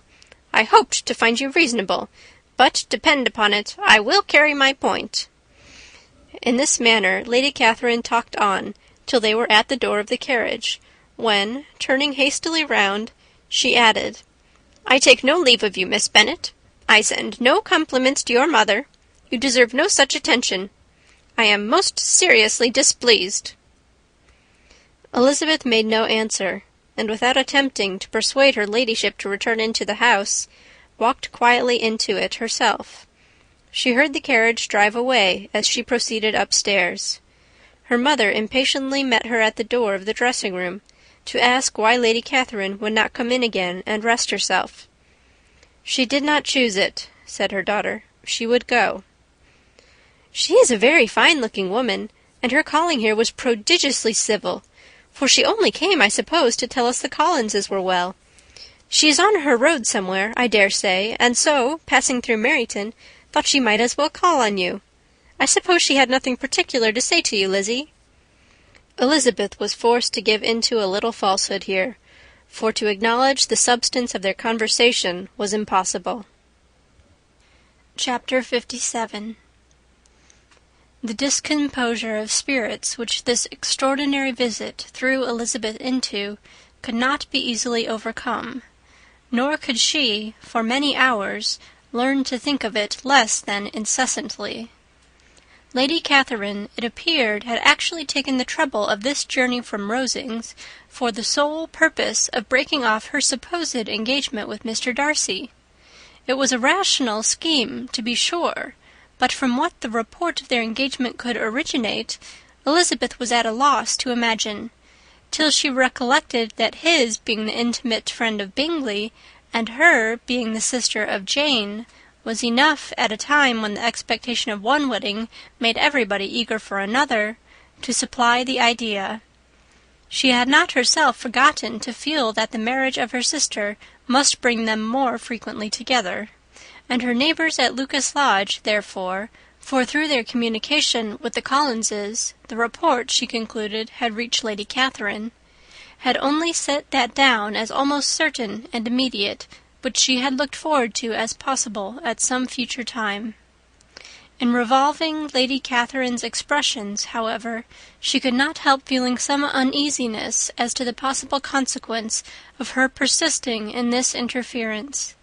From what she had said of her resolution to prevent their marriage, it occurred to Elizabeth that she must meditate an application to her nephew, and how he might take a similar representation of the evils attached to a connection with her, she dared not pronounce. She knew not the exact degree of his affection for his aunt, or his dependence on her judgment, but it was natural to suppose that he thought much higher of her ladyship than she could do, and it was certain that, in enumerating the miseries of a marriage with one, whose immediate connections were so unequal to his own, his aunt would address him on his weakest side. With his notions of dignity, he would probably feel that the arguments, which to Elizabeth had appeared weak and ridiculous, contained much good sense and solid reasoning. If he had been wavering before as to what he should do, which had often seemed likely, the advice and entreaty of so near a relation might settle every doubt, and determine him at once to be as happy as dignity unblemished could make him. In that case he would return no more. Lady Catherine might see him in her way through town, and his engagement to Bingley of coming again to Netherfield must give way. If, therefore, an excuse for not keeping his promise should come to his friend within a few days, she added, I shall know how to understand it. I shall then give over every expectation, every wish of his constancy. If he is satisfied with only regretting me, when he might have obtained my affections and hand, I shall soon cease to regret him at all.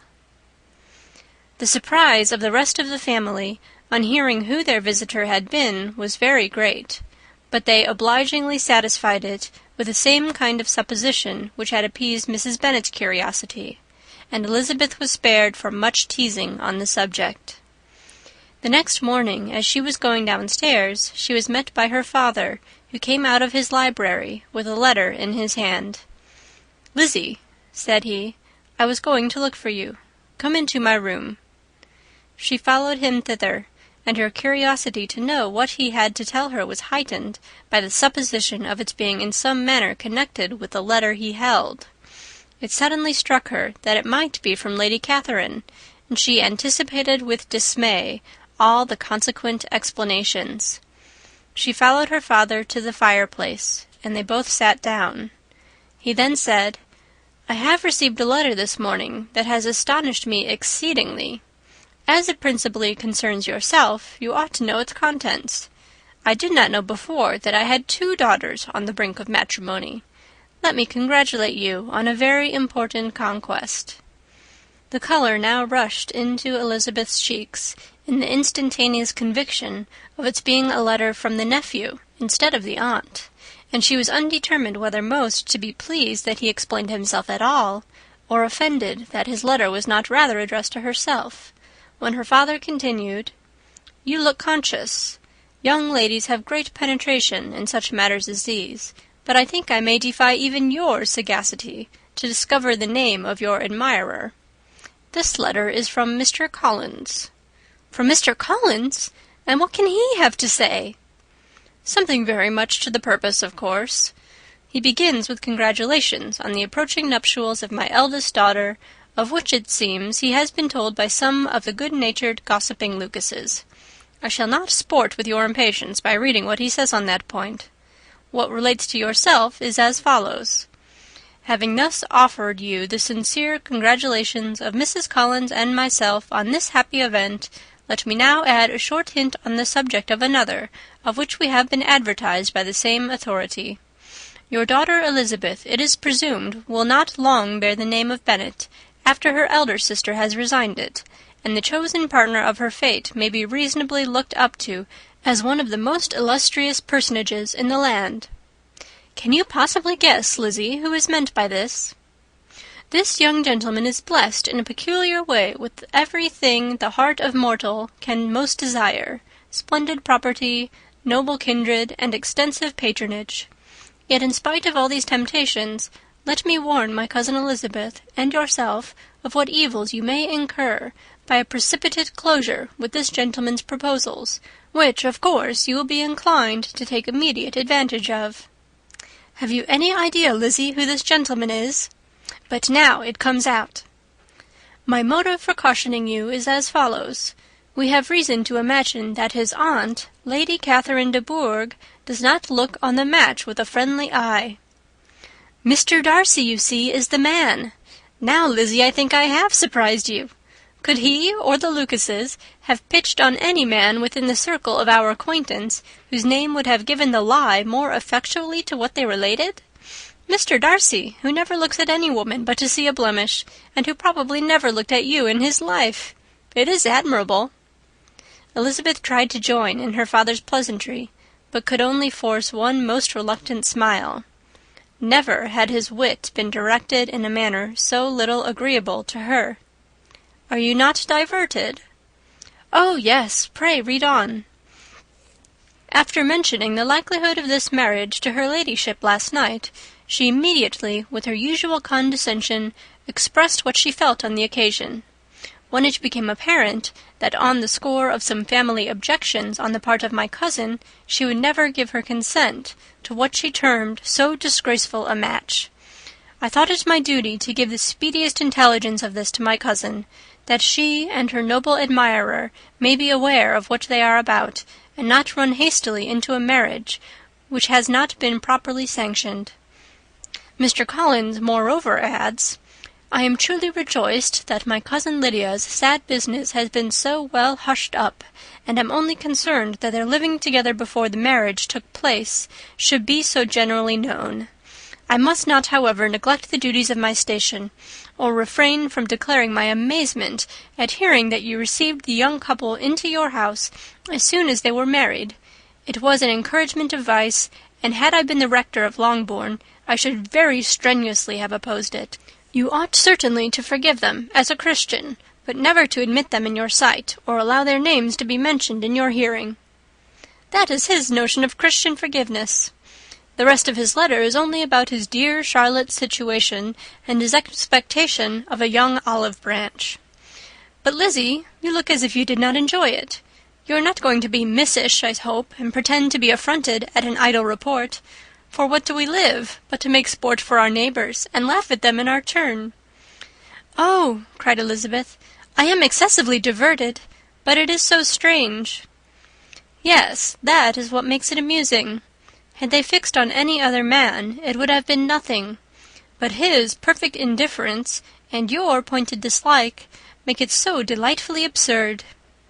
Much as I abominate writing, I would not give up Mr. Collins's correspondence for any consideration.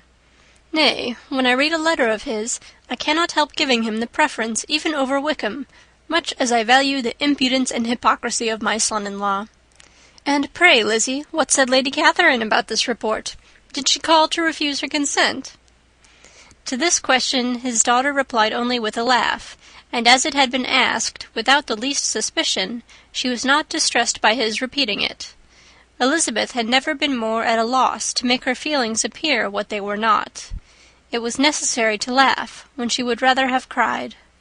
Her father had most cruelly mortified her by what he said of Mr. Darcy's indifference, and she could do nothing but wonder at such a want of penetration, or fear that perhaps, instead of his seeing too little, she might have fancied too much. Chapter 58. Instead of receiving any such letter of excuse from his friend as Elizabeth half expected Mr. Bingley to do, he was able to bring Darcy with him to Longbourn before many days had passed after Lady Catherine's visit. The gentlemen arrived early, and before Mrs. Bennet had time to tell him of their having seen his aunt, of which her daughter sat in momentary dread, Bingley, who wanted to be alone with Jane, proposed their all walking out. It was agreed to. Mrs. Bennet was not in the habit of walking. Mary could never spare time, but the remaining 5 set off together. Bingley and Jane, however, soon allowed the others to outstrip them. They lagged behind, while Elizabeth, Kitty, and Darcy were to entertain each other. Very little was said by either. Kitty was too much afraid of him to talk. Elizabeth was secretly forming a desperate resolution, and perhaps he might be doing the same.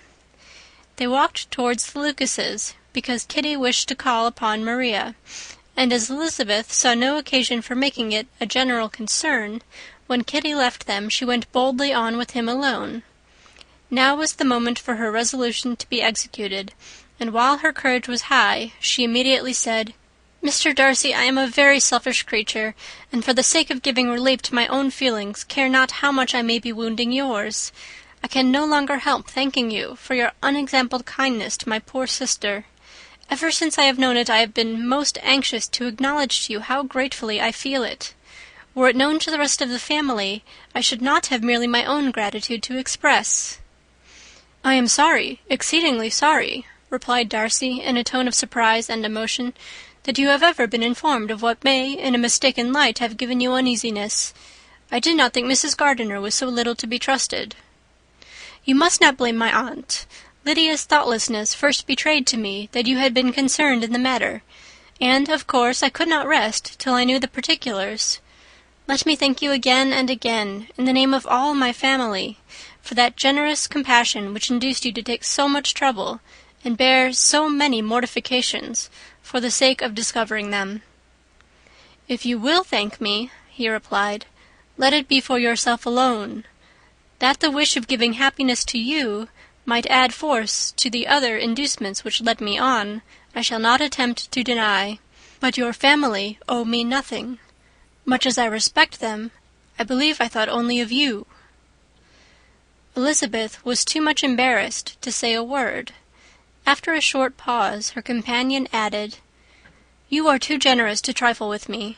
If your feelings are still what they were last April, tell me so at once. My affections and wishes are unchanged, but one word from you will silence me on this subject forever." Elizabeth, feeling all the more than common awkwardness and anxiety of his situation, now forced herself to speak, and immediately, though not very fluently, gave him to understand that her sentiments had undergone so material a change since the period to which he alluded, as to make her receive with gratitude and pleasure his present assurances.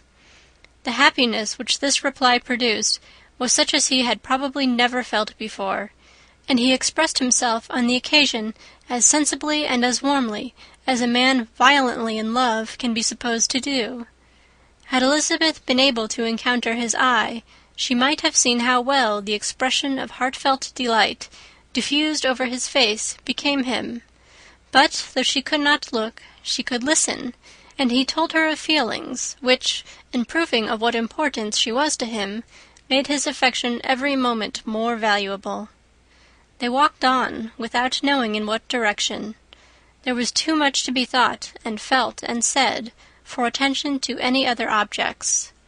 She soon learnt that they were indebted for their present good understanding to the efforts of his aunt, who did call on him in her return through London, and there relate her journey to Longbourn, its motive, and the substance of her conversation with Elizabeth, dwelling emphatically on every expression of the latter which, in her ladyship's apprehension, peculiarly denoted her perverseness and assurance, in the belief that such a relation must assist her endeavours to obtain that promise from her nephew which she had refused to give.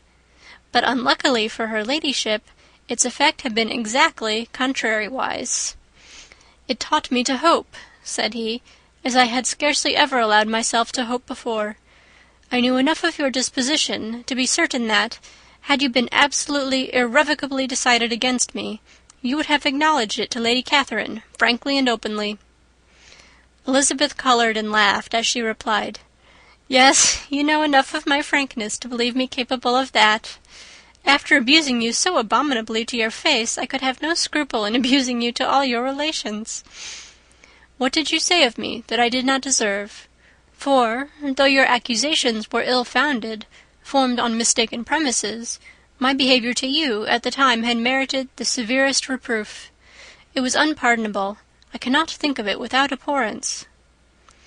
"We will not quarrel for the greater share of blame annexed to that evening," said Elizabeth. "The conduct of neither, if strictly examined, will be irreproachable. But since then we have both, I hope, improved in civility." "I cannot be so easily reconciled to myself. The recollection of what I then said, of my conduct, my manners, my expressions during the whole of it, is now, and has been many months, inexpressibly painful to me. Your reproof, so well applied, I shall never forget. Had you behaved in a more gentlemanlike manner. Those were your words. You know not, you can scarcely conceive how they have tortured me, though it was some time, I confess, before I was reasonable enough to allow their justice. I was certainly very far from expecting them to make so strong an impression. I had not the smallest idea of their being ever felt in such a way." "I can easily believe it. You thought me then devoid of every proper feeling. I am sure you did. The turn of your countenance I shall never forget, as you said that I could not have addressed you in any possible way that would induce you to accept me." "Oh, do not repeat what I then said. These recollections will not do at all. I assure you that I have long been most heartily ashamed of it." Darcy mentioned his letter. "Did it?" said he. "Did it soon make you think better of me? Did you, on reading it, give any credit to its contents?" She explained what its effect on her had been, and how gradually all her former prejudices had been removed. "I knew," said he, "that what I wrote must give you pain, but it was necessary. I hope you have destroyed the letter. There was one part especially, the opening of it, which I should dread your having the power of reading again. I can remember some expressions which might justly make you hate me. The letter shall certainly be burnt, if you believe it essential to the preservation of my regard. But, though we have both reason to think my opinions not entirely unalterable, they are not, I hope, quite so easily changed as that implies." "When I wrote that letter," replied Darcy, "I believed myself perfectly calm and cool, but I am since convinced that it was written in a dreadful bitterness of spirit." "The letter perhaps began in bitterness, but it did not end so. The adieu is charity itself. But think no more of the letter. The feelings of the person who wrote and the person who received it are now so widely different from what they were then, that every unpleasant circumstance attending it ought to be forgotten. You must learn some of my philosophy. Think only of the past, as its remembrance gives you pleasure." "I cannot give you credit for any philosophy of the kind.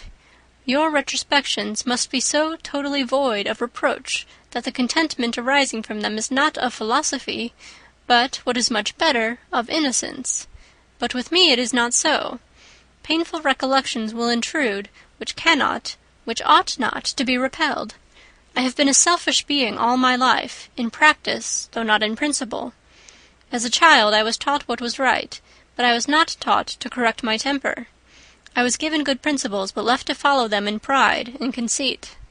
Unfortunately, an only son, for many years an only child, I was spoilt by my parents, who, though good themselves, my father particularly all that was benevolent and amiable, allowed, encouraged, almost taught me to be selfish and overbearing, to care for none beyond my own family circle, to think meanly of all the rest of the world, to wish at least to think meanly of their sense and worth compared with my own. Such I was from 8 to 28, and such I might still have been, but for you, dearest, loveliest Elizabeth. What do I not owe you? You taught me a lesson, hard indeed at first, but most advantageous. By you I was properly humbled. I came to you without a doubt of my reception. You showed me how insufficient were all my pretensions to please a woman worthy of being pleased." "Had you then persuaded yourself that I should?" "Indeed I had. What will you think of my vanity? I believed you to be wishing, expecting my addresses. My manners must have been in fault, but not intentionally, I assure you. I never meant to deceive you, but my spirits might often lead me wrong. How you must have hated me after that evening!" "Hate you? I was angry perhaps at first, but my anger soon began to take a proper direction." "I am almost afraid of asking what you thought of me when we met at Pemberley. You blamed me for coming?" "No, indeed. I felt nothing but surprise." "Your surprise could not be greater than mine in being noticed by you. My conscience told me that I deserved no extraordinary politeness, and I confess that I did not expect to receive more than my due." "My object then," replied Darcy, "was to show you, by every civility in my power, that I was not so mean as to resent the past, and I hoped to obtain your forgiveness, to lessen your ill opinion by letting you see that your reproofs had been attended to. How soon any other wishes introduced themselves I can hardly tell, but I believe in about half an hour after I had seen you." He then told her of Georgiana's delight in her acquaintance, and of her disappointment at its sudden interruption, which naturally leading to the cause of that interruption, she soon learnt that his resolution of following her from Derbyshire in quest of her sister had been formed before he quitted the inn, and that his gravity and thoughtfulness there had arisen from no other struggles than what such a purpose must comprehend. She expressed her gratitude again, but it was too painful a subject to each to be dwelt on farther. After walking several miles in a leisurely manner, and too busy to know anything about it, they found at last, on examining their watches, that it was time to be at home. What would become of Mr. Bingley and Jane? Was a wonder which introduced the discussion of their affairs. Darcy was delighted with their engagement. His friend had given him the earliest information of it. "I must ask whether you were surprised?" said Elizabeth. "Not at all. When I went away I felt that it would soon happen." "That is to say, you had given your permission. I guessed as much." And though he exclaimed at the term, she found that it had been pretty much the case. "On the evening before my going to London," said he, "I made a confession to him, which I believe I ought to have made long ago. I told him of all that had occurred to make my former interference in his affairs absurd and impertinent. His surprise was great. He had never had the slightest suspicion. I told him, moreover, that I believed myself mistaken in supposing, as I had done, that your sister was indifferent to him, and as I could easily perceive that his attachment to her was unabated, I felt no doubt of their happiness together." Elizabeth could not help smiling at his easy manner of directing his friend. "Did you speak from your own observation," said she, "when you told him that my sister loved him, or merely from my information last spring?" "From the former. I had narrowly observed her during the 2 visits which I had lately made here, and I was convinced of her affection." "And your assurance of it, I suppose, carried immediate conviction to him?" "It did. Bingley is most unaffectedly modest. His diffidence had prevented his depending on his own judgment in so anxious a case, but his reliance on mine made everything easy. I was obliged to confess one thing, which for a time, and not unjustly, offended him. I could not allow myself to conceal that your sister had been in town 3 months last winter, that I had known it and purposely kept it from him. He was angry, but his anger, I am persuaded, lasted no longer than he remained in any doubt of your sister's sentiments. He has heartily forgiven me now." Elizabeth longed to observe that Mr. Bingley had been a most delightful friend, so easily guided that his worth was invaluable, but she checked herself. She remembered that he had yet to learn to be laughed at, and it was rather too early to begin. In anticipating the happiness of Bingley, which of course was to be inferior only to his own, he continued the conversation till they reached the house. In the hall they parted. Chapter 59. "My dear Lizzie, where can you have been walking to?" was a question which Elizabeth received from Jane as soon as she entered their room, and from all the others when they sat down to the table. She had only to say in reply that they had wandered about till she was beyond her own knowledge. She coloured as she spoke, but neither that nor anything else awakened a suspicion of the truth. The evening passed quietly, unmarked by anything extraordinary. The acknowledged lovers talked and laughed. The unacknowledged were silent. Darcy was not of a disposition in which happiness overflows in mirth, and Elizabeth, agitated and confused, rather knew that she was happy than felt herself to be so, for besides the immediate embarrassment, there were other evils before her. She anticipated what would be felt in the family when her situation became known.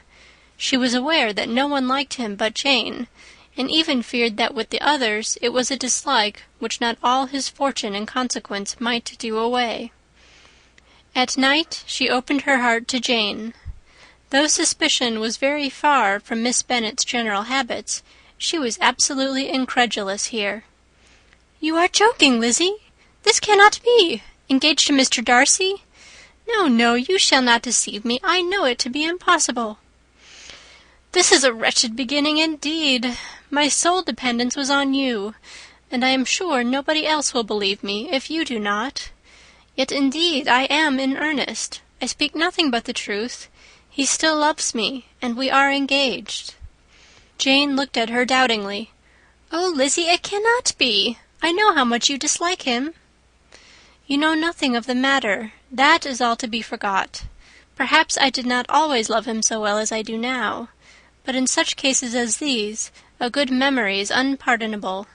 This is the last time I shall ever remember it myself." Miss Bennet still looked all amazement. Elizabeth again, and more seriously, assured her of its truth. "Good heaven! Can it really be so? Yet now I must believe you," cried Jane. "My dear, dear Lizzie, I do congratulate you. But are you certain? Forgive the question. Are you quite certain that you can be happy with him?" "There can be no doubt of that. It is settled between us already that we are to be the happiest couple in the world. But are you pleased, Jane? Shall you like to have such a brother?" "Very, very much. Nothing could give either Bingley or myself more delight. But we considered it. We talked of it as impossible.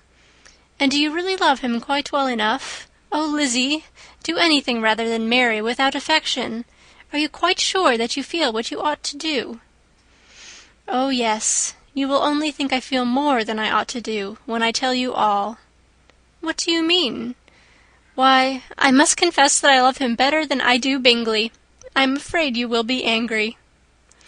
"My dearest sister, now be serious. I want to talk very seriously.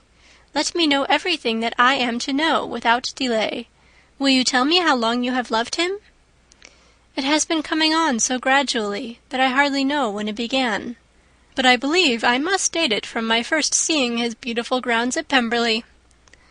Another entreaty that she would be serious, however, produced the desired effect, and she soon satisfied Jane by her solemn assurances of attachment. When convinced on that article, Miss Bennet had nothing further to wish. "Now I am quite happy," said she, "for you will be as happy as myself. I always had a value for him. Were it for nothing but his love of you, I must always have esteemed him. But now, as Bingley's friend and your husband, there can be only Bingley and yourself more dear to me. But, Lizzie, you have been very sly, very reserved with me. How little did you tell me of what passed at Pemberley and Lambton! I owe all that I know of it to another, not to you." Elizabeth told her the motives of her secrecy. She had been unwilling to mention Bingley, and the unsettled state of her own feelings had made her equally avoid the name of his friend. But now she would no longer conceal from her his share in Lydia's marriage. All was acknowledged, and half the night spent in conversation. "Good gracious!" cried Mrs. Bennet, as she stood at a window the next morning. "If that disagreeable Mr. Darcy is not coming here again with our dear Bingley! What can he mean by being so tiresome as to be always coming here? I had no notion but he would go a-shooting or something or other, and not disturb us with his company. What shall we do with him? Lizzie, you must walk out with him again, that he may not be in Bingley's way." Elizabeth could hardly help laughing at so convenient a proposal, yet was really vexed that her mother should be always giving him such an epithet. As soon as they entered, Bingley looked at her so expressively, and shook hands with such warmth, as left no doubt of his good information, and he soon afterwards said aloud, "Mrs. Bennet, have you no more lanes hereabouts in which Lizzie may lose her way again to-day?" "I advise Mr. Darcy and Lizzie and Kitty," said Mrs. Bennet, "to walk to Oakham Mount this morning. It is a nice long walk, and Mr. Darcy has never seen the view." "It may do very well for the others," replied Bingley, "but I am sure it will be too much for Kitty. Won't it, Kitty?" Kitty owned that she had rather stay at home. Darcy professed a great curiosity to see the view from the Mount, and Elizabeth silently consented. As she went upstairs to get ready, Mrs. Bennet followed her, saying, "I am quite sorry, Lizzie, that you should be forced to have that disagreeable man all to yourself, but I hope you will not mind it. It is all for Jane's sake, you know, and there is no occasion for talking to him except just now and then, so do not put yourself to inconvenience." During their walk, it was resolved that Mr. Bennet's consent should be asked in the course of the evening. Elizabeth reserved to herself the application for her mother's. She could not determine how her mother would take it, sometimes doubting whether all his wealth and grandeur would be enough to overcome her abhorrence of the man. But whether she were violently set against the match, or violently delighted with it, it was certain that her manner would be equally ill adapted to do credit to her sense, and she could no more bear that Mr. Darcy should hear the first raptures of her joy than the first vehemence of her disapprobation. In the evening, soon after Mr. Bennet withdrew to the library, she saw Mr. Darcy rise also and follow him, and her agitation on seeing it was extreme.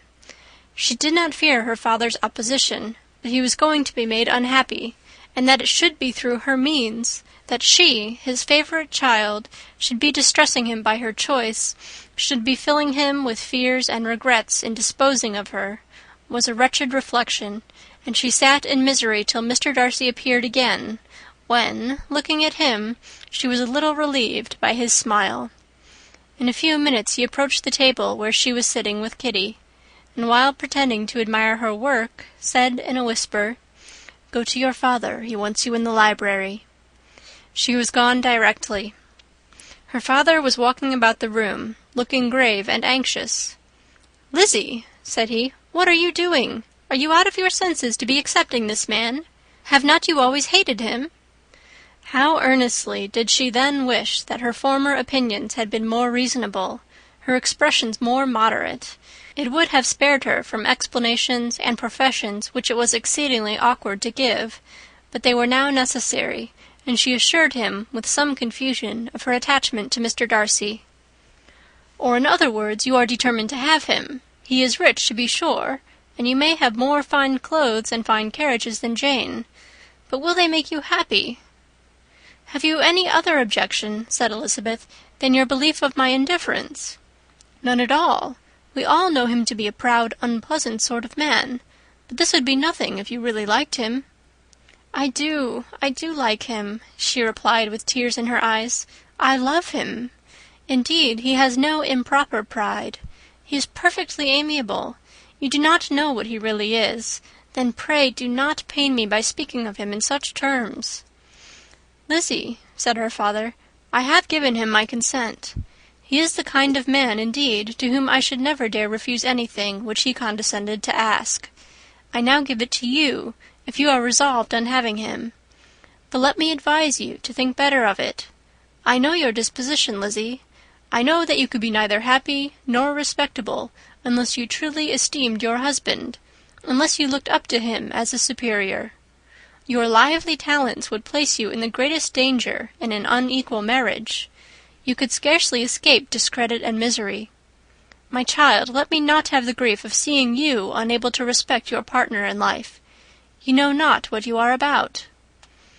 Elizabeth, still more affected, was earnest and solemn in her reply, and at length, by repeated assurances that Mr. Darcy was really the object of her choice, by explaining the gradual change which her estimation of him had undergone, relating her absolute certainty that his affection was not the work of a day, but had stood the test of many months' suspense, and enumerating with energy all his good qualities, she did conquer her father's incredulity, and reconcile him to the match. "Well, my dear," said he when she ceased speaking, "I have no more to say. If this be the case, he deserves you. I could not have parted with you, my Lizzie, to any one less worthy." To complete the favourable impression, she then told him what Mr. Darcy had voluntarily done for Lydia. He heard her with astonishment. "This is an evening of wonders indeed! And so Darcy did everything, made up the match, gave them money, paid the fellow's debts, and got him his commission. So much the better. It will save me a world of trouble and economy. Had it been your uncle's doing, I must and would have paid him. But these violent young lovers carry everything their own way. I shall offer to pay him tomorrow. He will rant and storm about his love for you, and there will be an end of the matter." He then recollected her embarrassment a few days before on his reading Mr. Collins's letter, and after laughing at her some time, allowed her at last to go, saying as she quitted the room, "If any young men come for Mary or Kitty, send them in, for I am quite at leisure."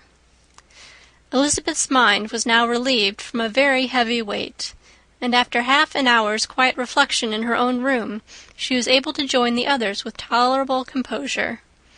Everything was too recent for gaiety, but the evening passed tranquilly away.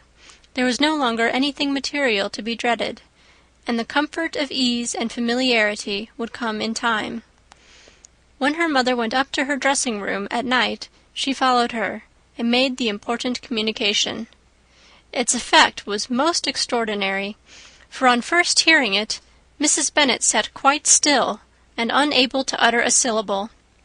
Nor was it under many, many minutes that she could comprehend what she heard, though not in general backward to credit what was for the advantage of her family, or that came in the shape of a lover to any of them. She began at length to recover, to fidget about in her chair, get up, sit down again, wonder and bless herself. "Good gracious! Lord bless me! Only think! Dear me! Mr. Darcy! Who would have thought it? And is it really true? Oh, my sweetest Lizzie! How rich and how great you will be! What pin money! What jewels, what carriages you will have! Jane's is nothing to it, nothing at all. I am so pleased, so happy. Such a charming man, so handsome, so tall. Oh, my dear Lizzie, pray apologize for my having disliked him so much before. I hope he will overlook it. Dear, dear Lizzie, a house in town, everything that is charming. 3 daughters married, 10,000 a year. Oh, Lord, what will become of me? I shall go distracted. This was enough to prove that her approbation need not be doubted, and Elizabeth, rejoicing that such an effusion was heard only by herself, soon went away. But before she had been 3 minutes in her own room, her mother followed her. "My dearest child," she cried, "I can think of nothing else. 10,000 a year, and very likely more. 'Tis as good as a lord, and a special license. You must and shall be married by a special license. But, my dearest love, tell me what dish Mr. Darcy is particularly fond of, that I may have it to-morrow."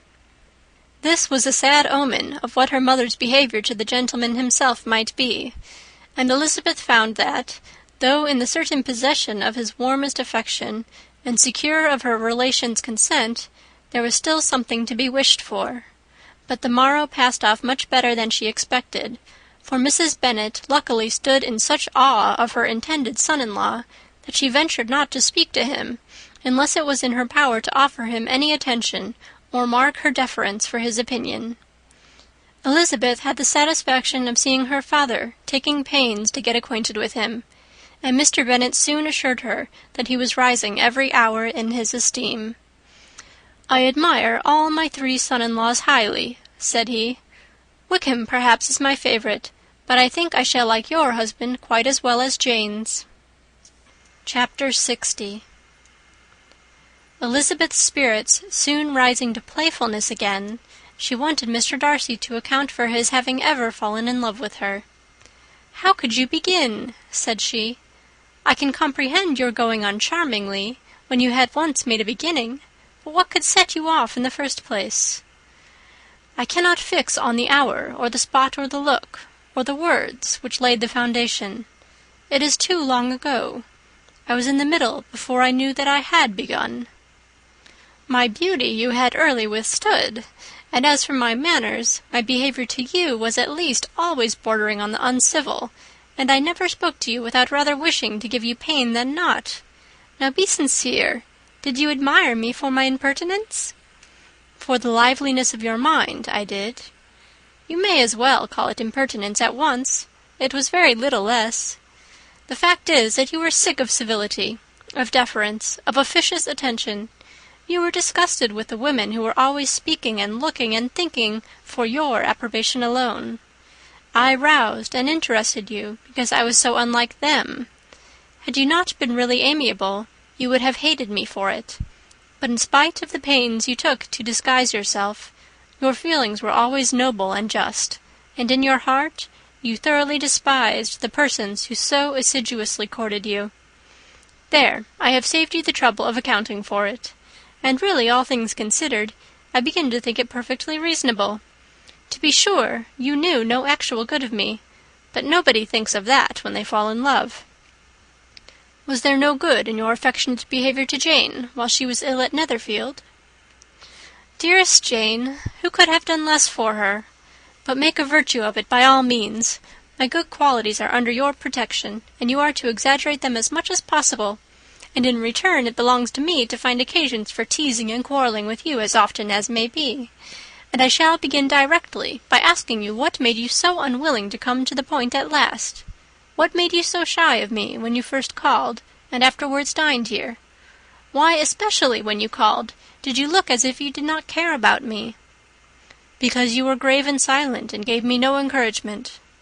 But I was embarrassed, and so was I. You might have talked to me more when you came to dinner.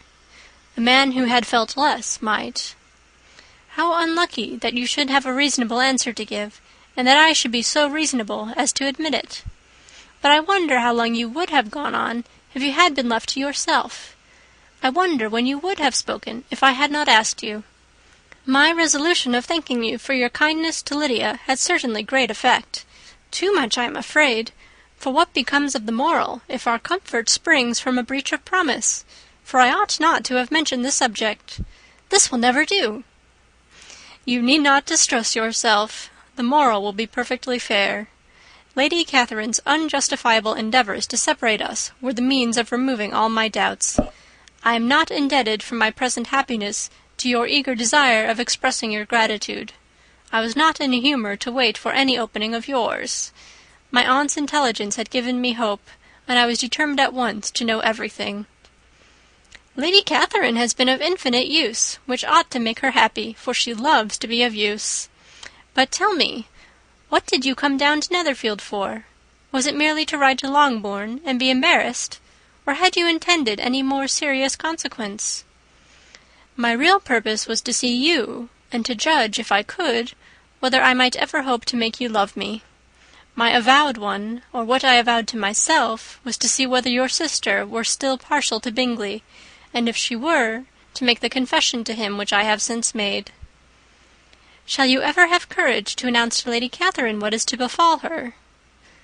I am more likely to want more time than courage, Elizabeth, but it ought to be done, and if you will give me a sheet of paper, it shall be done directly.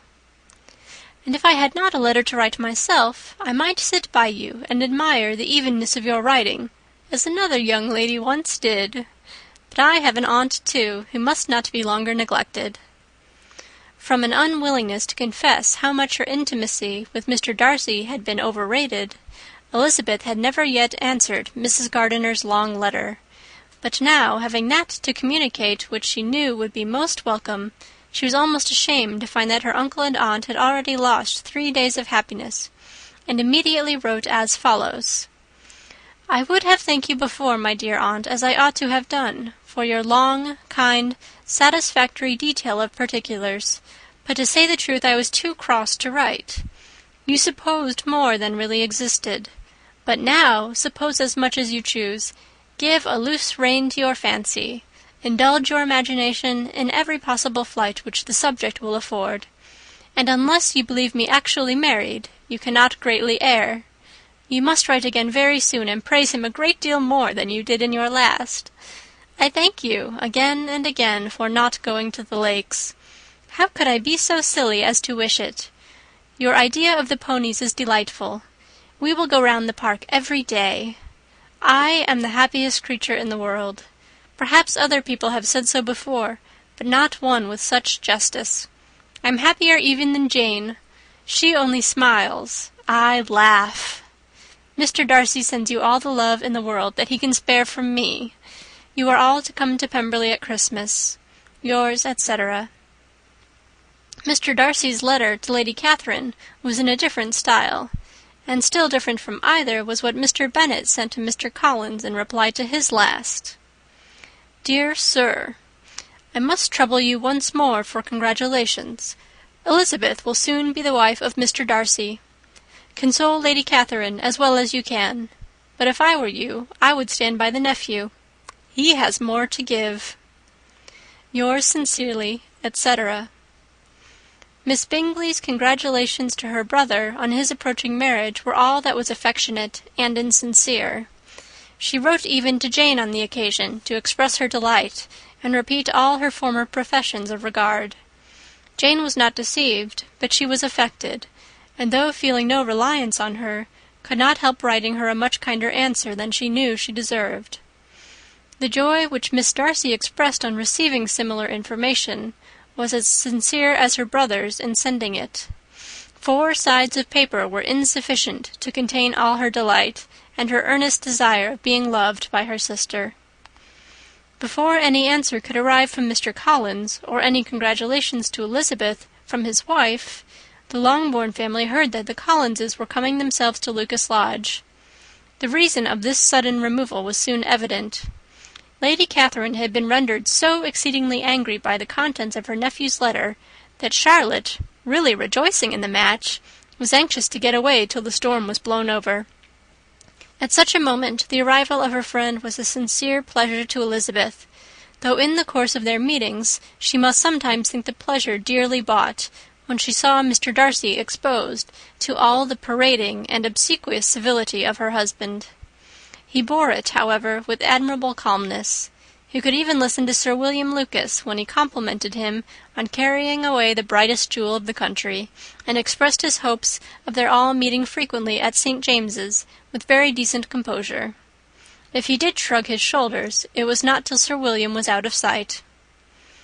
Mrs. Phillips's vulgarity was another, and perhaps a greater, tax on his forbearance, and though Mrs. Phillips, as well as her sister, stood in too much awe of him to speak with the familiarity which Bingley's good humour encouraged, yet whenever she did speak she must be vulgar. Nor was her respect for him, though it made her more quiet, at all likely to make her more elegant. Elizabeth did all she could to shield him from the frequent notice of either, and was ever anxious to keep him to herself, and to those of her family with whom he might converse without mortification, and though the uncomfortable feelings arising from all this took from the season of courtship much of its pleasure, it added to the hope of the future, and she looked forward with delight to the time when they should be removed from society so little pleasing to either, to all the comfort and elegance of their family party at Pemberley. Chapter 61. Happy for all her maternal feelings was the day on which Mrs. Bennet got rid of her two most deserving daughters. With what delighted pride she afterwards visited Mrs. Bingley, and talked of Mrs. Darcy, may be guessed. I wish I could say, for the sake of her family, that the accomplishment of her earnest desire in the establishment of so many of her children produced so happy an effect as to make her a sensible, amiable, well-informed woman for the rest of her life, though perhaps it was lucky for her husband, who might not have relished domestic felicity in so unusual a form, that she still was occasionally nervous and invariably silly. Mr. Bennet missed his second daughter exceedingly. His affection for her drew him oftener from home than anything else could do.